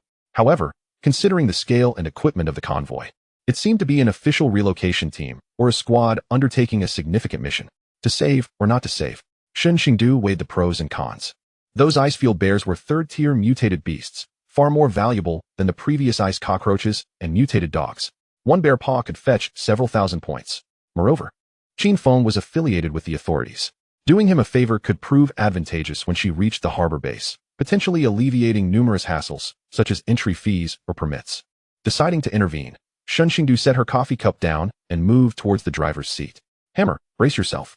We're going to intercept. At the center of the battlefield, Qin Feng was in a frenzy, his eyes bloodshot. Captain, we can't hold out much longer. There are too many bears, at least 20. The defenses of Vehicle 3 have been breached. The injured are in danger. Clenching his teeth, the barrel of his machine gun glowed red from overheating. Hold on. We mustn't abandon anyone. Yet despair filled his heart. In such a blizzard, reinforcements were utterly impossible. Was he truly destined to perish here today? Roar! A gigantic bear, the king of the pack, bellowed as it broke through the firepower barrier, swatting towards Qin Feng's command vehicle. That terrifying paw blotted out the sun. Qin Feng attempted to evade, but the machine gun jammed. This is it. Just as the situation grew dire, a deep, thunderous engine roar erupted, overshadowing even the howling blizzard. Qin Feng instinctively turned his head. Through the swirling snow and wind, 2 blinding xenon headlights suddenly illuminated the battlefield. Almost immediately, a steel behemoth, resembling a black mountain, charged out with a ferocious demeanor from the side. Before he could comprehend the scene, the V-shaped ice-breaking plow at the front of the monstrous vehicle collided violently with the Bear King, which was poised to strike him down. Bang! A resounding explosion echoed. The 3-meter-tall, 2-ton mutated Bear King was sent flying. It traced an arc through the air before crashing heavily onto the snow-covered ground dozens of meters away, struggling to rise. A profound silence enveloped the area. Everyone stood in stunned disbelief, gazing at this unexpected savior that had burst onto the scene. The vehicle door swung open, and a languid female voice resonated from the loudspeaker. Captain Qin, it's only been a few days since we last met. And you've already gotten yourself into such a predicament? And as for the bear I just dispatched, that S on me, right? Qin Feng was momentarily taken aback, quickly recognizing the voice. Wiping the blood from his face, he gazed at the heavily armed black RV, his eyes reflecting a complex mix of shock, gratitude, and a hint of resignation. Shen Xingdu? He mused. Who but she would dare to venture out for a joyride in such dreadful weather? Shen Xingdu remained in the vehicle, merely adjusting the turret on the roof to aim at several ordinary icefield bears attempting a sneak attack in the distance. Rat-a-tat-tat. Several precise shots rang out, obliterating the heads of the mutated beasts. The remaining bear pack, witnessing their leader's grievous injury and the terrifying firepower suppressing them, emitted a few reluctant growls before dragging their wounded companions and fleeing in disarray. With the crisis averted, Qin Feng unfastened his safety harness and leaped from the vehicle, striding towards the RV's driver's side. The window slid down, revealing Shen Xingdu's clean, exquisite face, a cup of hot coffee delicately held in her hand. So, what do you think? My appearance fee is rather steep, she quipped. Qin Feng managed a wry smile. surveying the chaos around him and the surviving team members, and sincerely replied, "Thank you. Counting the incident at the hospital, I owe you 2 lives. Life debts are unnecessary. I have no shortage of those," Shen Xingdu remarked, gesturing towards the distant bear king, still struggling. "I intend to take that bear with me. The rest are yours." "Absolutely," Qin Feng agreed without hesitation. Shen Xingdu stepped out of the RV, her striking white mink coat lending her an air of unrivaled nobility amidst the storm. She approached the injured bear king, which was still roaring and attempting to rise. Shen Xingdu drew forth a modified shotgun and fired a shot into the bear's head. Bang! Silence enveloped the world. Then, before the astonished eyes of Qin Feng and his team, she waved her hand. The massive corpse of the bear king, along with the blood on the ground, vanished into thin air. The spatial manipulation was truly astonishing. Such a large bear simply gone.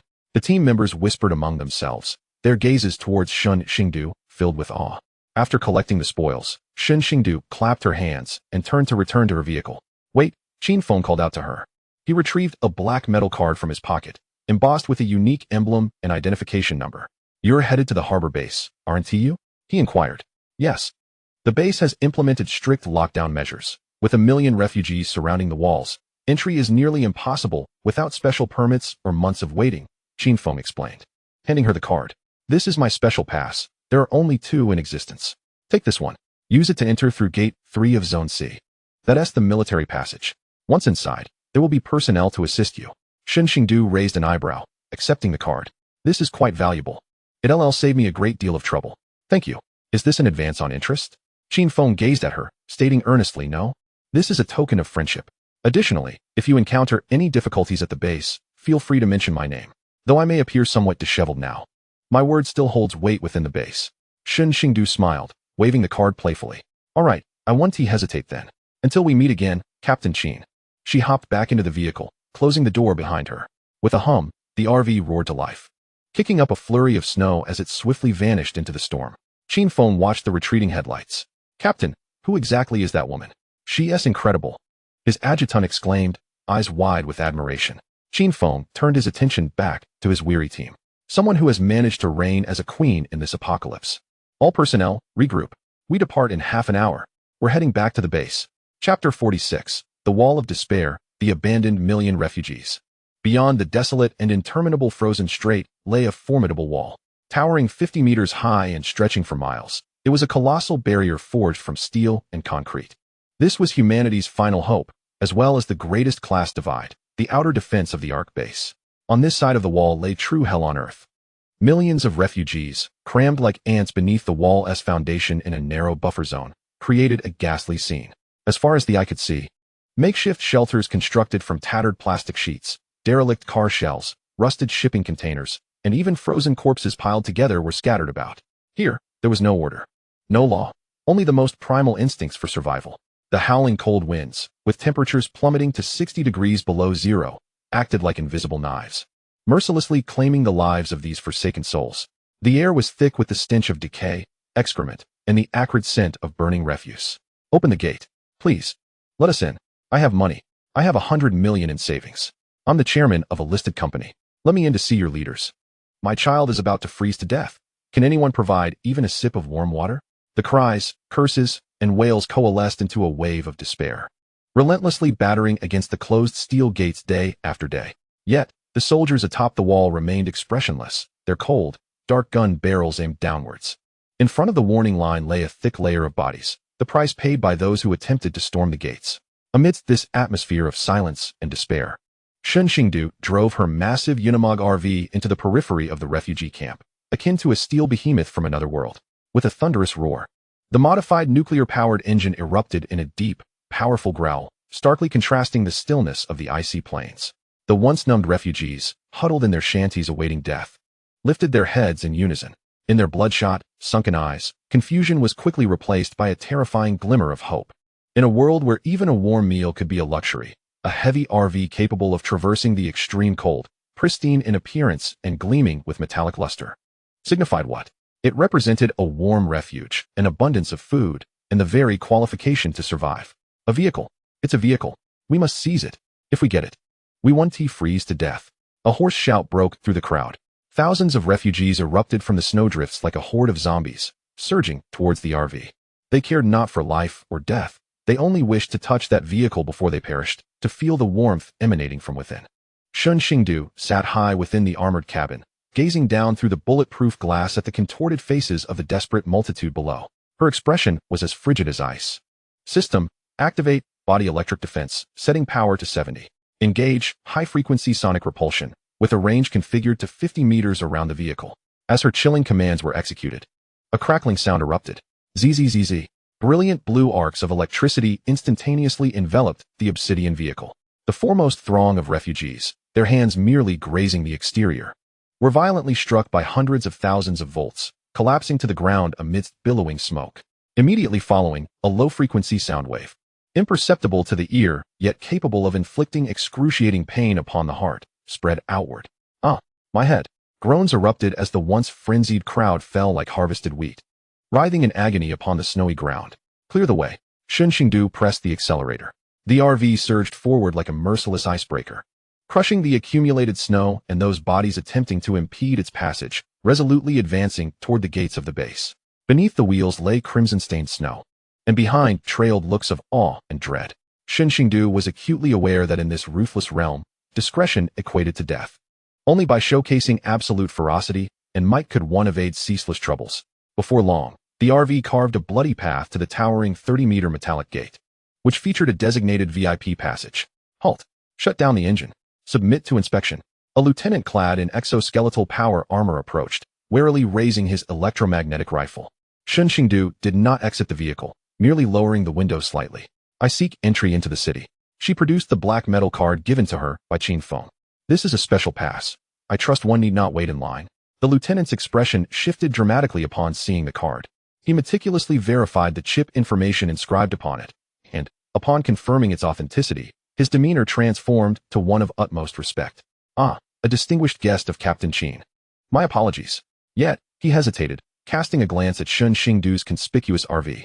However, according to regulations, vehicles entering the city are subject to a material tax. Though you possess a pass, this portion, Shen Xingdu smiled. With a deft motion, she retrieved an unopened pack of Chinese cigarettes from her space. Officer, I appreciate your diligence.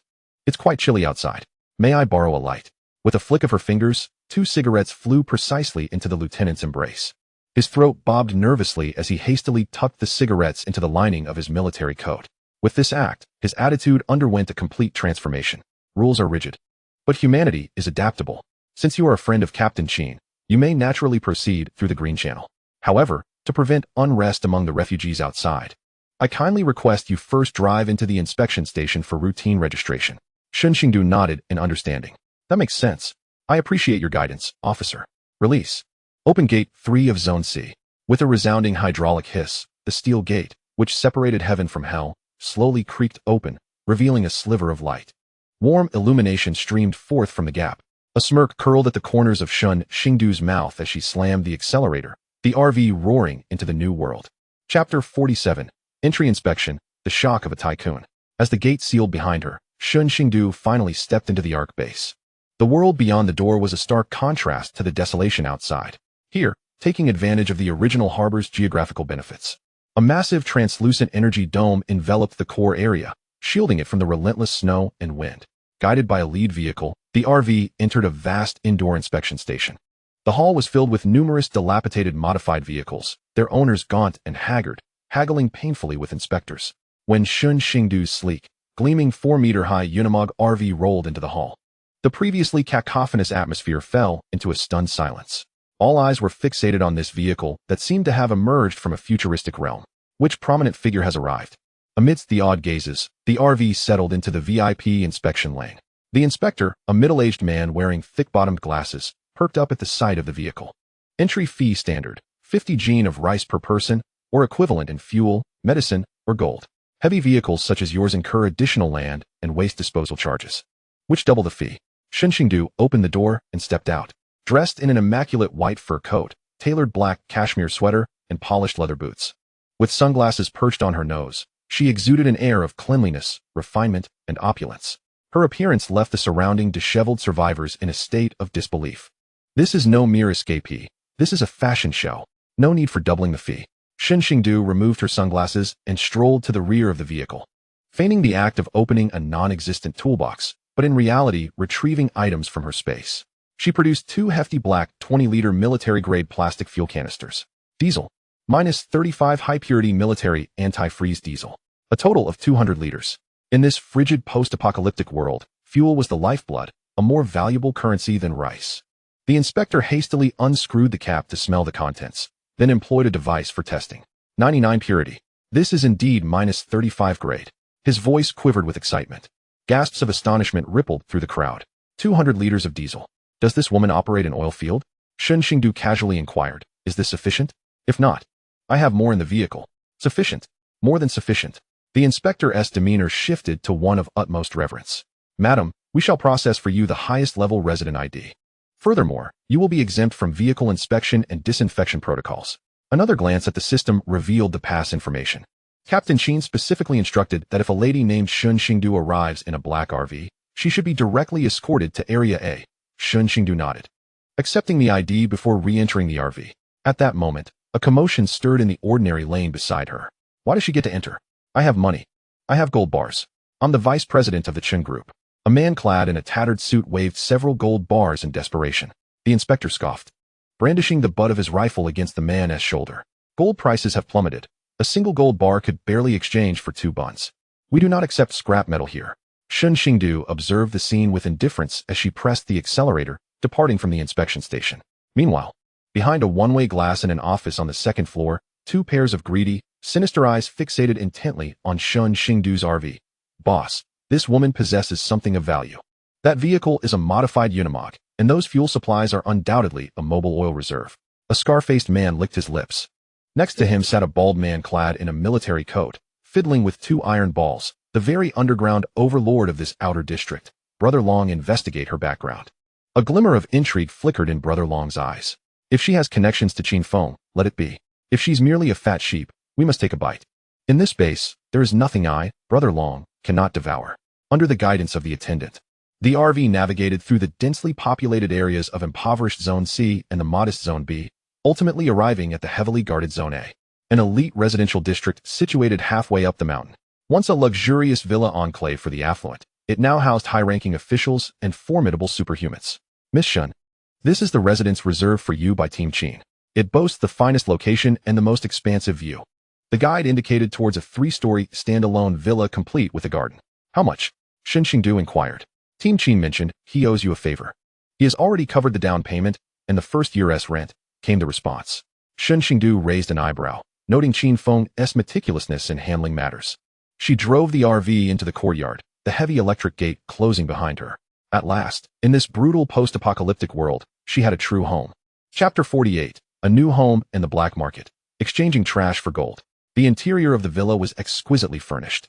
Although a thin layer of dust had settled, the essential fixtures remained intact. What pleased Shen Xingdu the most was the presence of underfloor heating, though it hovered around a mere 10 degrees in such frigid conditions. It was nothing short of royal treatment. System, activate the whole house cleaning mode. Shen Xingdu released several intelligent housekeeping robots from her spatial compartment. Meanwhile, she commenced the crucial task of fortifying her defenses. She installed infrared sensors and high-voltage electric nets atop the towering walls, set up 2 automated turret guns on the roof, and even buried motion sensor landmines within the grass of the courtyard. Once everything was in place, she comfortably sank into the sofa, clutching a hammer while sipping a cup of hot cocoa. The following morning, Shen Xingdu resolved to venture out, eager to explore the fabled underground black market. She donned a relatively low-profile tactical jacket and military boots, wielding her hammer as she arrived at the trading center situated underground in Zone B. Upon entering, she was immediately enveloped by a cacophony of voices and a melange of odors. Here, one could find an array of goods, fresh skewers of mutated rat meat, 2 points per skewer, heirloom jade bangles, imperial green, trade for a bag of flour.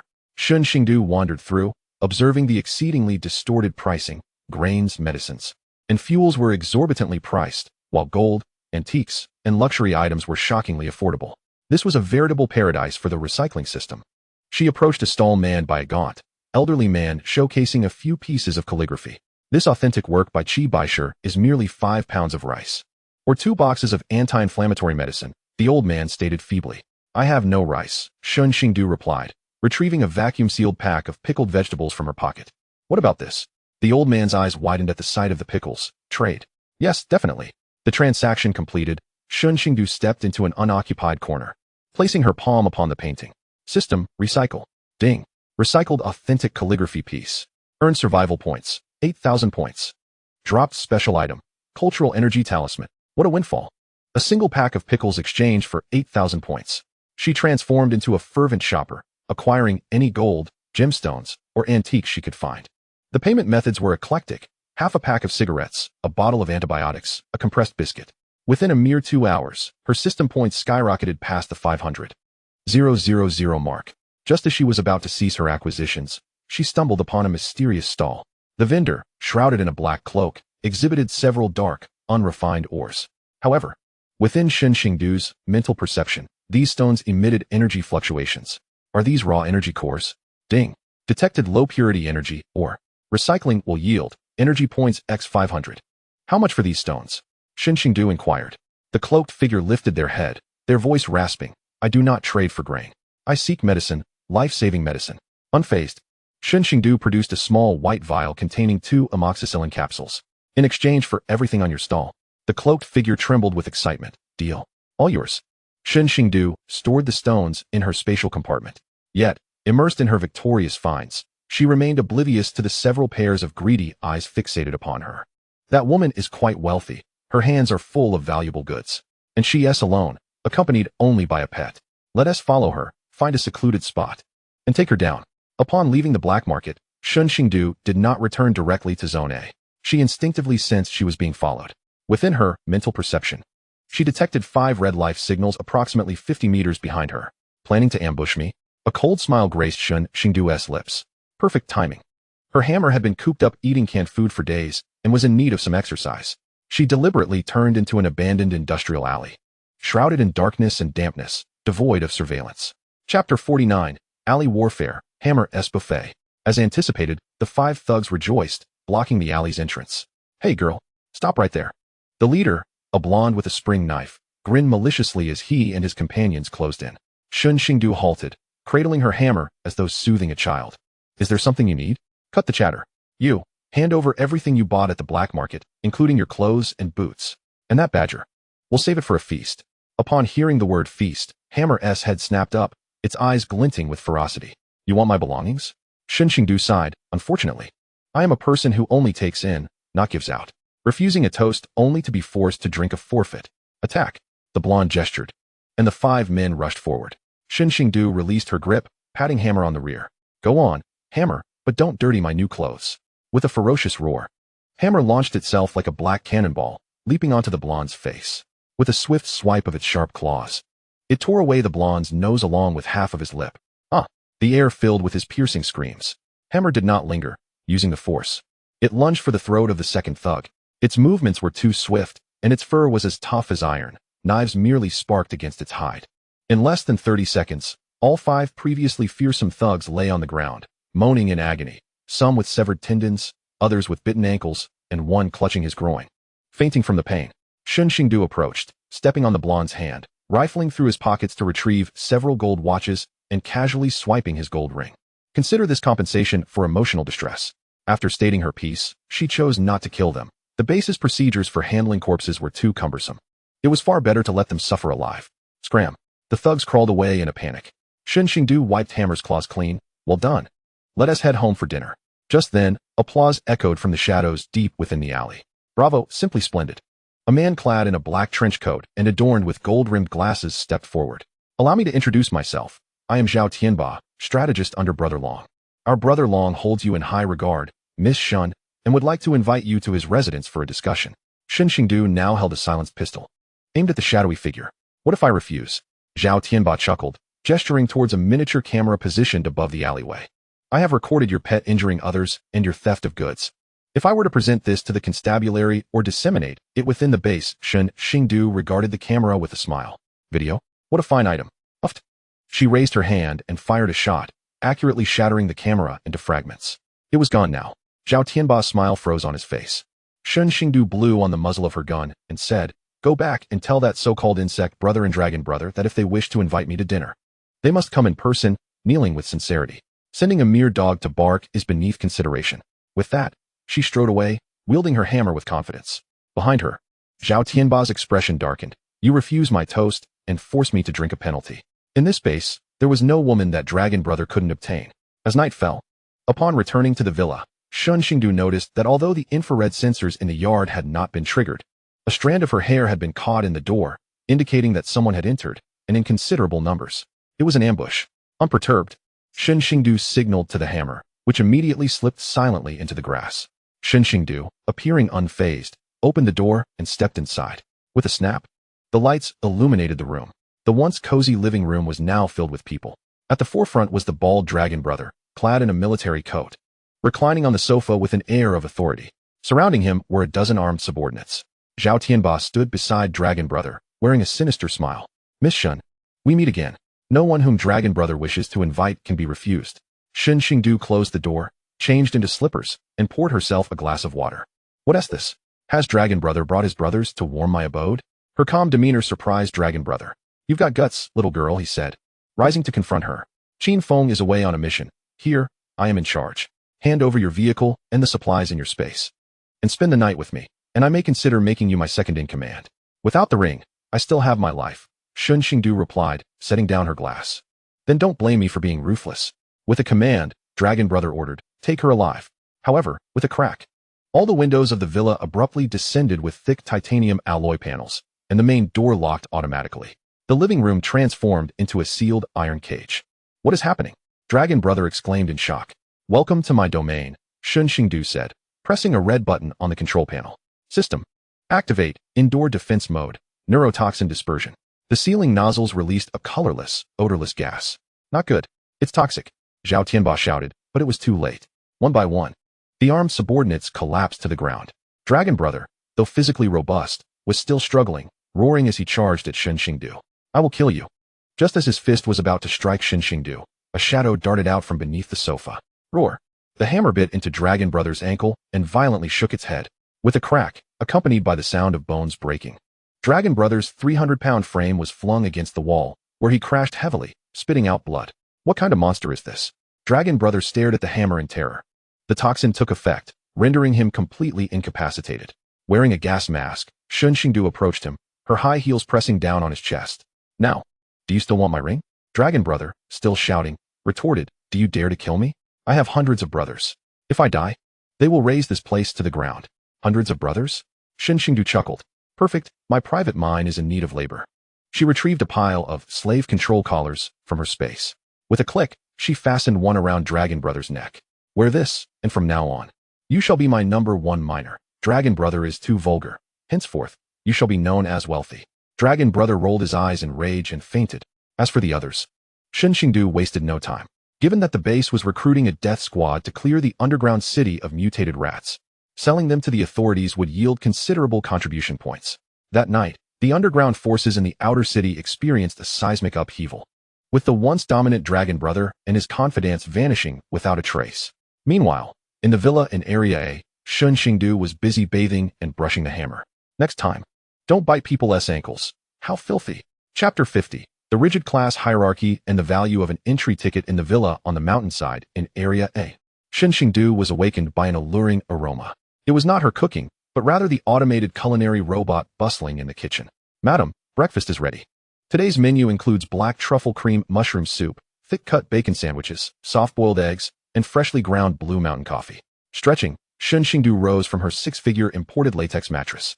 The indoor temperature control system maintained a comfortable 24 degrees, starkly contrasting the -60 degrees of the frigid hell outside. Barefoot, she stepped onto the soft wool carpet and approached the floor-to-ceiling window. Even within the confines of the base, the chasm of class disparity was evident. Below in Area A, lush greenery thrived, despite being composed of cold-resistant, genetically modified plants. The roads were wide and tidy, with each villa emanating an aura of wealth and power. In stark contrast, at the foot of the mountain, separated by barbed wire, lay areas B and C. There, overcrowded, gray matchbox-like buildings were haphazardly stacked together, with countless individuals scurrying in the cold wind, akin to ants, in a desperate struggle for survival. Such was the reality of life in the apocalypse, Shen Xingdu mused. Before turning to freshen up, on the sink, a full set of SK2 skincare products was neatly arranged. In an era where even water was precious, she still maintained her skincare routine morning and night. After all, Living beautifully was a form of defiance against the apocalypse. After breakfast, as Shen Xingdu prepared to groom the hammer, the doorbell rang from outside the yard. The surveillance showed a young officer in crisp military attire, holding an embossed golden envelope. "Good day, Miss Shen. I am Second Lieutenant Zhang, the aide to Captain Qin Feng." Shen Xingdu opened the gate to let him in. As he entered the yard, although he kept his gaze straight, he couldn't help but be taken aback by the menacing defensive installations that adorned the premises. Especially the honey badger lounging in its kennel, gnawing on a raw bone with a fierce gaze that made his legs feel weak.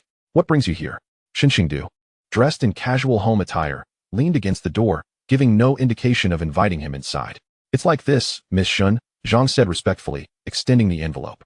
"Tonight, there will be a high-profile resource exchange auction in the core administrative area of the base.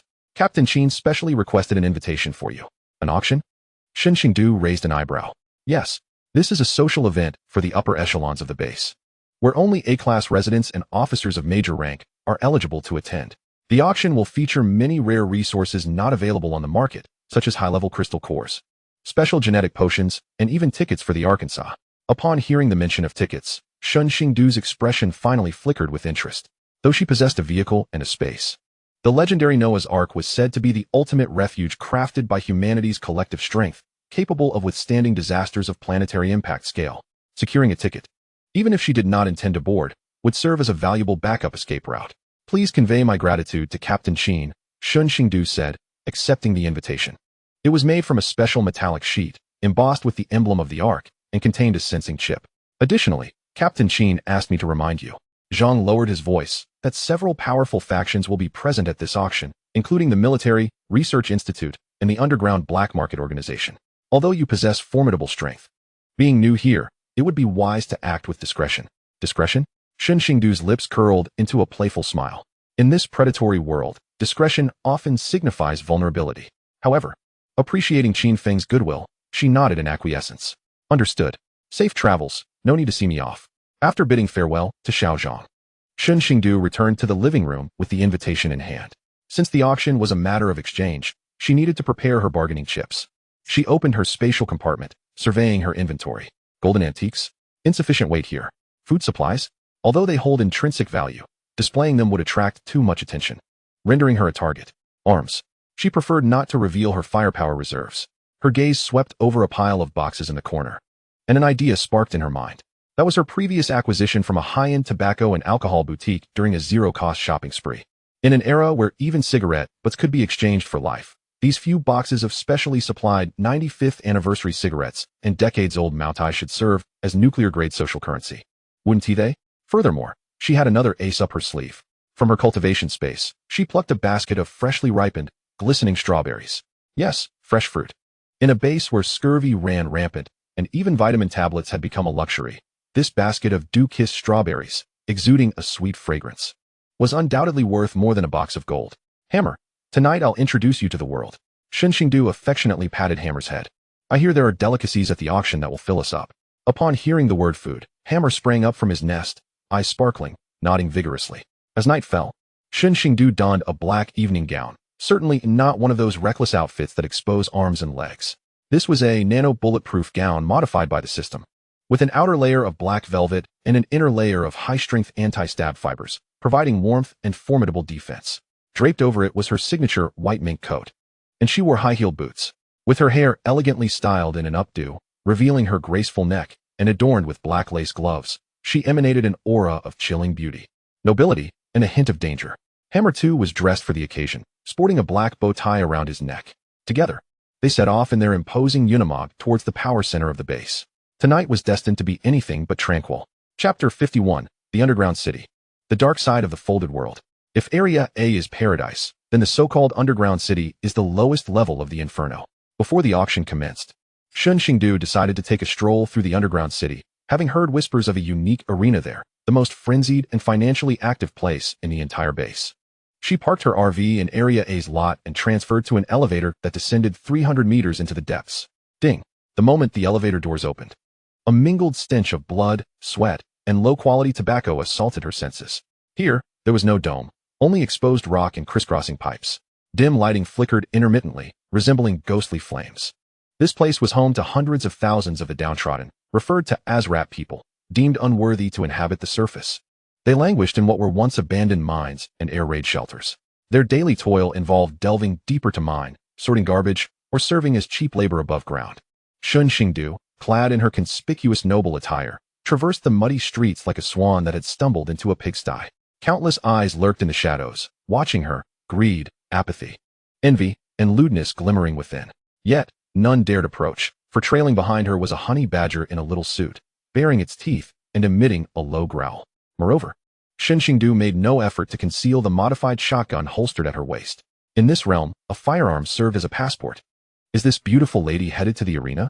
A child, emaciated and monkey-like, suddenly darted forward, his face alight with eagerness. Lead the way. Shen Xingdu tossed him a piece of chocolate. The child caught it, inhaled its scent, and nearly knelt in gratitude. Thank you. Thank you, noble one. This way, please. Under the child's guidance, Shen Xingdu navigated through a labyrinth of alleyways until they arrived at a massive iron door. Four burly men armed to the teeth stood guard, their gear indicating they were regular soldiers, but the insignia revealed their allegiance to the dark web. Entry fee, 100 points. One of the guards coldly blocked her path. Shen Xingdu swiped her card. Qin Feng had generously loaded it with points. The door swung open, and a cacophony of sound rushed out like a tsunami. Kill him. Kill him. Snap his neck. I've wagered 100 points. Win for me. It was a vast underground beast-fighting arena. At its center stood a 50-meter diameter iron cage, surrounded by tiered seating packed with frenzied spectators. Among them were well-dressed elites and bare-chested gamblers. At that moment, a brutal fight unfolded within the cage. One side featured a burly man wielding an iron shield and a cleaver, while the other was a mutated giant hyena. Blood stained the sandy floor. The man's arm had already been bitten off, yet he continued to swing his blade in desperation. The hyena, though slashed and gutted, felt no pain. Driven by its primal ferocity, with a feral growl, the hyena lunged, sinking its teeth into the man's throat. Snap! The man crumpled to the ground, twitching briefly before lying still. A wave of disappointment and curses erupted from the stands, with countless discarded betting slips raining down. Trash. Lost again. It's too weak. Shen Xingdu observed the scene from her elevated box, her expression impassive. This was the entertainment of the apocalypse. Cruel, bloody, yet capable of thrilling the numbed senses. Hammer. Do you wish to join the fray? She sensed Hammer quivering at her feet, not from fear, but excitement. As a honey badger, he was born for battle. Though well-fed and cared for since following Shen Xingdu, his primal instincts had long been suppressed. Now, with the potent scent of blood in the air, his combat genes awakened. With a fierce gaze, Hammer fixated on the victorious hyena feasting on its fallen opponent. Just then, the announcer's voice boomed over the loudspeakers. Next match. The main event is here. Our reigning champion, the iron-armored Tyrannosaurus from the wasteland, has won 10 consecutive battles. Is there any brave soul willing to challenge it? The prize pool has reached 50,000 points, plus a precious gene enhancement serum. As the gate on the opposite side of the cage swung open, a massive lizard emerged. Measuring over 4 meters in length, its body covered in black scales and green venom dripping from its jaws. The mere presence of this creature silenced the crowd with a palpable aura of dread. A third-tier mutated beast. This was a monster capable of effortlessly slaughtering an entire armed squad. Is there anyone brave enough to challenge? If not, today's prize will be sealed. The announcer called out. No one dared respond. To face such a creature was tantamount to courting death. Shen Xingdu glanced at the formidable lizard. Ding. Detected third-tier mutated organism. Recycling value, high. Crystal core attributes, poison and defense. She then cast a look at the eager Hammer. The honey badger. A creature inherently immune to most toxins, possesses a remarkable prowess for subduing various flamboyant reptiles. With an offer of 50,000 points, one could acquire a potion. Shen Xingdu stroked her chin, contemplating the lucrative prospect. She raised her hand, her cool voice slicing through the clamor. I hereby enlist. The crowd erupted in astonishment, all eyes fixating on the woman clad in an evening gown, draped in a fur coat, accompanied by her diminutive pet that barely stood half a meter tall and sported a bow tie. Huh, is this woman out of her mind? Sending a badger to confront a mutated iguana? That's akin to offering a snack. They scoffed. Beautiful lady, don't be reckless. A loss could mean a gruesome demise. Unperturbed by the mockery, Shen Xingdu merely smiled faintly. She knelt, unfastening the bow tie from her companion. Hammer. Go forth, Hammer. Remember, avoid the head. I have use for that. The rest is yours. Chapter 52. The Arena Debut. The Flat-Headed Brother Teaches a Lesson. Bet locked in. Bet locked in. Armored Tyrannosaurus. Odds 1101. Challenger. Suit-wearing thug. Odds 1,100. The betting frenzy erupted instantaneously. Almost every spectator wagered on the mutated iguana, save for a handful of adventurous speculators who placed their bets on Hammer. Approaching the betting desk, Shen Xingdu produced a black card. 100,000 points, wagered on Hammer's victory. The attendant, trembling, stammered, 100,000? Miss, are you certain? If you lose, spare me the pleasantries. Swipe the card. Shen Xingdu's confidence rendered those around her dumbfounded. 100,000 points. That could secure several lives in the Undercity. With the clang of a gong, the match commenced. The iron cage sealed shut. Within the colossal arena, only two figures remained. The 4-meter-long armored iguana, languidly sprawled on the ground, flicking its forked tongue, cold vertical pupils fixated on the diminutive creature that barely matched its claws in size. To it, this was merely a morsel. Conversely, Hammer stood upright, its forepaws clasped behind its back, the distinctive flat head glinting under the arena lights. With a roar, the iguana launched its assault. Despite its cumbersome appearance, it possessed explosive power, propelling itself like a tank, jaws agape, intent on devouring Hammer whole. The audience held their breath, some even shielding their eyes, reluctant to witness the impending carnage. Yet, in the fleeting moment before the iguana's maw closed, Hammer sprang into action. Instead of retreating, it charged toward the iguana. In the instant of contact, it executed a deft slide, slipping beneath the iguana's belly. The iguana missed, its massive jaws gnashing at dirt. Then came the horrifying sound of tearing flesh as Hammer's claws, honed by the system to rival Wolverine's, raked across the iguana's relatively soft underbelly. Though the iguana boasted formidable defenses, Hammer's claws could slice through steel. 3 gaping wounds erupted, exposing bone, as dark blood gushed forth. With a pained wail, the iguana writhed, its massive tail sweeping like an iron whip, attempting to crush the little creature beneath.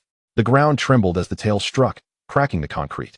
But Hammer had already leapt away, a shadowy specter darting around the iguana's colossal frame. The iguana unleashed a torrent of green venom. It's over. That's corrosive acid, gasped the audience. The venom splashed onto Hammer, emitting wisps of smoke, singeing patches of fur. Yet, Hammer merely shook off the toxin, even licking its lips with a look of mild irritation, as if to say it was merely spicy. Honey badger attribute, toxin immunity, plus addition. The iguana was taken aback. What manner of creature is this? Unfazed by poison? Seizing the moment of the iguana's bewilderment, Hammer launched a full-scale assault. It leaped onto the iguana's back, claws gripping the seams of its scales, and instead of biting, it tore at the iguana's nape with the fervor of a drilling machine. The iguana thrashed violently, attempting to dislodge the tenacious Hammer, but it clung on as if glued. Its teeth shattered scales, severed muscle, and targeted the spinal cord. 2 minutes later, with a resounding crack of bone, the iguana's massive body convulsed violently before collapsing, incapacitated and unable to rise again. Though it was not dead, its central nervous system had been severed, rendering it utterly paralyzed. Silence engulfed the arena. Spectators gaped, staring at the blood-soaked figure standing atop the iguana's carcass. Howling triumphantly at the sky, it won. That tiny creature just defeated a Tier 3 mutated beast. My money. In the next moment, the crowd erupted into deafening screams. Some lamented their losses, while others fervently worshipped the victor. Shen Xingdu, observing from her box, allowed a slight smile to grace her lips. Well done. She descended from the platform, approaching the iron cage. Upon seeing her, Hammer leapt down from the iguana's body, scuttling to the cage's edge, nuzzling the wire mesh like a child seeking praise. The staff opened the cage door. Shen Xingdu stepped inside, directly confronting the paralyzed iguana. System, retrieve. With a wave of her hand, the 4-meter-long beast vanished into thin air. Boom. This display of spatial manipulation ignited another wave of astonishment throughout the arena. A spatial ability user. Moreover, one capable of containing living beings. In the apocalypse, the powerful are always revered. Ignoring the gazes of the crowd, Shen Xingdu made her way to the prize exchange. With principal and interest, 10 million points. The manager handling the exchange wiped the sweat from his brow, his hands trembling. This was a month's worth of liquid capital in the black market. Miss, we must consult with our boss. No need for consultation. A deep voice resonated from the second floor. A man, half-masked, descended, clad in a finely tailored suit, exuding an air of danger. The very master of the Undercity. Award this lady her winnings. The man cast a penetrating gaze at Shen Xingdu. Additionally, prepare that gene potion as well. It is her due. He approached Shen Xingdu, extending his hand. I am Night Owl. A pleasure to make your acquaintance, Miss Shen. Shen Xingdu did not reciprocate the handshake, merely nodding coolly. Transaction complete. I must take my leave. She collected the box brimming with point cards and the potion, accompanied by Hammer, departing the beast arena without a backward glance. Behind her, Night Owl watched her retreating figure, a flicker of fervor igniting in his eyes. Investigate her residence. Such a powerhouse must be courted. If we cannot win her over. He narrowed his eyes, fingers gently tapping the railing. Then we shall have to obliterate her. Chapter 53, The Secrets of the Ark, The Fallen Professor. With 10 million points and the lingering thrill of victory, Shen Xingdu exited the Undercity. With an hour remaining before the auction commenced, she chose not to hasten back to the surface, but instead wandered through the slums of Area B. Here resided many intellectually gifted yet physically frail individuals. In the early days of the apocalypse, this group of individuals found themselves in the direst of circumstances, for they were utterly useless scholars. Shen Xingdu sought to tempt fate, hoping to salvage a few valuable talents. As she traversed a shadowy alley, she was met with the sounds of a heated altercation. Old fool, hand over your belongings. Otherwise, we'll break your legs today. A band of ruffians surrounded an elderly man, his hair a stark white, clad in a tattered lab coat, delivering blows of fists and feet. The old man clutched a black briefcase tightly to his chest, curled up on the ground, enduring the rain of punches in silence. Stop! Shen Xingdu halted her steps. Not out of sheer benevolence, but because she felt the system prompt emanating from the briefcase the old man protected. Ding! High-value information carrier detected, encrypted hard drive. Relevant keywords: ARC project, energy core, gene sequence. Recovery value: extremely high. The ARC project? Shen Xingdu's gaze sharpened. The ruffians, upon noticing her, initially intended to hurl insults, but upon seeing the hammer at her back, their faces drained of color.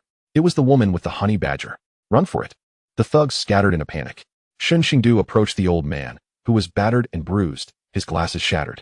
He regarded her warily, holding the briefcase closer. I have no money. I don't want money. Shen Xingdu crouched down and offered him a bottle of water. I'm here to purchase what's inside your briefcase. The old man's pupils dilated. Do you know what this is? I do not. But I suspect it could save your life and your family's. The old man fell silent. After a long pause, he managed a bitter smile. My name is Chen Guodong. I was a professor of energy science at the National Academy of Sciences. Chen Guodong. Shen Xingdu had heard that name before. In her past life, he was the chief designer of the Arc-S power system. But hadn't he vanished in the early days of the apocalypse? How had he ended up here? My granddaughter is ill. She has severe pneumonia. I need medicine. Chen Guodong spoke with trembling lips. This hard drive contains the culmination of my life's work, as well as a backup of the Arc-S power core blueprints. Those people want to steal it to gain merit. What medicine do you need? Ceftriaxone or amoxicillin? As long as it can save my granddaughter, this blueprint is yours. Without hesitation, Shen Xingdu produced a whole box of imported antibiotics from her space, along with a can of milk powder and a bag of rice. Deal. Chen Guodong gazed at the items, tears streaming down his cheeks as he trembled while handing over the hard drive to Shen Xingdu. Ding. Arc Power Core blueprints recovered, top secret. Survival points gained, 100,000 points. Unlocked new system blueprint. Micro arc reactor. Provides infinite energy for bases or mechas. Shen Xingdu took a deep breath. 100,000 points. Infinite energy. What a windfall. Professor Chen Xingdu observed the elderly man devouring the compressed biscuits. Would you consider a change of work environment? I possess the raw materials for that reactor, but I lack someone capable of constructing it. Chen Guodong was taken aback. You can build the arc reactor? Not only can I build it, but I can also ensure your granddaughter lives in a warm house and drinks milk daily. The light of hope ignited in Chen Guodong's eyes. I will follow you. Shen Xingdu nodded. However, before we proceed, you must tell me, what exactly is this so-called arc? Chen Guodong glanced around and lowered his voice. It is a deception. There are not as many tickets as they claim. There is only one arc, and it has long been filled to capacity. The so-called auction, the contribution points, are all a ruse to deceive the lower-tier survivors into becoming free laborers to construct the Noah-S arc, which was always destined for only a select few. A flicker of fear crossed Chen Guodong's eyes. The arc's power system requires a special biological fuel. They are capturing people, capturing those with abilities to conduct live experiments. Shen Xingdu's heart sank. Indeed, there is no such thing as a free lunch in this world. I understand. She rose to her feet.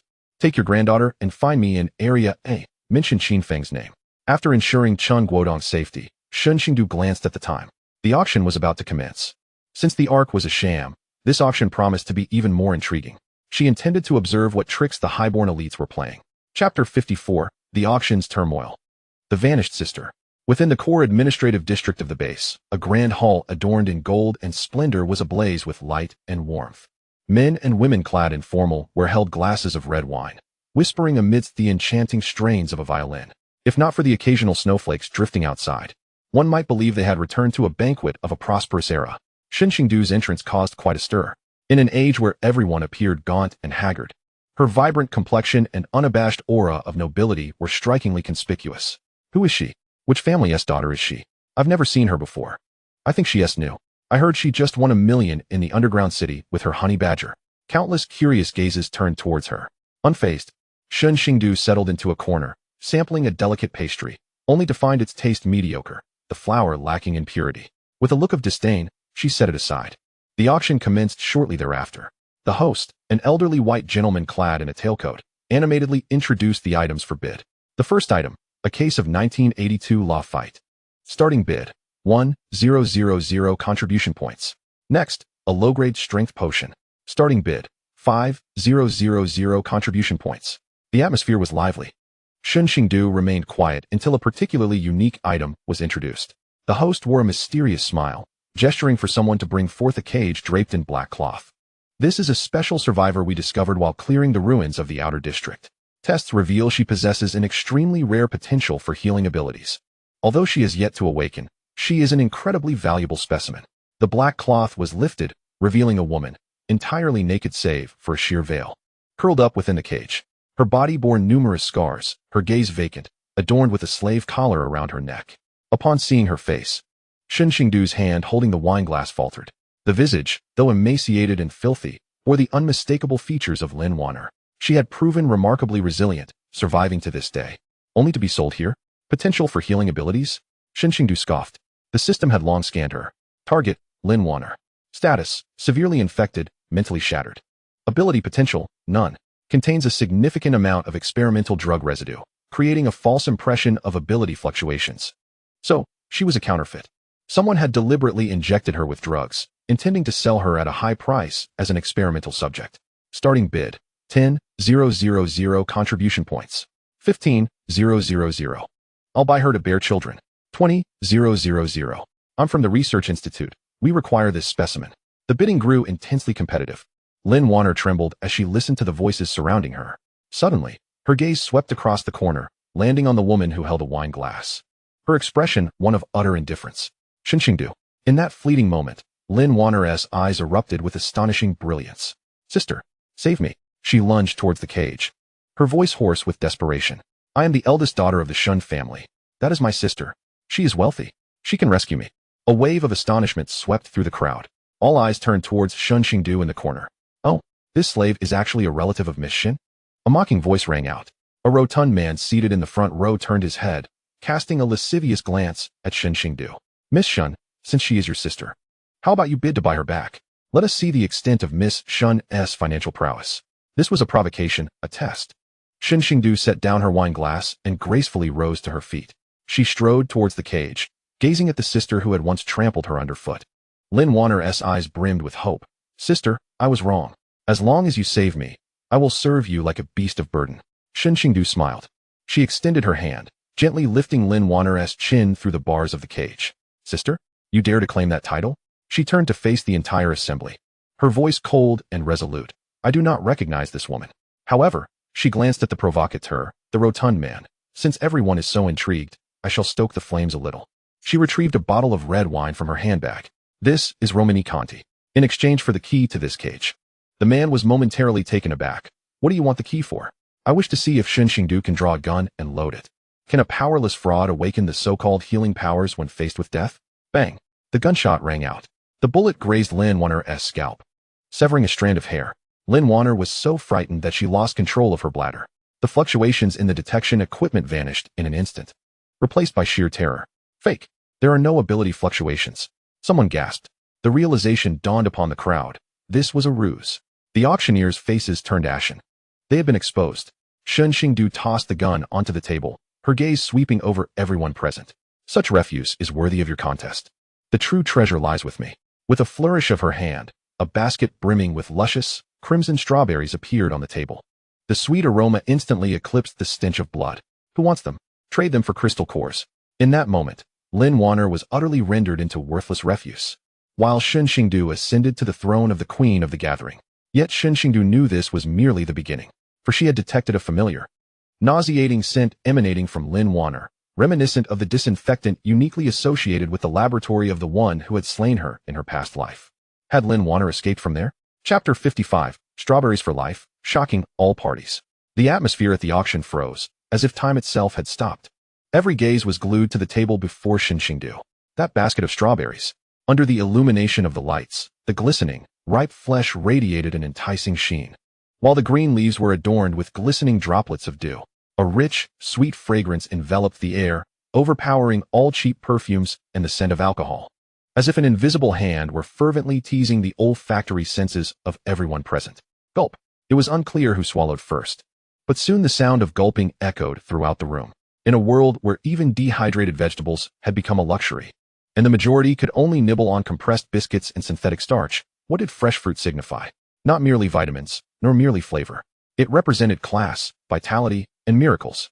The rotund man, who had just moments ago been mocking and provoking, now looked as though his eyes were about to pop out. Trembling, he pointed at the basket of strawberries. Is this real? Not a model? Not an illusion? Shen Xingdu ignored him, casually plucking the largest, ripest strawberry and, before the eyes of the hundreds of dignitaries present, gently took a bite. Crack. The crisp sound of bursting juice filled the air. Red juice stained her lips. Sweet and fragrant. A bit tart. It will suffice, Shen Xingdu remarked nonchalantly, then fed the remaining half of the strawberry to her companion, Hammer. Hammer gobbled it down in one bite, licking his lips with apparent relish. Such a waste. Some in the audience nearly fainted from the heartbreak. That half strawberry could fetch a woman on the black market, and she fed it to a badger. I want it. That basket of strawberries is mine. The rotund man reacted first, frantically raising his bidding paddle. 50,000 contribution points. No, 80,000. 100,000. I bid 100,000. I offer a third-tier crystal core. The bidding war drowned out any previous discussions concerning Lin Warner, who remained trapped in her cage, utterly disregarded and slumped within. Her eyes filled with despair and emptiness. Shen Xingdu gazed at the frenzied crowd, a cold smile playing on her lips. I lack for contribution points. She toyed with a strawberry in her hand. I seek high-tier crystal cores. 5 strawberries for 1 third-tier core. For a 4th-tier core, the entire basket is yours. The room fell silent. A 4th-tier core? Such a legendary item. Even the strongest ability user in the base had only just grazed the threshold of 4th tier. And 4th-tier mutated beasts were a nightmare to encounter. What? None. Shen Xingdu raised an eyebrow, then settled for 3rd tier. That rotund man. I noticed the ring on your hand is rather fine, embedded with a 3rd-tier power crystal core, is it not? The man froze, quickly covering the ring with his hand. For it was his life-saving trump card. Yet, under the temptation of the strawberries and the envious eyes surrounding him, he gritted his teeth and, after a moment's hesitation, removed the ring and tossed it over. Deal. Give me 5. Shen Xingdu casually tossed 5 strawberries to him. The man seized them like a treasure, not even bothering to wash them, and stuffed them into his mouth, his face radiating an expression of euphoric bliss. This is the taste of life. With the first brave soul having taken the plunge, the subsequent transactions flowed seamlessly. Within a mere 10 minutes, Shen Xingdu had exchanged a basket of strawberries for 6 third-tier crystal cores and several vials of rare genetic potion materials. This auction had transformed entirely into Shen Xingdu's personal showcase. After the auction concluded, Shen Xingdu departed with Hammer, escorted by the masked head of the dark web. Miss Shen, your performance today has truly opened our eyes. The man, his voice respectful yet inquisitive, inquired. Might I ask if Miss Shen has any more of such high-quality fruit? Our dark web is willing to purchase them at a premium for the long term, depending on my mood. Shen Xingdu tossed those 3 words over her shoulder as she turned to board her Unimog RV. The moment the door closed, her haughty demeanor dissipated, replaced by a grave expression. System, track the whereabouts of that cage from earlier. Lin Warner, who had failed to sell at the auction, was being escorted away by several individuals clad in protective gear. Shen Xingdu had implanted a miniature tracker on her. Ding. Target is moving towards District D's abandoned industrial complex. Movement speed, 60 km/h. Projected destination, Biochemical Processing Center. District D? The area in question is a restricted zone of the base, reputedly designated for the disposal of nuclear waste and hazardous materials, and has been under lockdown for years. Lin Warner carries the scent of that laboratory. Now that she has lost her utility, she will undoubtedly be returned for termination or reclamation. Shen Xingdu revved the engine of his vehicle. Since an investigation was in order, he intended to uncover every detail. In the velvety darkness, the massive RV moved stealthily, akin to a lurking behemoth, trailing behind a black truck transporting waste. Half an hour later, at the outskirts of Zone D, amidst a desolate expanse of abandoned buildings, the black truck came to a halt before an inconspicuous underground entrance. A contingent of fully armed guards approached, verifying the passcode before swinging open the heavy lead door. Just as the truck was about to enter, a swift projectile, an arrow crackling with blue electricity, erupted from the shadows, striking the truck driver squarely in the throat. Ambush! The guards exclaimed in alarm. Yet before they could raise their weapons, a shadow leapt forward. With a roar, a hammer struck like a dark cannonball, severing a guard's neck in an instant. Then, Shen Xingdu, appearing like a wraith, unleashed a silent pistol, firing in quick succession. Thud, thud, thud.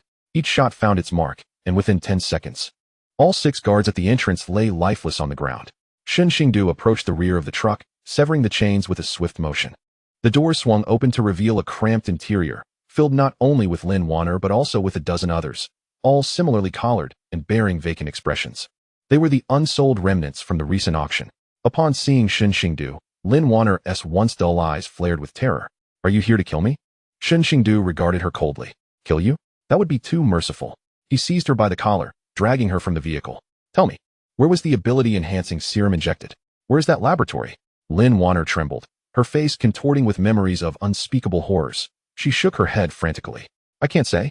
If I do, my head will explode. Refuse to speak now, and you will die. Shen Xingdu pressed the muzzle of his gun against her temple. Just as Lin Wanner was on the brink of a mental collapse, a faint electronic beep emanated from the back of her head. Shen Xingdu's pupils dilated. It was the sound of a miniature liquid bomb activating. System. Shield. She abruptly retreated, simultaneously kicking Lin Wanner towards an open space. Boom. A muffled explosion resonated. Lin Wanner's head burst apart like a watermelon, blood and brain matter splattering across the ground. Not only her, but the dozen survivors in the truck also suffered the same fate, their heads exploding simultaneously. This was a precise, remote-controlled extermination.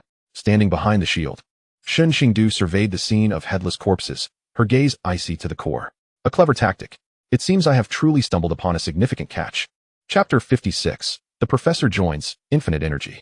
After managing the bodies at the outskirts of Zone D, all were reclaimed, converted into points. Shen Xingdu refrained from recklessly entering the underground entrance. The ability to remotely detonate chips indicated that the security and surveillance within were of a high caliber.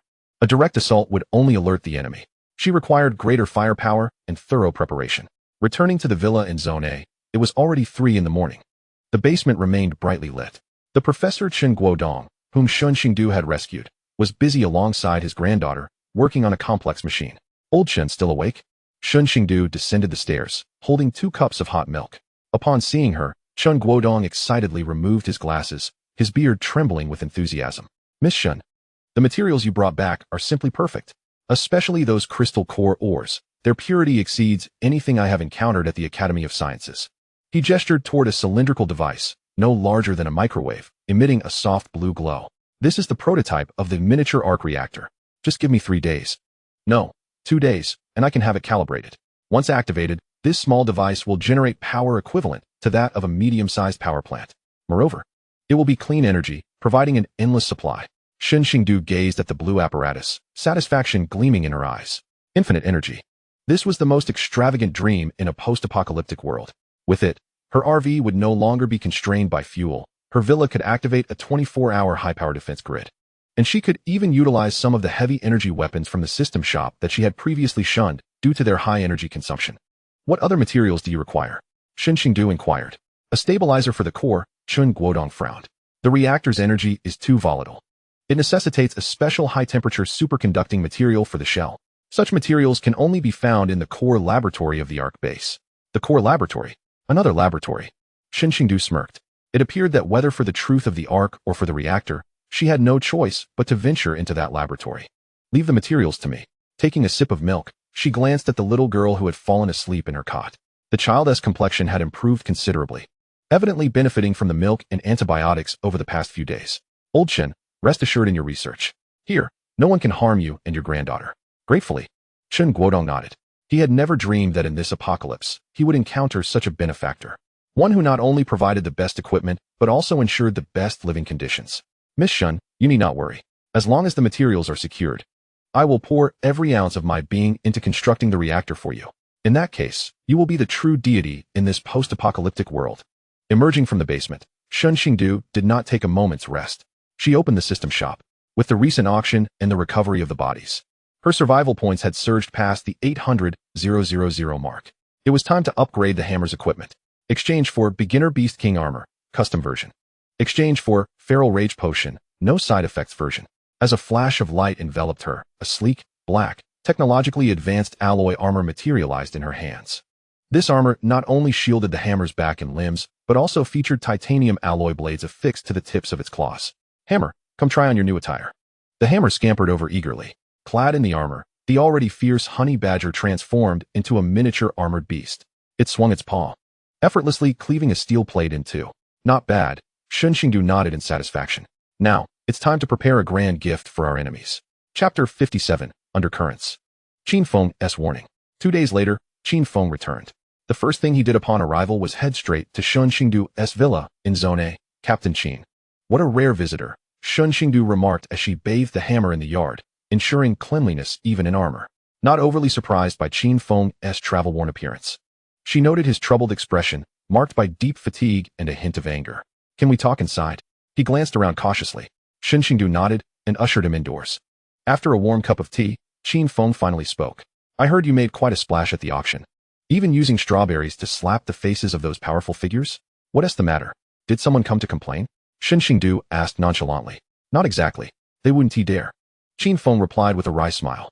You are excessively ostentatious. The upper echelons of the entire base are currently investigating your background, particularly those lunatics from the Life Sciences Institute. The Life Sciences Institute. Shen Xingdu's gaze sharpened. Indeed, they are the core department of the ARC project, wielding immense power, even surpassing that of the military. Qin Feng lowered his voice. Officially, I am on a mission to rescue survivors, but in reality, I am aiding them in capturing high-level mutated beasts. However, I have discovered that their ambitions extend far beyond mere beasts. Qin Feng's fists clenched tightly, veins bulging. They are capturing wandering abilities users. Even on my way back, I realized my aide had vanished. Ultimately, I found his nameplate on a vehicle marked for biological waste disposal. Shen Xingdu fell silent. It seems Qin Feng has also sensed the gravity of the situation. Do you know what they are doing? Shen Xingdu locked her eyes onto his.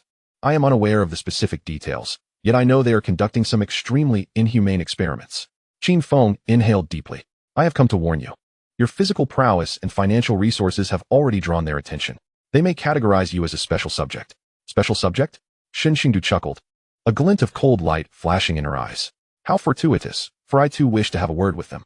She retrieved the hard drive obtained from Chun Guodong from her spatial storage, a mere copy containing only a fraction of the evidence regarding biological fuel. Take a look at this. Qin Feng, perplexed, accepted the hard drive and inserted it into his tactical terminal. A few minutes later, bang! Qin Feng slammed his fist onto the coffee table, shattering the specially treated glass instantly. These wretches. The screen displayed harrowing images and data. Living beings were tossed into a meat grinder, their biological energy extracted and injected into a reactor, while the so-called ARC tickets were merely bait to filter for high-quality fuel. This is the base you are meant to protect? This is humanity's last hope. Shen Xingdu coldly interjected. Qin Feng slumped against the sofa, his beliefs crumbling in that moment. Yet, being a seasoned soldier, he soon regained his composure. What do you intend to do? He looked at Shen Xingdu, his gaze sharpening. Since you have shown me this, you must have a plan. Quite simple. Shen Xingdu stood, moving to the window to gaze at the industrial zone shrouded in black mist in District D. Since this ship is a man-eater, we shall dismantle it. Tonight, I plan to procure supplies from the core laboratory in District D. Will you join me? Qin Feng remained silent for 3 seconds. Then, he rose and adjusted his military uniform. Count me in. However, my squad must accompany us. Those brothers have long harbored rebellious thoughts. Chapter 58. Infiltration of the Forbidden Zone, Emergence of Mutated Entities. In the dead of night, District D. This is the base's Forbidden Zone, surrounded by high-voltage electric fences and automated machine gun turrets, impenetrable as a fortress. The air is thick with the acrid scent of chemical agents, deterring even the mutated rats from approaching. 2 shadows leaped like phantoms atop abandoned shipping containers. It was Shen Xingdu and Qin Feng. The small figure known as Iron Hammer had already utilized its diminutive stature and burrowing talent to create an opening beneath the electric fence. The security level here is even higher than that of an arms depot, Qin Feng noted as he glanced at a patrolling drone. High security indicates that what lies within is valuable. Shen Xingdu activated the optical camouflage mode of her nano-combat suit, rendering her nearly indistinguishable from the night. System. Scan the underground structure. Ding. A massive cavity detected at a depth of 50 meters. Intense life reactions. Warning. Numerous unstable mutated sources detected. The entrance is over there. Shen Xingdu pointed towards a seemingly abandoned cooling tower not far away. The two avoided the patrols and infiltrated the cooling tower. Here lies a concealed freight elevator. Qin Feng produced a lock picker, swiftly bypassing the access control in 3 seconds. The elevator plummeted rapidly. As they descended, the nauseating stench of blood and disinfectant intensified. Ding! The elevator doors opened to reveal a long white corridor. On either side, behind glass walls, were enormous cultivation tanks filled with green liquid. Each tank housed a grotesque creature. Some bore 3 heads, others were covered in bone spurs. While some had transformed lower bodies resembling spiders, yet their twisted features still faintly resembled humanity. Even Qin Feng, accustomed to corpses, felt his stomach churn at this sight. This is their art project? Qin Feng gritted his teeth, transforming humans into monsters? No, these are merely failures. Shen Xingdu approached a tank containing an experimental subject with only half a body. They are attempting to create super soldiers, or rather, perfect slaves. Just then, the red alarm lights suddenly illuminated. Warning. Intruder. Warning. Intruder. We've been detected. Qin Feng raised his modified rifle. The gate at the end of the corridor swung open, and a squad of soldiers clad in full-body biohazard armor charged forth, armed with electromagnetic shotguns. Show no mercy. The battle erupted instantaneously. Rat-a-tat-tat. Qin Feng's marksmanship was impeccable, each shot striking the seams of the bio-soldier's armor. Yet, these soldiers seemed devoid of pain. Even with limbs severed, they continued charging forward like zombies. They are modified humans. Qin Feng shouted, lead the way. Shen Xingdu did not resort to her firearm. Instead, she drew the Ming Dynasty Imperial Sword, enhanced through system enchantment to increase its armor-piercing attributes. In a flash, she plunged into the fray. Swish, swish. The blade shimmered like water. Those formidable biohazard armors crumbled before the ancient sword as if they were mere tofu. With every swing of her sword, a head was severed. Her movements were graceful yet lethal, akin to a dance of death. Iron Hammer was even more ferocious, targeting the enemy's groin, using its alloy claws to sever tendons, then leaping to bite at their throats. Within 3 minutes, the entire squad of bio-soldiers was annihilated. Yet, before the two could catch their breath, roar! A deafening roar echoed from the depths of the corridor. The ground trembled as a creature towering over 3 meters, its muscles a deep crimson hue, with its right arm mutated into a massive bone scythe, burst through the heavy alloy door. A nameplate hung from its neck. Experimental Subject 001, Tyrant. A 4th-tier mutated entity. Shen Xingdu's expression finally changed. This is a monster that should only emerge in the late stages of the apocalypse. How could it be here now? Qin Feng, cover me. Shen Xingdu commanded in a low voice, advancing rather than retreating. I want that creature's core. Chapter 59. Hell on Earth, the truth of biological fuel. Bang, bang, bang. Qin Feng's heavy rifle spat flames, the specially designed armor-piercing rounds striking the tyrant, merely creating a shower of sparks. The creature's skin seemed to be coated in a layer of biological armor, impenetrable in its hardness. Damn it, it can't be pierced. Qin Feng cursed, rolling to the side to evade the tyrant's sweeping bone scythe. The scythe cleaved into the metallic wall, slicing a half-meter deep gash as if it were cutting through butter. If it struck a human, it would cleave them in two. Roar! The tyrant seemed to be lured by Qin Feng's firepower, turning around in pursuit. At that moment, a bolt of black lightning descended from the heavens. It was the hammer, clad in the Beast King armor. It utilized the wall's rebound to leap directly onto the tyrant's back. Its sharp alloy claws plunged mercilessly into the folds of flesh at the tyrant's neck. Arg! The tyrant howled in pain, thrashing wildly in an attempt to dislodge the pest from its back. A golden opportunity. A glint of cold light flickered in Shen Xingdu's eyes. She refrained from recklessly charging in. Instead, she retrieved an RPG-7 rocket launcher from her spatial domain. To use an RPG in such a narrow corridor was sheer madness. Yet as a spatial ability wielder, she felt invincible. Taste this. Whoosh boom. The rocket exploded against the tyrant's chest. A colossal shockwave reverberated through the corridor, leaving Qin Feng's ears ringing. As the smoke cleared, a significant portion of the tyrant's biological armor was obliterated, revealing a pulsating heart radiating an eerie blue glow within. Was that the energy core? In an instant, Shen Xingdu understood. This monstrosity was not a product of natural mutation. It had been deliberately implanted with some sort of power source. Its weakness was the heart. Qin Feng, aim for the heart. Understood. Qin Feng half-knelt, steadying his rifle, and aimed at the blue point of light. Bang! A sniper round struck true. The blue light erupted. The tyrant emitted a mournful wail of despair. its massive form crashing down like a mountain collapsing. Ding. Killed a 4th-tier artificial mutant. Recovering crystal core, artificial high energy. Survival points gained, 20,000 points. Shen Xingdu approached and expertly harvested the corpse. The two of them crossed over the tyrant's lifeless body, finally arriving at the innermost core of the laboratory. It was an immense hollow hall. In the center of the hall stood a colossal reactor. Countless transparent tubes connected to the reactor, flowing with a red liquid that was being continuously pumped in. Upon glancing at the source of the tubes, Qin Feng abruptly turned around and began to retch. It was a massive processing pool. The pool was filled to the brim with corpses. Some were mutated beasts, but the majority were human. A gigantic mechanical winch slowly turned, crushing, squeezing, and refining these bodies, ultimately transforming them into that red biological fuel. Above the processing pool, a conveyor belt was lined with naked, unconscious living beings, queuing to fall into the pool. Among them was none other than Qin Feng's missing aide. No! Qin Feng let out a heart-wrenching roar. He rushed forward, intent on shutting down the conveyor belt. But the control panel was locked. Shen Xingdu, save him. Hurry. With bloodshot eyes, Qin Feng frantically pounded on the glass of the control panel. Witnessing this hellish scene, even the iron-hearted Shen Xingdu felt a surge of nausea and fury rising from the depths of her soul. This was not survival. This was a demonic revelry. System. Infiltrate the control system. Ding. Cracking. Success. Emergency stop initiated. Click, click, click. The conveyor belt finally came to a halt. The aide hung suspended in midair, less than a meter from the meat grinder. Qin Feng collapsed onto the ground, gasping for breath, his back soaked with sweat. This was the truth. Shen Xingdu approached the reactor, observing the swirling red energy within. The so-called ark was merely a crematorium constructed from human flesh. She raised her sword, its blade aimed directly at the massive reactor. Such filth should not be allowed to persist. Qin Feng, would you like to see fireworks? Qin Feng lifted his gaze, his eyes brimming with a desire for destruction. Yes, the bigger, the better. Then as you wish. Shen Xingdu retrieved all her C4 explosives and several barrels of gasoline siphoned from a gas station from her spatial domain. Today, we shall cleanse this hell with fire. However, just as she was about to set the explosives, the hall's intercom suddenly crackled to life. An elderly, deranged voice echoed, "Marvelous. Absolutely marvelous. I never expected two little mice could make it this far.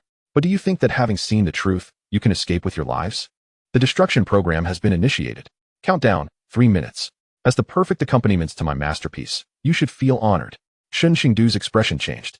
Chapter 60, Life and Death at Full Speed, the final 180 seconds. The destruction program has been activated. Countdown, 2 minutes and 59 seconds. The cold electronic voice reverberated through the vast underground hall, akin to death's countdown. Boom. The surrounding walls began to tremble, the steel plates above groaning under the unbearable strain.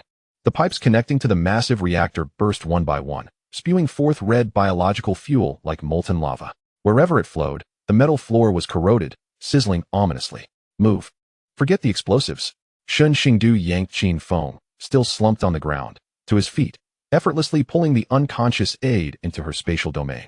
Although her space could not contain living beings, after leveling up to LV3, she had activated a temporary stasis chamber capable of holding life forms for a brief period, albeit at a great cost. Where's the exit? The elevator has been locked. Qin Feng gazed around at the sealed gates, his eyes filled with despair. That elderly voice echoed once more, laced with mockery. An exit? In this perfect grave, no exit is needed. You shall merge with my blood, becoming the nourishment for the new world. Ha! Old lunatic. Shen Xingdu cursed under her breath. She surveyed her surroundings. The conventional exits were indeed sealed. Those half-meter-thick lead alloy gates would not yield to C4 explosives within 2 minutes. However, Shen Xingdu's gaze fell upon the ceiling of the hall, at the enormous pipe used for transporting materials. Although it connected to the meat grinder, it was the only passage to the surface. Qin Feng, can you fly? Shen Xingdu suddenly inquired. What? Qin Feng was taken aback. Don't joke around. If you can't fly, then we'll take the elevator. With a wave of her hand, Shen Xingdu pulled out a snowmobile from her spatial domain. Get on. Qin Feng's eyes widened as he beheld the motorcycle that had appeared out of thin air, then looked up at the pipe opening nearly 20 meters above ground. Are you insane? How do we get up there? Hold on tight. Shen Xingdu had no time to explain. She jumped onto the driver's seat and twisted the throttle. Vroom. The nuclear engine erupted with a ferocious roar. Shen Xingdu did not charge directly at the pipe. Instead, she turned the vehicle towards the massive reactor's outer wall. The reactor's outer wall was curved, resembling a natural slope. Countdown, 1 minute and 30 seconds. Let us take a gamble. A wild glint sparkled in Shen Xingdu's eyes. The snowmobile shot forth like an arrow, racing up the reactor's curved exterior. Under the influence of centrifugal force and speed, the motorcycle began to spiral upward along the nearly vertical wall at breakneck speed. Shen Xingdu clung desperately to the handlebars, feeling as though his soul was about to fly away. This was even more exhilarating than flying a fighter jet. Now's the time. Take off. As the motorcycle surged to its apex, Shen Xingdu suddenly yanked the handlebars.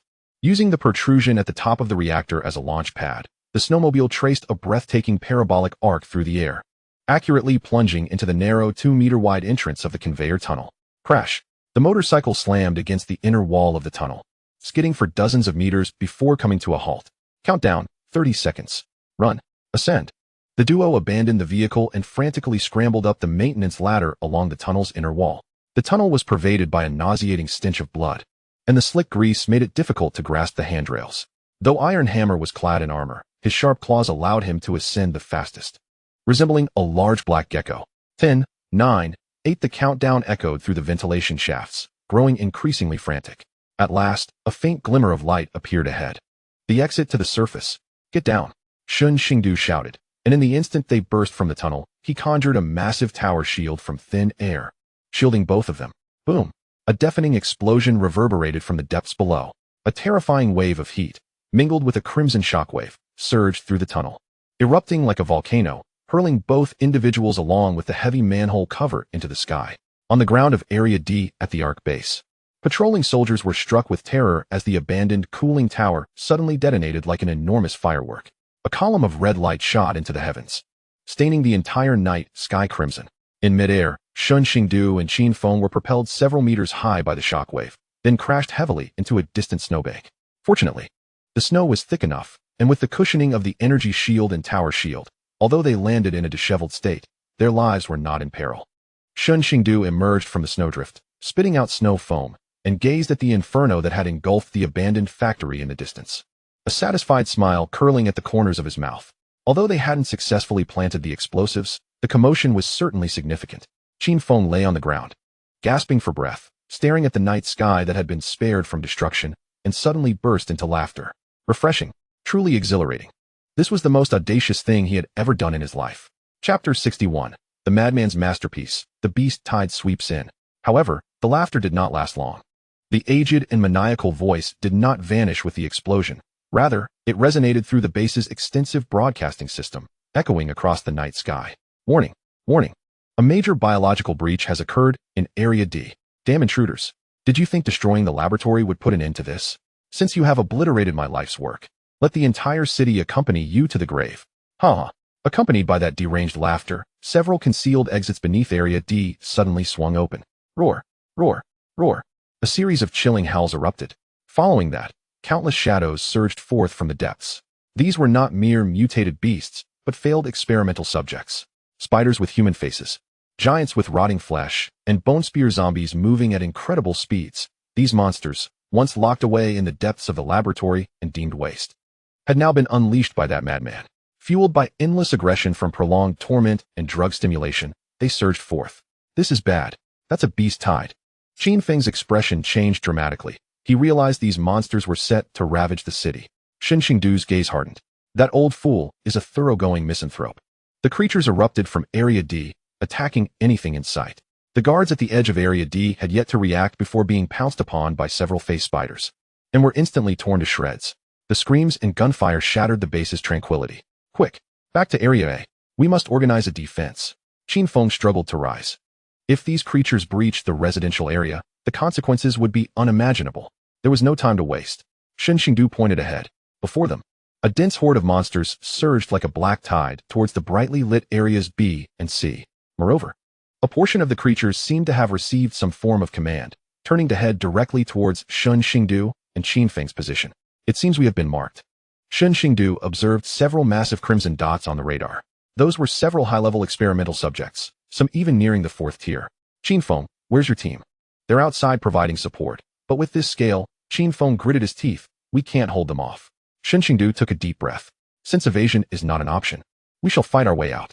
With a flick of her wrist, the snowmobile vanished.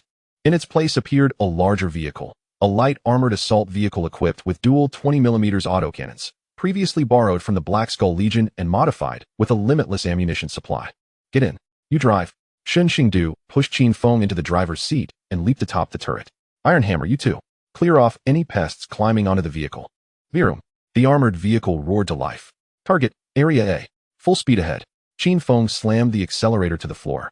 The armored vehicle barreled into the horde of monsters. Rat-a-tat-tat-tat-tat. The turret's autocannon unleashed a torrent of flame. The 20mm round struck those creatures, resulting in sheer slaughter. A chimeric beast attempting to leap aboard was cleanly severed in two, its blood and guts splattering everywhere. Come on, bring it on, beasts. Shen Xingdu commanded the turret. Her eyes cold yet fervent. In this bloody battlefield, she felt as if she had returned to her past life, struggling for survival amidst mountains of corpses and seas of blood. Yet this time, what she wielded was not a rusted machete, but the scythe of death that reaped lives. Roar! A colossal mountain of flesh obstructed their path. It raised an abandoned car high and smashed it down onto the armored vehicle. Seeking death, Shen Xingdu pivoted the cannon, aiming at the giant's head. Armor-piercing round, fire. Bang, bang, bang. The giant's head exploded like a rotten watermelon. The thrown vehicle narrowly missed the armored vehicle's roof, sending a chill down Qin Feng's spine. Shen Xingdu, be careful. The vehicle will fall apart.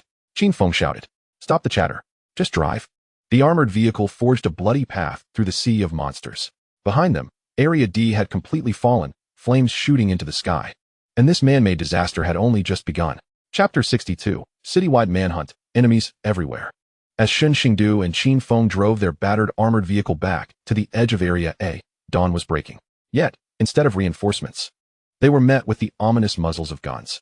At the checkpoint of Area A, hundreds of fully armed military police had already erected roadblocks and heavy machine guns. Leading them was the corpulent man who had provoked Shen Xingdu at the auction. Now, he held the position of captain of the base's military police and was a lackey of the director of the Life Sciences Institute. Halt! Shut off the engine and surrender immediately. The plump man bellowed through a megaphone, a malicious grin plastered across his face. Shen Xingdu, Qin Feng, you two are suspected of colluding with external enemies, destroying core facilities of the base, and unleashing mutated creatures to massacre civilians. You are now wanted throughout the city. Shoot on sight. What a clever trick of the thief calling out the thief. They were the ones who released the monsters. Yet they placed the blame squarely on Shen Xingdu. What to do? Qin Feng gripped the steering wheel tightly, his eyes ablaze with fury. These scoundrels. How dare they turn the tables? Shen Xingdu gazed at the roadblocks ahead, showing no intention of slowing down. Instead, she produced a chilled can of cola from the spatial pocket, popped the tab, and took a sip. A citywide manhunt? Enemies all around the globe? She chuckled. This was a script she relished.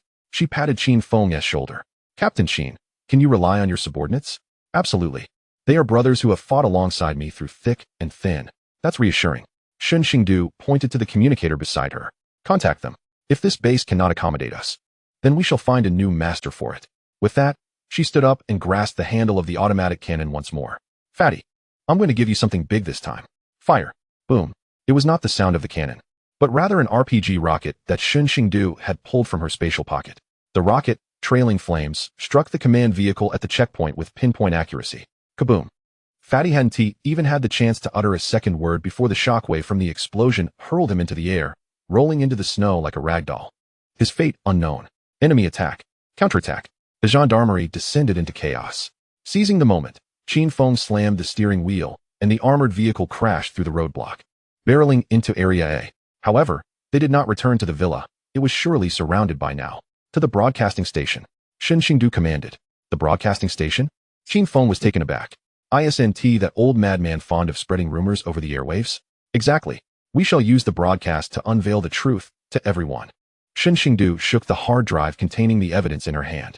Once the contents of this are aired, the entire base will know that the tickets they are fighting for are, in fact, mere passes to the crematorium.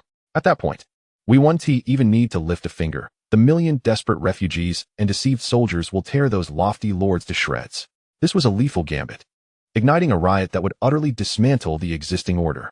Qin Feng gazed at Shen Xingdu's calm, yet almost ruthless profile, a chill coursing through him, but more so, an inexplicable thrill. All right, let's south turn this place upside down. The armored vehicle sped through the streets of Area A, pursued by a dozen police cars. Rat-a-tat-tat. Bullets rattled against the vehicle's body. Shen Xingdu suppressed the pursuers with the cannon while tossing surprises from her spatial pocket, Molotov cocktails, iron caltrops, and even barrels of lubricating oil. The pursuing police cars suffered flat tires, skidded into walls, and descended into chaos. At last, the towering broadcasting tower loomed before them.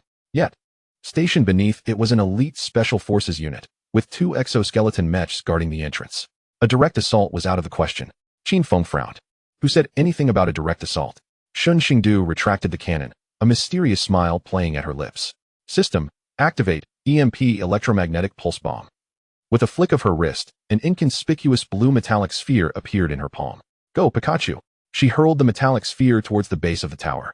Zzz. A blue electromagnetic wave instantly radiated outward. Within a 500-meter radius, all electronic devices, car lights, walkie-talkies, even the 2 exoskeleton mechs, shut down, rendered as scrap metal. Now is our chance. Charge in. The 2 leaped from the vehicle, armed with hammers, and surged into the broadcasting tower amidst the chaos and darkness engulfing the guards. Chapter 63, The Truth Revealed. Citywide riot. In the broadcasting studio at the top of the tower, several announcers trembled at the sight of the 2 Reapers entering. Please don't kill us. Get out of the way. Shen Xingdu kicked aside the obstructing announcer and inserted the hard drive into the control console. Qin Feng, guard the door. Give me 3 minutes. Don't worry, not even a fly will get through. Qin Feng set up a heavy machine gun at the entrance. Shen Xingdu's fingers danced across the keyboard, breaching firewalls, cutting off official signal jamming, and forcibly accessing all frequency broadcasting. Zzz.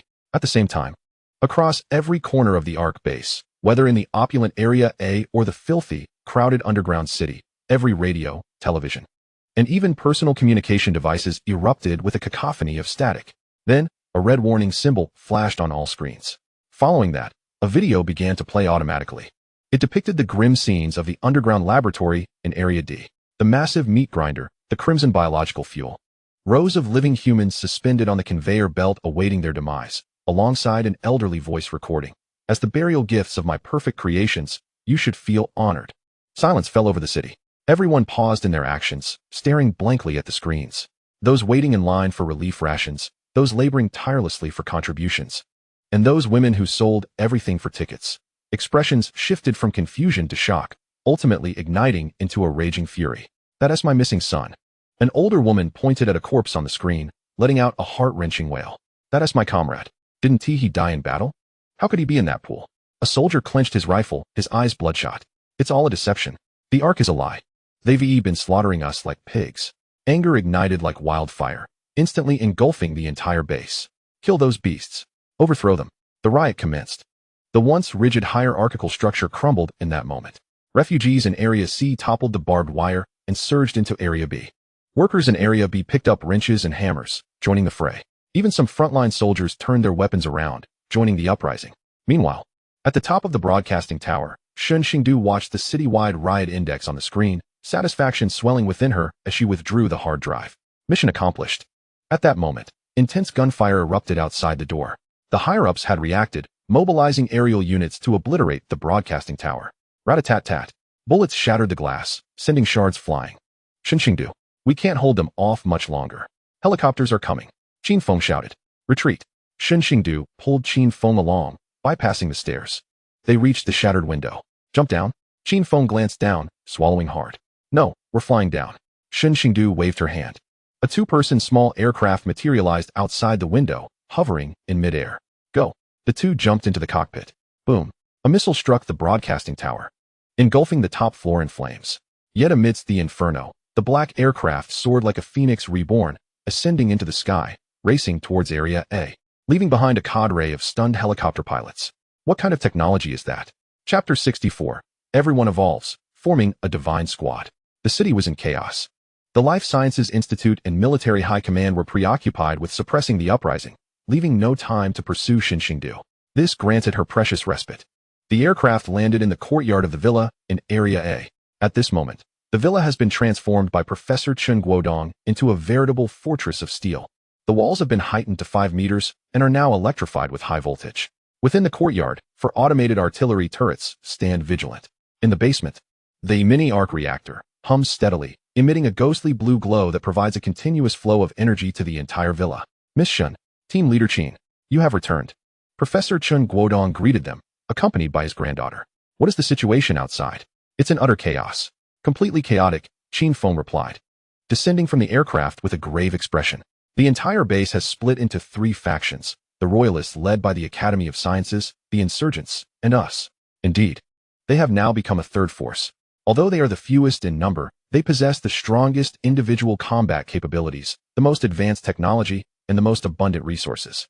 Chaos can be beneficial, Shen Xingdu remarked as she entered the house, shedding her coat, which reeked of gunpowder. Only through upheaval can we reshuffle the deck. She settled onto the sofa, her gaze fixed on the 3-dimensional map before her. Those old geezers will certainly not back down easily. They still hold trump cards, the bio-soldiers, and even more advanced mutants. Moreover, although the Ark is a ruse, the ship itself does indeed exist.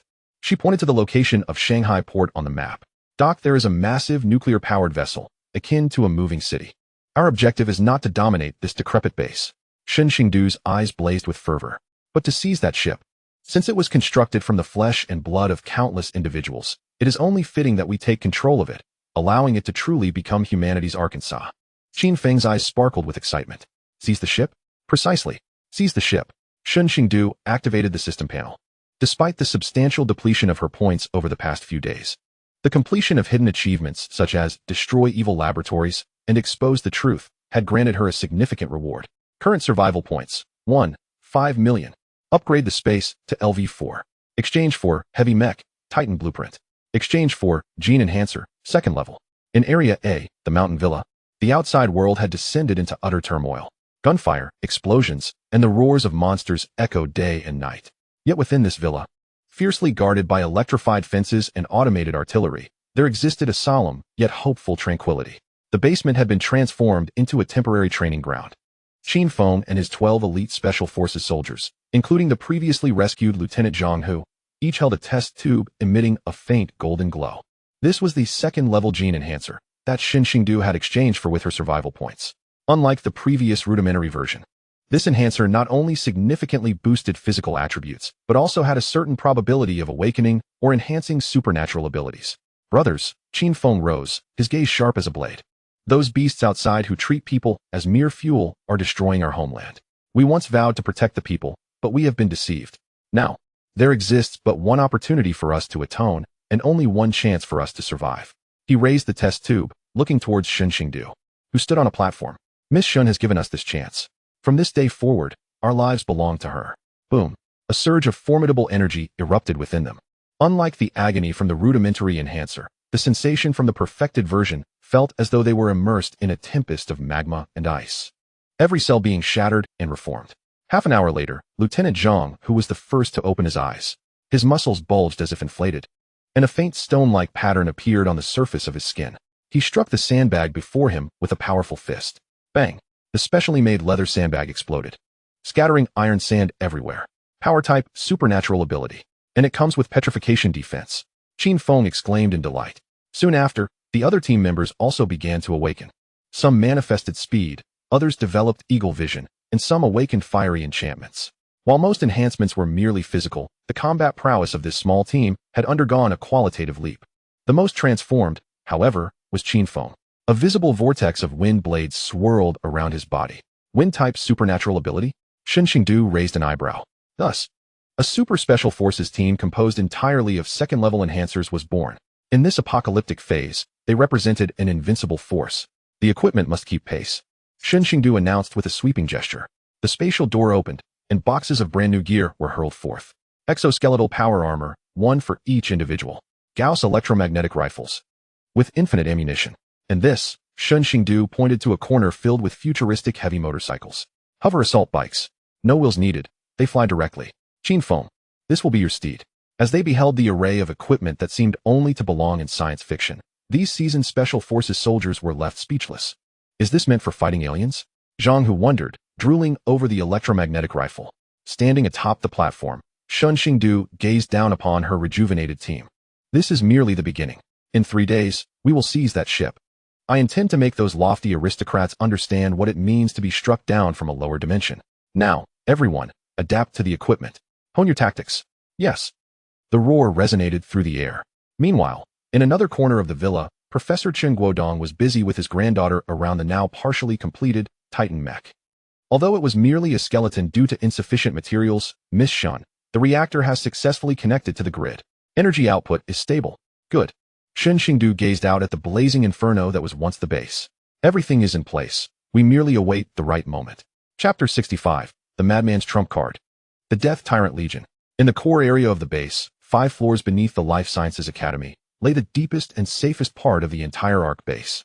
The old madman sat before a massive monitor, sipping a glass of red wine. The screen displayed the base in complete disarray. The insurgents had seized the broadcasting tower and were advancing towards the core area, while countless refugees surged against the defenses of Area B like a horde of zombies. Even his pride, the bio-soldier unit, was retreating in disarray. A swarm of ants, the old madman scoffed, taking a sip of his wine. Do they believe that by exposing the truth, they can overturn the world? Foolish. He set down his glass and pressed a black button on the table. Initiate the cleansing protocol.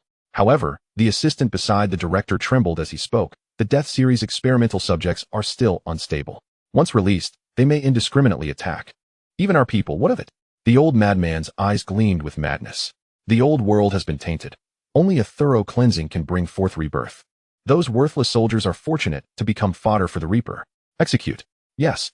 With the command given, massive, heavy gates beneath the ruins of Area D slowly creaked open. A suffocating aura of terror surged forth from the depths below. This time, what emerged was not a mere horde of failed monstrosities that could only flail about, but an army. They tower at 3 meters, their bodies enveloped in obsidian biological armor. Their right hands wield colossal bone scythes, while their left hands astonishingly integrate a biochemical thermal cannon. Their gazes are frigid, their movements synchronized, evidently retaining some vestige of combat instinct.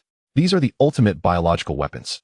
A grotesque amalgamation of advanced Esper and mutated beast genes, concocted by the old madman. There are 50 of them. Roar. 50 tyrants unleash a collective roar. The sound wave shattering the glass around them. They surge out of Zone D, not attacking the refugees, but charging directly towards the advancing main force of the insurgents. What manner of monster is this? The leader of the insurgents gazes in terror at these obsidian giants. Open fire. Rocket launchers. Blast them. Boom, boom, boom. Rockets explode against the tyrants. Yet, as the smoke dissipates, the tyrants remain utterly unscathed. That layer of black biological armor can withstand rocket fire. Zing. The tyrant raises its left hand. The biochemical thermal cannon charges. Boom. A crimson energy beam sweeps across, instantly transforming the insurgent's position into a sea of flames. Dozens of soldiers vaporize without even uttering a scream. This is slaughter. The insurgents collapse in an instant. Monsters. Demons. The once mighty insurgents begin to flee in disarray. But the tyrants are swift, wielding their bone scythes like reapers harvesting wheat, claiming lives with ease. Blood stains the snow. The old madman watches this scene unfold on the screen, emitting a pathological cackle. Do you see? This is power. This is evolution. What Shen Xingdu?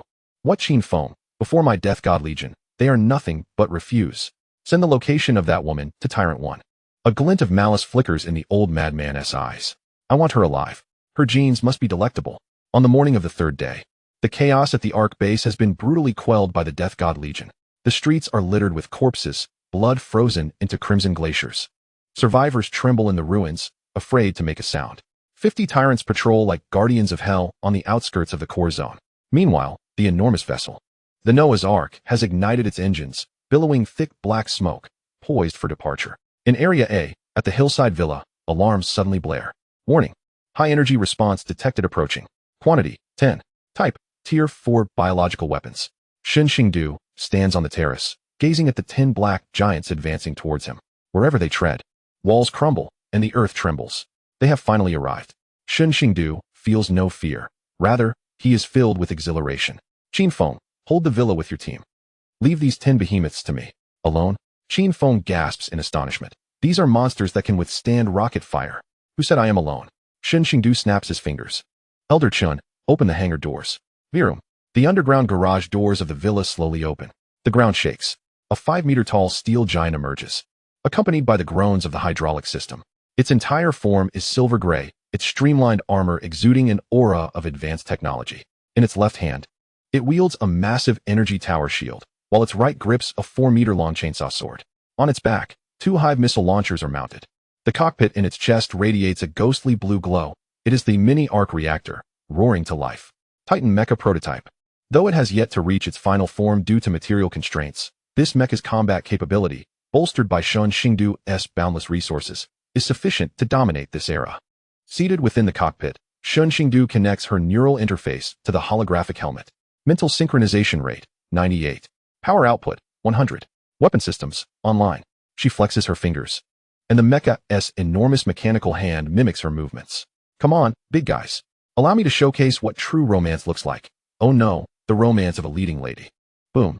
The thrusters beneath the Titan mecha unleash a burst of blue flames. The 5-meter-tall steel giant soars into the sky like a meteor, crashing towards the 10 advancing tyrants. Bang! The foremost tyrant is directly stomped into the ground by the descending mecha, its head exploding like a watermelon. Instant kill. The remaining 9 tyrants momentarily freeze, then emit furious roars surrounding her. Zing! The thermal cannons fire in unison. Shen Xingdu raises her energy shield with her left hand. Buzz! A layer of blue luminescence unfurls. 9 energy beams capable of melting tanks strike the shield, merely creating ripples. It's my turn now. Shen Xingdu maneuvers the mecha, swinging her right hand forcefully. Buzzing. The chainsaw sword whirs at high speed, emitting an ear-grating sound. A sweeping arc of silver light flashes. 3 tyrants attempting to close in are severed in half. Black blood and entrails erupt, vaporizing before they even touch the ground due to the chainsaw's intense heat. This is the supremacy of technology.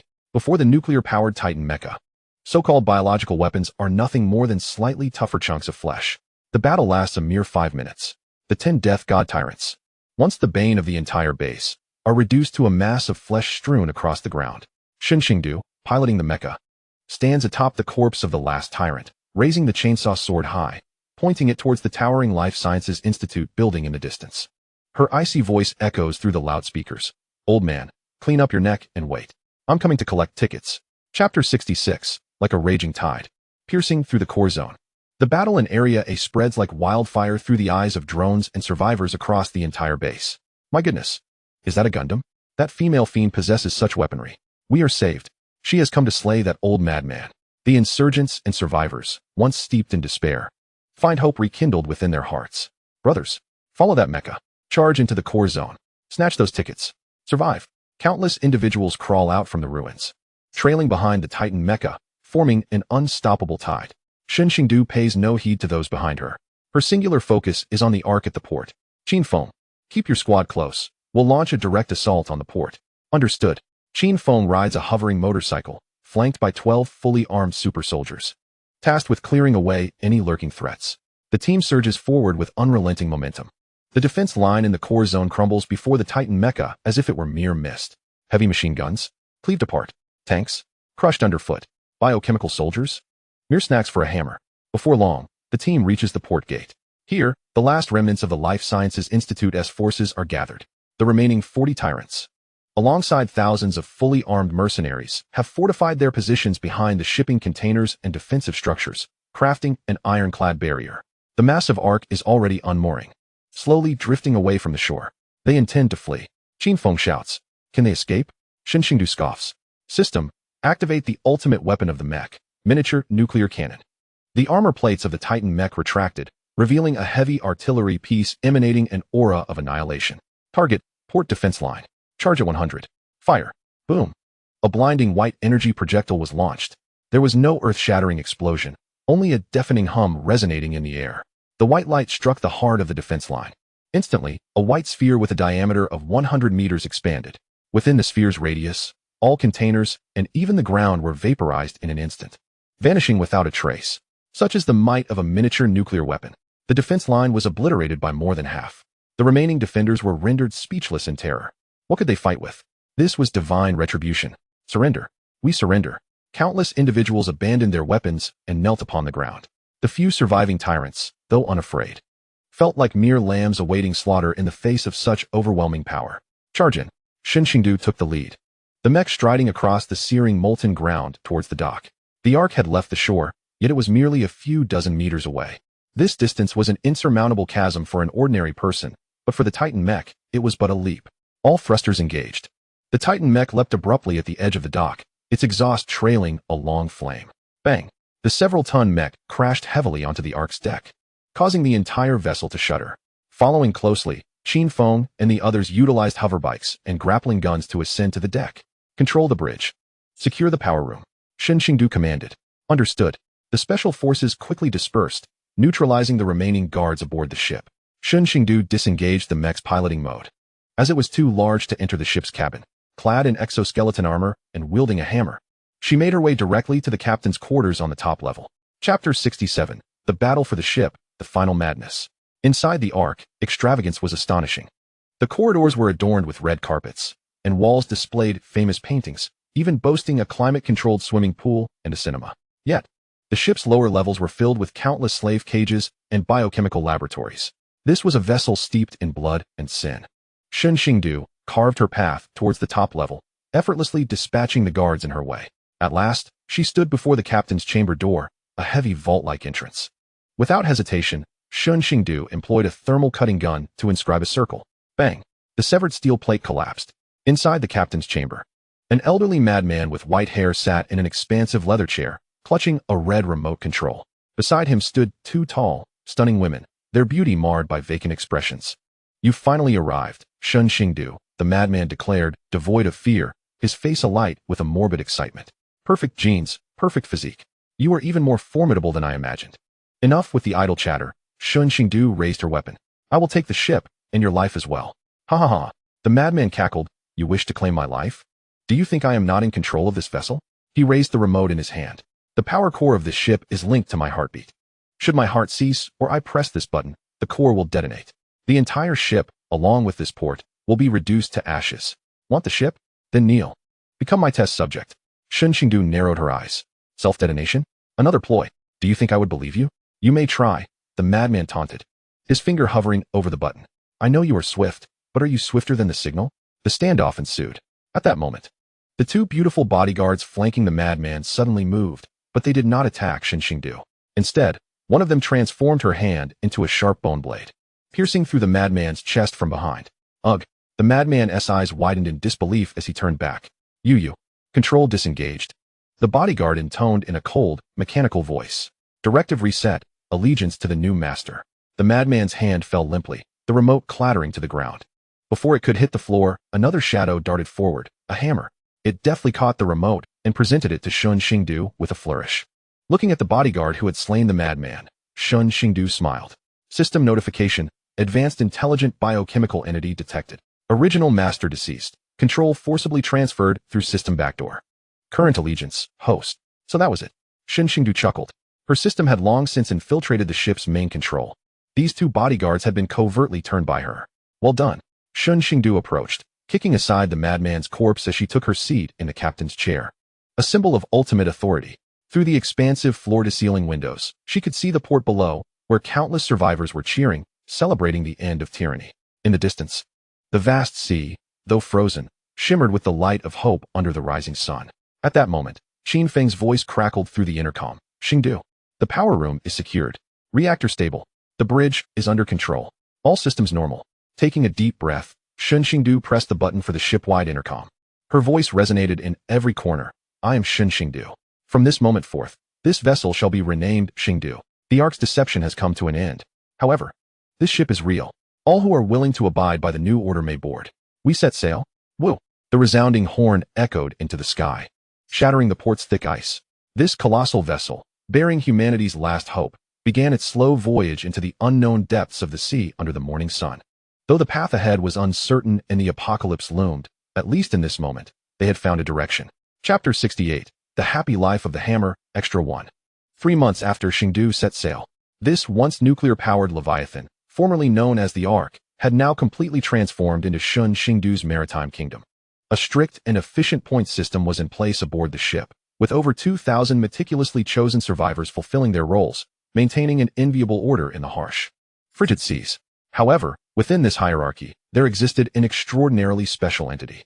Its status was unparalleled, unbound by any laws, and even subtly eclipsed that of First Officer Qin Feng, second only to the Supreme Captain, Shen Xingdu. This entity was the hammer. In the early morning, the first rays of sunlight filtered through specially designed bulletproof glass, illuminating the exclusive suite adjacent to the captain's quarters. This opulent room, approximately 50 square meters, had originally served as the first officer's lounge, but was now transformed into the hammer's chambers.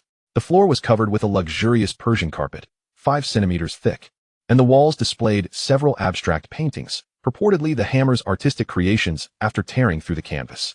In the center of the room stood a circular, lavish nest adorned with velvet cushions. A rhythmic symphony of snores emanated from the cozy den. Within, a rotund black and white honey badger lay sprawled in blissful abandon. Its belly rose and fell in tandem with its breaths, a glistening droplet of saliva adorning the corner of its mouth, clearly lost in a delectable dream of feasting upon meat. After several months of maritime existence, the hefty figure of Iron Hammer had ballooned to twice its former size on land. The once taut lines of muscle were now enveloped in a substantial layer of fat. However, this did not diminish its combat prowess. Rather, it augmented its defensive capabilities. Its fur gleamed like satin, a testament to its long-term diet of high-grade mutated beast flesh and the nourishing waters from spiritual springs. Knock, knock, knock. A cautious rap at the door interrupted the tranquility. Iron Hammer's ears twitched, and the snoring ceased abruptly. Rather than opening its eyes immediately, it rolled over, stretching languidly and emitting a disgruntled grunt. Lord Ironhammer. Breakfast is ready, came the voice from outside, infused with an understanding of the badger's temperament, laced with a tone of deference and flattery. Today, we have your favorite deep-sea mutated bluefin tuna sashimi, freshly caught. Additionally, there's a cup of warm sheep's milk with honey. At the mention of tuna, Ironhammer's small, bead-like eyes shot open, bursting with excitement. It attempted to spring up, but found itself too encumbered by its own girth. With a grunt, it sat upright, scratching its belly with its front paws before rising to its feet, adopting a posture reminiscent of a person with hands clasped behind its back, striding with its characteristic, unapologetic pigeon-toed gait toward the door. The door swung open to reveal the former dark web beast tamer and now royal caretaker, Old Zhang, who hunched slightly under the weight of a colossal silver platter. Please, enjoy your meal, Lord Ironhammer. Ironhammer cast a sidelong glance at him, as if to say, at least you know your place. It leaned forward to sniff the platter. A rich, sweet aroma, imbued with the essence of the deep sea, wafted towards it. The tuna glistened in an alluring shade of pink, expertly sliced into bite-sized pieces, while the sheep's milk emitted a comforting steam, sweetly fragrant. Ironhammer nodded in satisfaction and let out a brief, appreciative grunt. Instead of pouncing upon the feast like a wild beast, it seated itself gracefully, extending a paw to delicately sample a piece of fish, savoring each bite. This was the culmination of a month's worth of training from Shen Xingdu, and the meat was delectably tender, melting in its mouth, imbued with a hint of mutated energy. Indeed, a splendid catch, Old Zhang observed in silence. Holding his breath until Ironhammer finished the last morsel, drained the sheep's milk, and licked the platter clean with its pink tongue, at which point he exhaled in relief. What attire shall you don today, Lord Ironhammer? He queried cautiously, opening the adjacent wardrobe. Inside hung an array of garments, tactical vests, camouflage outfits, and even a miniature naval uniform. Ironhammer surveyed the selection and pointed a paw at the specially crafted mini exoskeleton armor designed by Shen Xingdu. In a good mood today, it intended to patrol in style. Minutes later, clad in its armor, Ironhammer emerged from the room. The sleek black alloy encased its back and limbs, allowing for unimpeded movement while providing enhanced protection. A golden nameplate dangled from its neck, inscribed with the bold letters, Ship Tyrant Ironhammer. With head held high and a swaggering gait, it strode across the deck. The morning deck was already abuzz with activity. Sailors scrubbed the surfaces, engineers inspected machinery, and patrol teams lined up for duty. Yet, regardless of their tasks, all would halt and stand at attention upon the sight of the little black and white figure approaching. Good day, Commander Ironhammer, shouted a sailor polishing the railing. Morning, Hammer. You look splendid today, remarked a group of passing female communicators, their eyes sparkling. Ironhammer, in a haughty display, raised its chin, not even bothering to glance at them, merely snorting in response to the foolish human's greetings. This sensation of being the center of attention greatly fed its vanity. Of course, such respect was not earned through mere charm, but rather through a proven track record of prowess. It recalled its early days aboard the vessel when a hot-headed newcomer, a power-type mutant, had the audacity to challenge it. One day in the mess hall, Ironhammer, eyeing the newcomer's chicken leg, casually snatched it. The brash youth, enraged, hurled insults and attempted to kick Ironhammer. What ensued was a spectacle witnessed by all in the mess. Ironhammer deftly evaded the kick and promptly bit through the youth's reinforced boot, shattering his ankle in the process. The newcomer howled in pain, attempting to retaliate, but found Ironhammer to be as elusive as a specter. The chase led them from the mess to the deck and ultimately to the stern of the ship. Cornered and desperate, the newcomer leapt into the frigid sea rather than face this formidable foe. From that day forth, no one aboard dared to disrespect Ironhammer. The title of Ship Tyrant was earned through sheer ferocity. Chapter 70, The Blissful Life of Ironhammer, Extra 2. After inspecting the deck and receiving reverent greetings from its subjects, Ironhammer felt a tinge of boredom. The sea breeze, though tinged with salt, lost its allure after a while. In search of a warm nook to indulge in a catnap, it skillfully navigated through the ventilation ducts, which served as a personal expressway for its petite frame. Winding through the conduits, it finally arrived at the engine room, the very heart of the ship. The massive mini-arc reactor hummed steadily, casting an ethereal blue glow and radiating warmth. The temperature here remained a balmy 28 degrees, the warmest spot on the vessel. With a creak, Iron Hammer pushed open the vent cover and leapt down onto the maintenance platform. Professor Chen Guodong, busy at the control panel, adjusted his glasses and broke into a broad smile upon seeing it. "Ah, little Iron Hammer has arrived. Are you feeling cold?" Ignoring the old man, Iron Hammer strode purposefully toward a small corner alcove, the secret haven of Professor Chun's granddaughter, Nuan. The 7-year-old was sprawled on the floor, engrossed in her art. Upon spotting Iron Hammer, her eyes lit up, and she dropped her paintbrush, rushing over. "Big Kitty, you're here, in this ship." Only Shen Xingdu and this little girl dared to call Iron Hammer such without fear of retribution. Iron Hammer allowed Nuan to wrap her arms around its neck, nuzzling against its somewhat rigid armor. While it was not particularly fond of being touched by such fragile beings, it tolerated it in light of the treats she often left behind. Sure enough, after a moment, Nuan produced an oil paper bag from her pocket. "Here. This is the beef jerky I saved from breakfast. It's delicious." Iron Hammer's eyes sparkled, and it eagerly accepted the offering. 5-spice flavor, quite chewy. It reclined beside Nuan, savoring the jerky while basking in the engine room's warmth as she leaned against it, continuing her drawing while humming an unfamiliar nursery rhyme. In this moment, time flows serenely. Yet, for the honey badger endowed with the instincts of a wild beast, the tranquility of Hammer was destined to be short-lived. Approximately half an hour passed when Hammer's once drooping, round ears suddenly twitched. It ceased its chewing, swallowing the small piece of beef jerky that had yet to be digested. Rising slowly, its previously languid gaze transformed into a sharp focus, nostrils flaring rapidly. A scent, a strange aroma, heavy with a pungent stench and corrosive undertones, wafted through the air circulation system, seeping into the engine room. This was not the scent of the ship. It was something from the depths of the sea. "What's wrong, Big Kitty?" Nuan sensed Hammer's tension and curiously lifted her head. Hammer offered no reply, emitting a low, warning growl, nudging Nuan towards a safer corner, signaling her to remain still. Then, it arched its back, fur bristling, fixating intently on a row of cooling pipes beneath the engine room. There lay the inlet connected to the ship's hull. A faint, squeaking sound, akin to sharp teeth gnawing at metal, was almost lost beneath the roar of the massive reactor. Yet, Hammer heard it. Something had intruded. Professor Chen Guodong was wholly engrossed in monitoring the reactor's data, oblivious to the peculiar happenings in the corner. Hammer stealthily leaped down from the platform, prowling towards the cooling pipes. As it drew closer, the foul odor intensified. A noxious blend of deep-sea sludge mingled with the stench of mutated creatures. Behind a half-meter diameter cooling pipe, Hammer spotted a shadow. It was a creature roughly the size of a cat, yet grotesquely misshapen. Its body glowed with a translucent azure hue, resembling a rat but adorned with slick tentacles and scales. Most terrifying was its mouth, a circular suction cup occupying half its face, lined with a dense array of backward-facing teeth. A mutated sea rat, a parasitic deep-sea species adept at burrowing into the bodies of large marine beasts. At that moment, the sea rat was perched at the junction of the cooling pipe, ferociously gnawing at the sealing ring with its sharp beak. The special alloy pipe had already been deeply marred by its teeth, with cooling fluid beginning to seep out. Should it puncture the pipe, seawater would flood in, and the consequences of high-temperature reactor meeting cold water would be catastrophic. It could even trigger a steam explosion, obliterating the entire engine room. Damn rat. Though Hammer did not grasp the intricacies of nuclear physics, its territorial instincts screamed.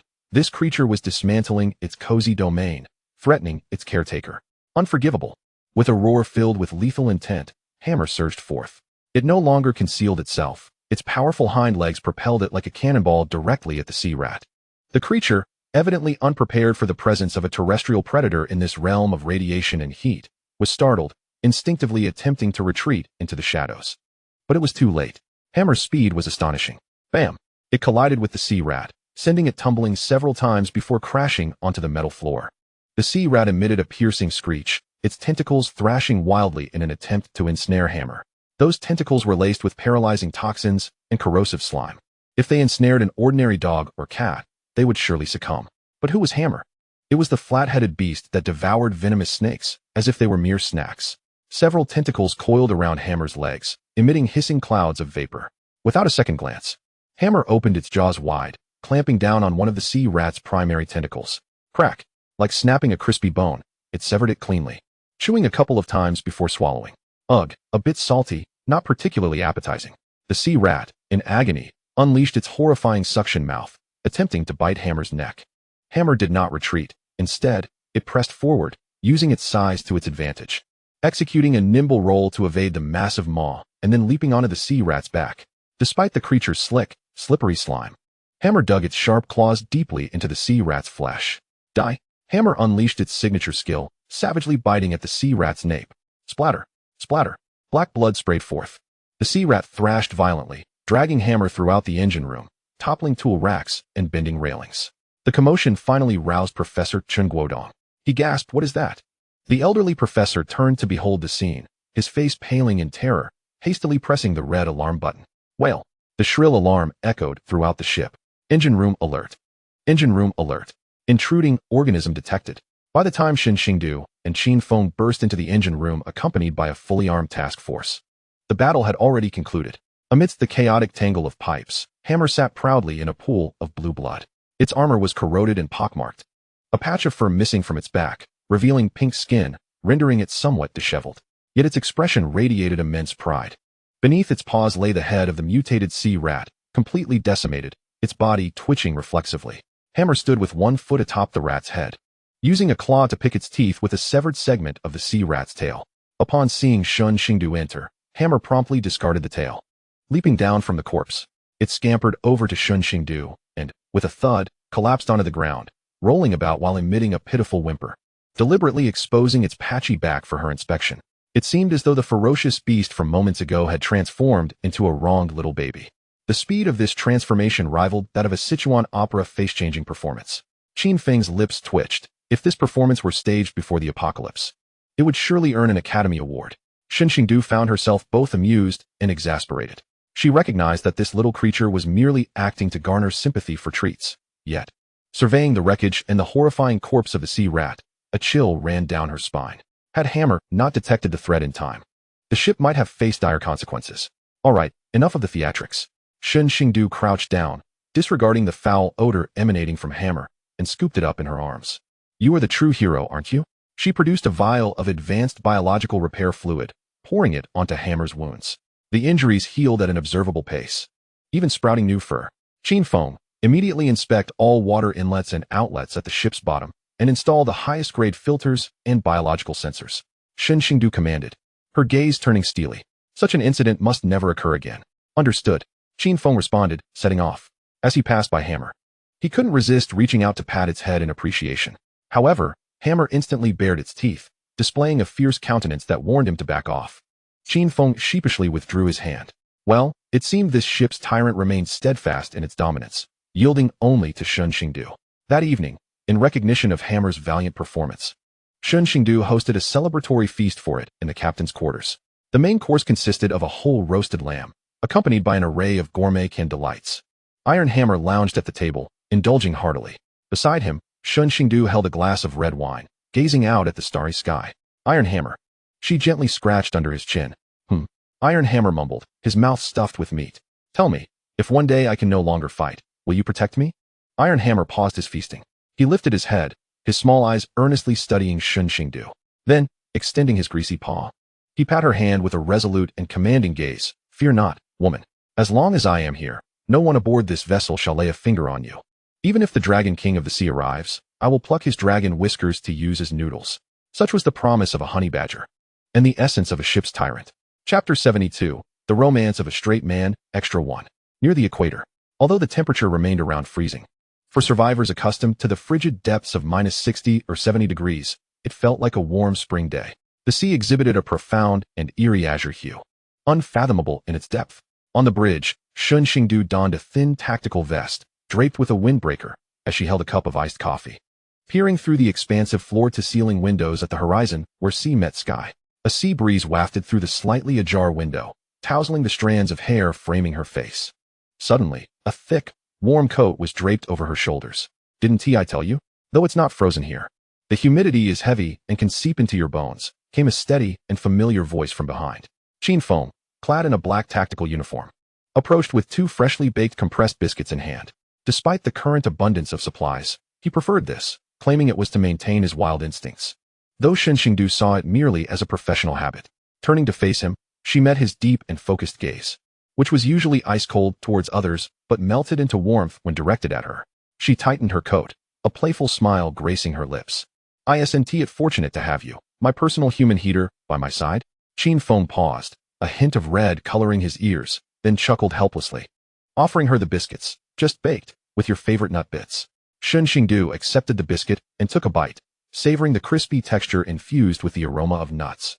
She pointed to a dark area on the radar screen. "Look at this sea region, it's unnaturally quiet." Indeed, throughout their journey, they had faced various attacks from mutated sea beasts, winged flying fish, whales the size of islands, and even electrically charged giant eels. Yet, since entering the equatorial waters, the red dots representing mutated creatures on the radar had vanished entirely. The vast ocean lay in chilling silence. Qin Feng stepped closer, his shoulder brushing against hers. A silent camaraderie bringing him reassurance. "Anomalies often herald the presence of something sinister," he murmured, "and typically, there is but one explanation for this. A formidable entity lurks here." Shen Xingdu seized the conversation, her eyes gleaming not with fear, but with the thrill of a hunter spotting its prey, a ruler capable of intimidating all lesser sea creatures. Seeing her bright eyes stirred something within Qin Feng. This was the woman he loved, forever undaunted by fear, eternally brimming with wildness and vitality. Just then, a crew member monitoring the sonar suddenly shouted, "Captain, First Officer, the sonar has detected an anomalous signal. Bearing, southeast 15 degrees. Distance, 20 nautical miles.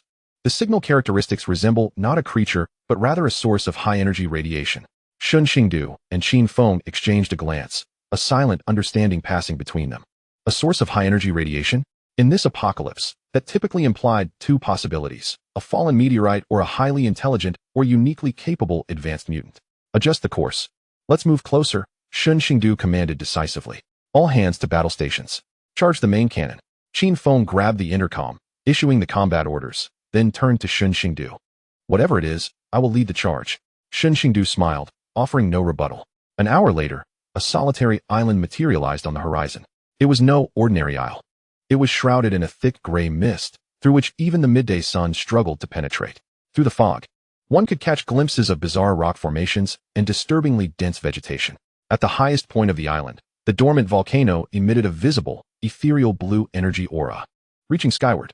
"What a powerful energy response!" exclaimed Professor Chen Guodong, his beard quivering with excitement as he examined the readings.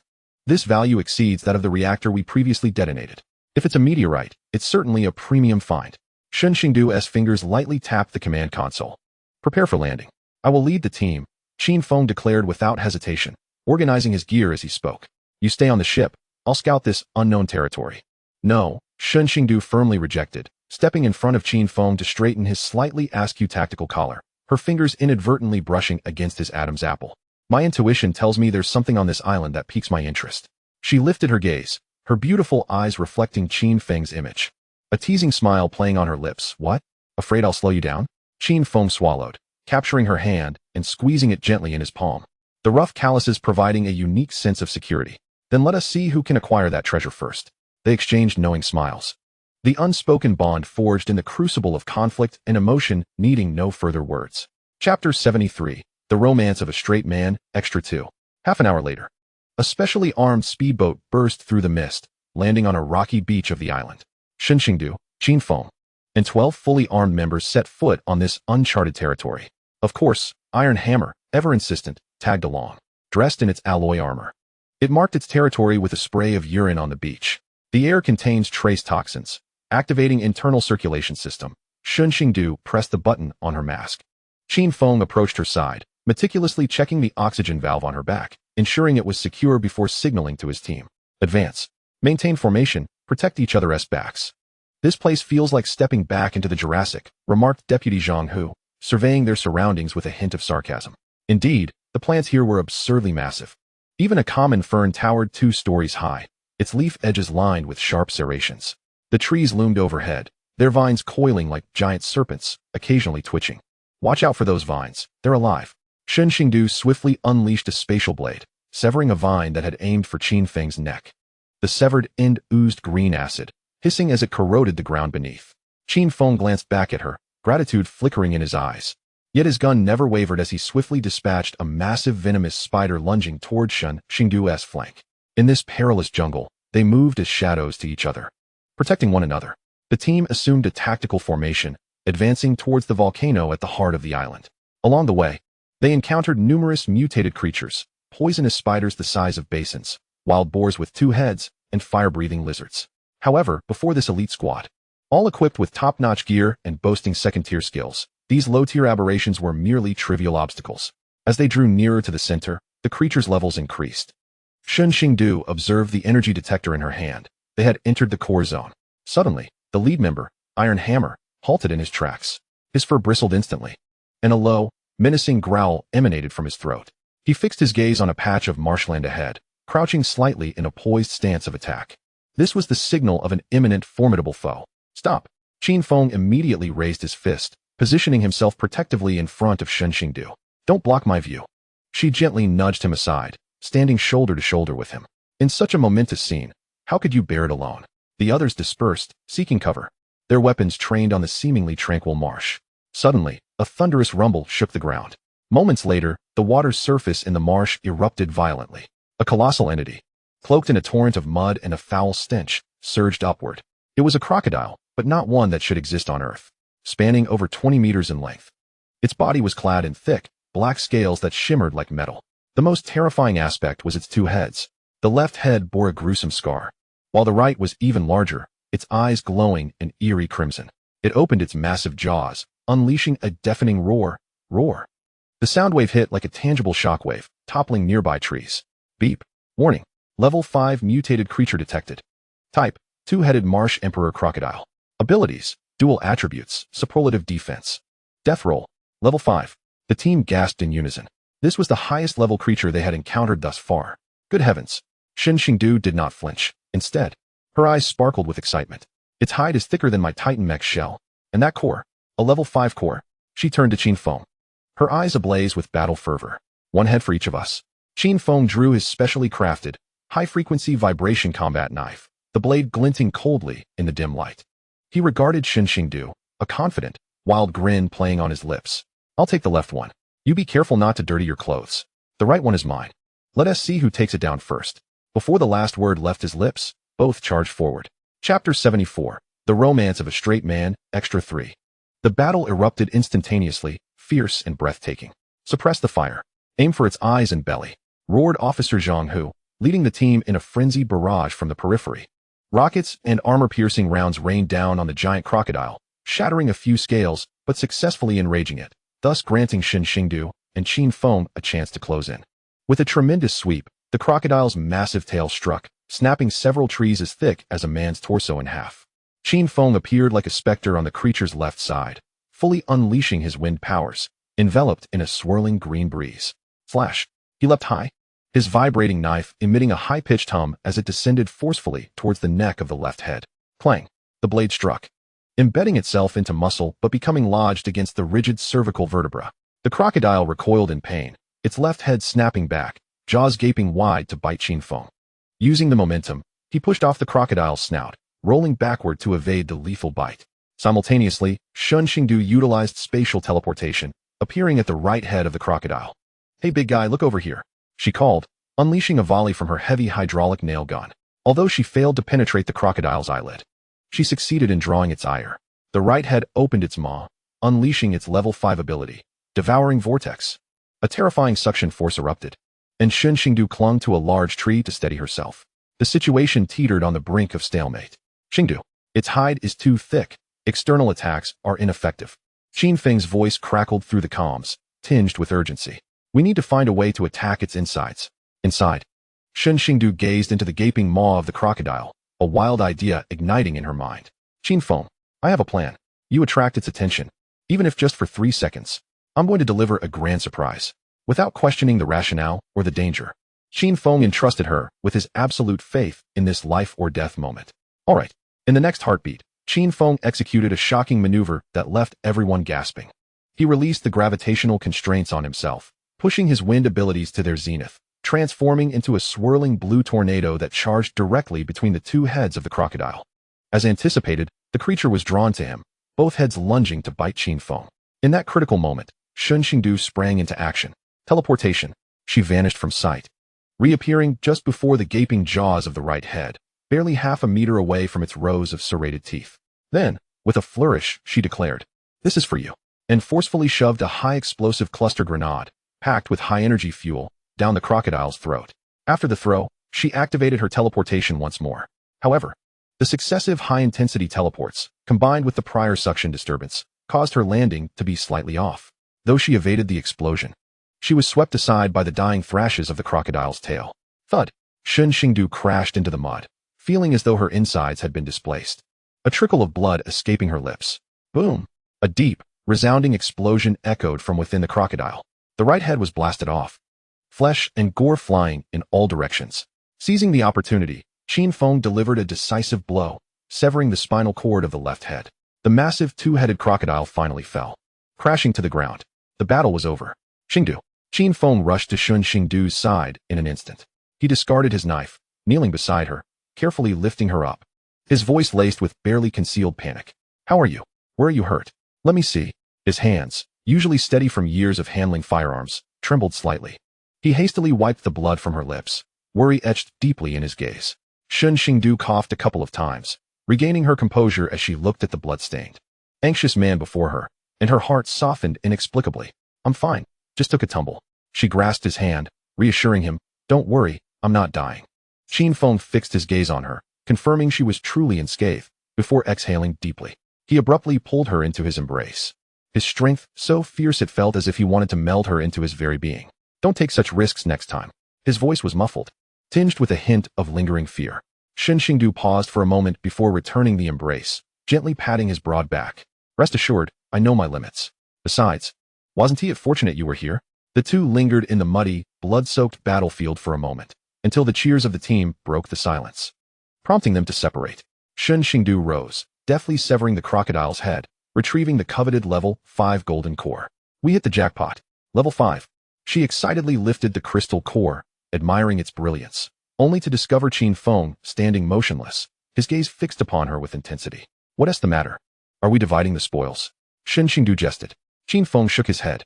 He took a deep breath, as if grappling with a decision far more arduous than slaying a fifth-tier beast. Suddenly, he knelt once more. This time, it wasn't he to assess any injuries, but rather. The cheers of the surrounding teammates fell silent in an instant, their eyes widening in disbelief. Shen Xingdu was also taken aback, nearly dropping the crystal core from her grasp. "Is your leg weak again?" Qin Feng remained silent. From his pocket, he retrieved a box that was not exquisitely crafted from velvet. He opened it to reveal a ring nestled within. The ring itself was unremarkable, fashioned from the bone of an unknown mutated beast, displaying a matte finish. Yet, at its apex, it bore a finely cut gemstone, radiating a soft blue light. This was no ordinary gem. It was the mutated thunder spirit pearl he had nearly sacrificed his life to obtain after vanquishing a mutated electric eel during a perilous deep-sea mission. Though it was only of 4th-tier grade, its pure blue hue evoked the ocean of the pre-apocalyptic world, flickering with hints of lightning within. "I know diamonds are worthless now. Unworthy of you." Qin Feng's voice was hoarse, tinged with an unfamiliar nervousness and clumsiness. He gazed up at Shen Xingdu, his eyes reflecting only her image. "This thunder spirit pearl is polished by my own hands.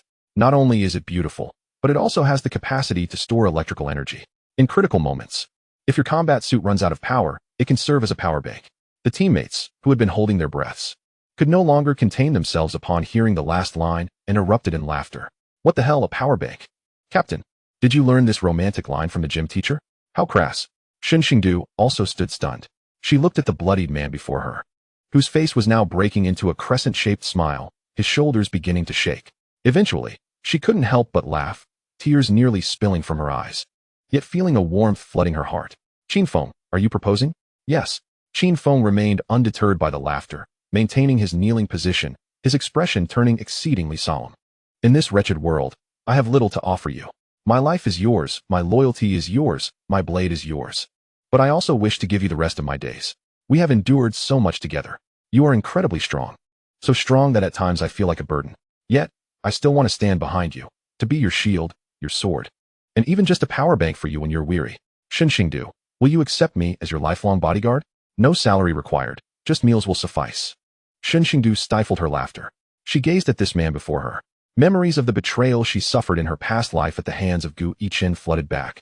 The man who professed his love, yet cast her into the abyss. Then, she looked at Qin Feng.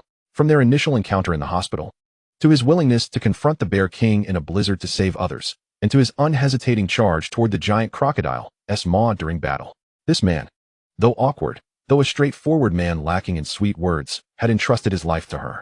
In this world rife with lies and betrayals, his unwavering loyalty and love were more precious than any fifth-tier crystal core. Shen Xingdu extended her hand, slender fingers glimmering in the sunset. Hand it over. Qin Feng was momentarily taken aback, unable to comprehend. What? The power bank? Shen Xingdu raised an eyebrow, a mischievous glint in her eyes. Are you unwilling to give it? Qin Feng was overjoyed, fumbling to retrieve the ring and attempting to place it on her finger. But his trembling hands caused him to miss twice before finally slipping it onto her ring finger. It fit perfectly. Lifelong bodyguard. That sounds like a tough job. With no vacations and no resignations allowed. Shen Xingdu gazed at the ring that sparkled with the essence of lightning, gently caressing it before grasping Qin Feng's hand. Pulling him up. However, considering your impressive combat skills and your ability to conserve energy, I shall reluctantly agree. Suddenly, she leaned closer to Qin Feng, shaking the fifth-tier crystal core in her hand, her eyes narrowing with a hint of danger laced with allure. But let me make this clear. If you ever dare betray me, or act like that scoundrel Gu Yichen, I will turn you into a specimen and hang you at the bow of the star crossing as a talisman. Qin Feng smiled, revealing his pearly white teeth, dispelling all traces of blood and fatigue from his face. He abruptly pulled Shen Xingdu into an embrace, disregarding the blood-stained state of both their bodies, spinning around joyously. I swear, that day will never come. If it does, I will jump into the sea myself, without you lifting a finger. Oh! The surrounding teammates erupted into thunderous cheers and whistles. The hammer also joined in, howling at the sky as if to say, what about me? Do I have to start calling you Master too? Chapter 75. The Grand Conclusion, Epilogue 1. Time seemed to lose its significance upon the vast ocean. For the over 2,000 survivors aboard the ship, the world had been reduced to two hues, the stark white of the frozen seas and the deep blue of the unfrozen waters. These years had been a prolonged and brutal odyssey, each moment a brush with death. Within the cockpit, the atmosphere felt somewhat oppressive. Shen Xingdu sat in the captain's chair, holding a yellowed map from the old world. Her gaze fell upon a certain region in the southern hemisphere, her brow furrowed slightly. Still no signals from land. The radar officer, Zhang Hu, shook his head, his eyes sunken, stubble covering his face. Captain, within a radius of 500 nautical miles, it's nothing but icebergs. Our sonar has detected an uplift in the seabed terrain, but rising sea levels have submerged everything. Former land is now hundreds of meters underwater. Shen Xingdu set the map aside, rubbing her temples. Although she had ample resources and a comfortable life over these years, the sense of drifting aimlessly was slowly eroding the crew's morale. Mommy hug. A childlike voice broke the somber silence. A cherubic boy, around 2 years old, stumbled over. Clad in a miniature camouflage outfit, with a scaled-down telescope hanging around his neck. This was Shen Xingdu and Qin Feng's son, Qin Xing. The previously stoic lines of Shen Xingdu's face softened instantly. She bent down to scoop up her son, planting a kiss on his chubby cheek. Where's Daddy? Daddy is fighting monsters. Qin Xing exclaimed, waving his tiny fists and pointing toward the window. Shen Xingdu turned to look outside. On the deck, Qin Feng was wielding his high-frequency vibrating combat knife, facing off against a mutated giant octopus that had just attempted to climb aboard. The octopus's tentacles were as thick as thighs, covered in barbs, frantically battering against the energy shield. For the sake of getting our son a meal. You're really giving it your all, Shen Xingdu chuckled helplessly. Since Qin Xing's birth, the once stoic war god, Qin Feng, had fully embraced the role of a devoted father. Upon hearing that their son wanted octopus balls, he immediately set out to hunt a mutated octopus. Boom. Qin Feng severed the main tentacle of the octopus with a single stroke, and then, channeling his wind-based abilities, transformed into a fleeting shadow, dashing directly to the creature's head and plunging his blade deep within. The battle concluded with remarkable swiftness.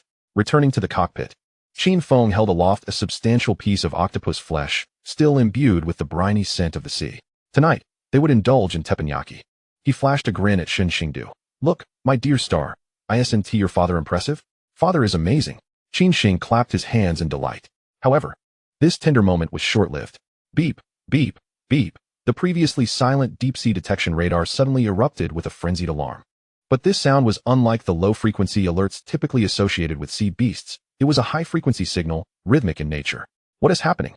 Shen Xingdu's expression sharpened. Zhang Hu lunged toward the radar screen, his fingers flying across the controls. Moments later, he abruptly raised his head, incredulity etched across his features. His voice trembling with altered pitch. Captain, it's not a sea beast. It's geothermal activity. A massive geothermal response. 60 nautical miles directly south. Accompanying the geothermal reaction, the reconnaissance drone transmitted an image. Zhang Hu trembled as he projected a blurred image onto the large screen. Amidst the gray-white mist and icebergs, a jarring splash of color emerged. It was neither the white of snow nor the blue of the sea. It was green. Chapter 76. The Grand Finale, Epilogue 2 Green? The cockpit fell into an instant silence, followed by a crescendo of suppressed gasps. In this frozen ocean of the apocalypse, what did green signify? It heralded photosynthesis. It signified vegetation. It represented land. Full speed ahead. Our target is directly south. Shen Xingdu decisively commanded, excitement barely contained in her voice. Activate all sensors. I must ascertain what lies ahead. Yes. The Titan-S colossal nuclear-powered engine roared to life, and the icebreaker violently shattered the floating ice ahead, hurtling toward that glimmer of green hope at full throttle. 60 nautical miles typically required only a few hours. Yet, in these treacherous waters, fraught with hidden currents and icebergs, each advance was fraught with peril. As they drew nearer, the ambient temperature began to exhibit a peculiar change. The previously sub-zero temperature of -20 degrees was gradually rising. -10, 0, 5 degrees. The temperature was climbing. Professor Chen Guodong, leaning on his cane, rushed into the cockpit, tears streaming down his face as he gazed at the thermometer. This is the geothermal effect. There must be a massive continental plate. Tectonic activity is vigorous, releasing heat that melts the ice. Finally, when the first rays of dawn pierced through the thick fog, land appeared. It was land. I can see it clearly. It's Greenland. Shen Xingdu and Qin Feng rushed onto the deck, cradling their child. There, at the horizon's edge, the monotonous white expanse of ice that had persisted for 3 years vanished, replaced by a serpentine coastline, jagged black rocks, golden sands, and behind the beach, undulating, lush primordial forests. These were true trees, not the mutated plants sustained by nutrient solutions within the base, but vibrant green life flourishing under the sun. They even spotted flocks of seabirds soaring above, emitting crisp calls. We have arrived. Qin Feng grasped Shen Xingdu's hand tightly, his knuckles whitening with intensity. Shen Xingdu inhaled deeply. The air was no longer bitterly cold and rancid, but infused with the earthy aroma of soil and the fragrance of plants, a warm breeze enveloping them. This scent was more captivating than the world's most exquisite perfume. This was no dream. Shen Xingdu gazed at her son, who was curiously pointing at the birds. Look, my star, that is land. From now on, you need not spend every day confined in a metal box. You can roll on the grass. The survivors aboard the ship surged onto the deck. Some knelt, weeping uncontrollably. Others embraced one another fervently, while some poured cherished liquor into the sea as a tribute to lost loved ones. Don't rejoice too soon. Although Shen Xingdu was exhilarated, she maintained her vigilance. If there were plants, there would certainly be animals, and the creatures evolved in such an environment would undoubtedly be formidable. She turned and commanded, Titan Mecha Squad. Prepare for aerial deployment. Qin Feng, take your special operations team and accompany me for the first landing. What about Iron Hammer? Shen Xingdu glanced down to find the aging creature, usually sluggish and lethargic, now standing at the bow with renewed vigor, clad in its somewhat worn Beast King armor. Its nostrils flared wildly in the air. In its eyes burned the youthful desire for battle and conquest. Roar! Iron Hammer glanced back at Shen Xingdu, as if to convey, I smell the scent of prey in this place. Chapter 77. The Grand Finale, Conclusion. The landing craft sliced through the azure waters, surging onto the golden sands. This continent lay in the southern hemisphere, possibly the remnants of the Antarctic landmass or a newly uplifted plate due to tectonic movements. The moment Shen Xingdu set foot on the beach, the soft sensation beneath her feet induced a surreal dizziness. Land. She crouched down, scooping up a handful of sand and watching it trickle through her fingers. Alert. Qin Feng's voice shattered the moment of reverie. The special forces swiftly dispersed, establishing a temporary defensive line. Though beautiful, this place radiated danger. Behind the beach, the jungle loomed, with trees soaring to heights of 100 meters, their leaves as large as umbrellas. From the thickets came rustling sounds, as if countless eyes were watching these intruders. Is that a dinosaur? Zhang Hu pointed in astonishment at a massive beast devouring leaves in the distance. It resembled an elephant but bore thick fur and sharp tusks, a mutated mammoth. Above, a mutated golden eagle with a wingspan exceeding 10 meters circled, its talons as sharp as steel hooks. This was a prehistoric ecosystem. independently evolved due to prolonged isolation and geothermal conditions. The biological hierarchy here was substantial. Shen Xingdu activated the system's detection function. Beep. High concentrations of biological energy detected. Average biological level, Tier 3. Warning. Signs of significant intelligent biological activity detected 5 kilometers ahead. Intelligent life? Shen Xingdu's heart raced. Could there be other survivors here? Or had a new humanity evolved? Maintain formation. Advance into the depths of the forest. The team cautiously entered the jungle, with Iron Hammer leading the way. Though aging and no longer as agile, its imposing presence still deterred lower-tier mutated beasts from approaching. Suddenly, whoosh. A spear whistled through the air from the depths of the thicket. Clang. Qin Feng reacted swiftly, deflecting the spear with his sword. It's an ambush. From the trees, dozens of figures leapt down.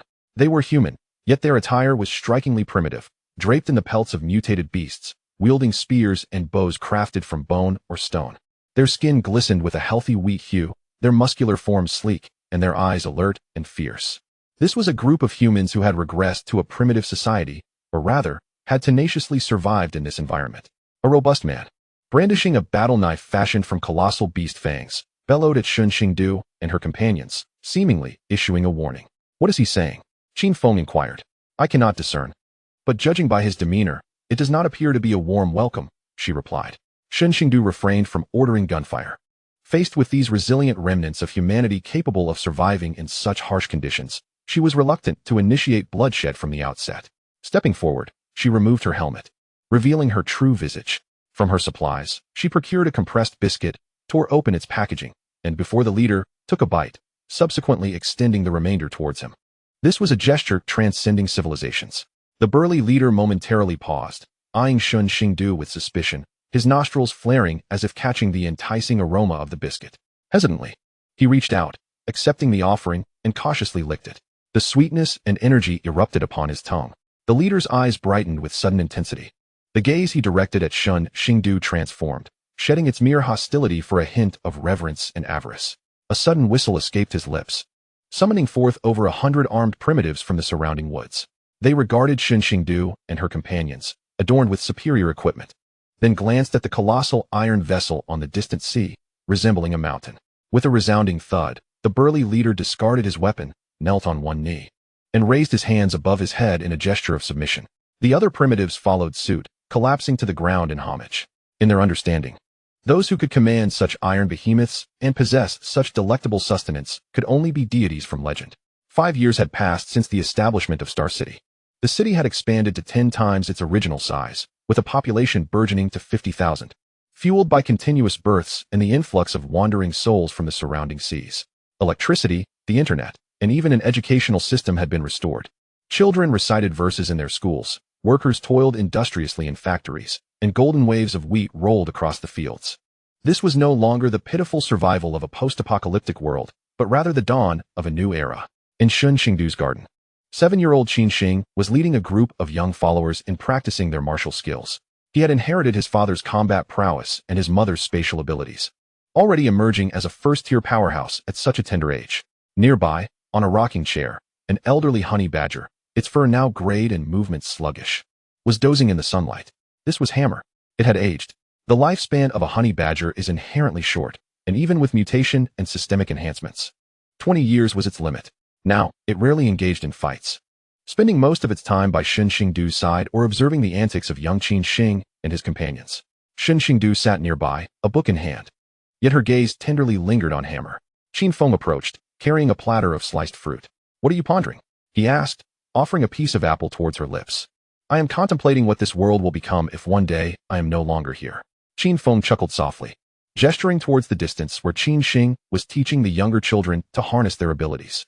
Look, the seeds have already sprouted. Our generation's mission is to survive, to cultivate the land, to ignite the flame. The future belongs to them. As Shen Xingdu gazed upon her son's vibrant face, the flicker of melancholy in her heart dissipated. Indeed, the apocalypse had come to an end. A new civilization had taken root in this new land. She lowered her head and gently stroked Hammer's dulled coat. Thank you for accompanying me on this journey. Hammer seemed to sense something, laboriously opening its eyes, using its rough tongue to lick Shen Xingdu's palm, then emitting a contented purr before drifting back into a deep slumber. In its dreams, it perhaps returned to its youth, clad in armor, following that woman through hordes of zombies, a fearless marauder. The sea breeze wafted through, carrying the scent of distant forests and the laughter of children. Shen Xingdu leaned against Qin Feng's shoulder, gazing at the sun as it rose slowly. Qin Feng, yes, shall we have another daughter? I believe Hammer still has it in him to guide another generation. Qin Feng paused, then erupted into hearty laughter, lifting her up and striding towards the house. As you wish, my dear wife. The end. If you enjoyed this, please like, comment, and subscribe. Thank you for your support.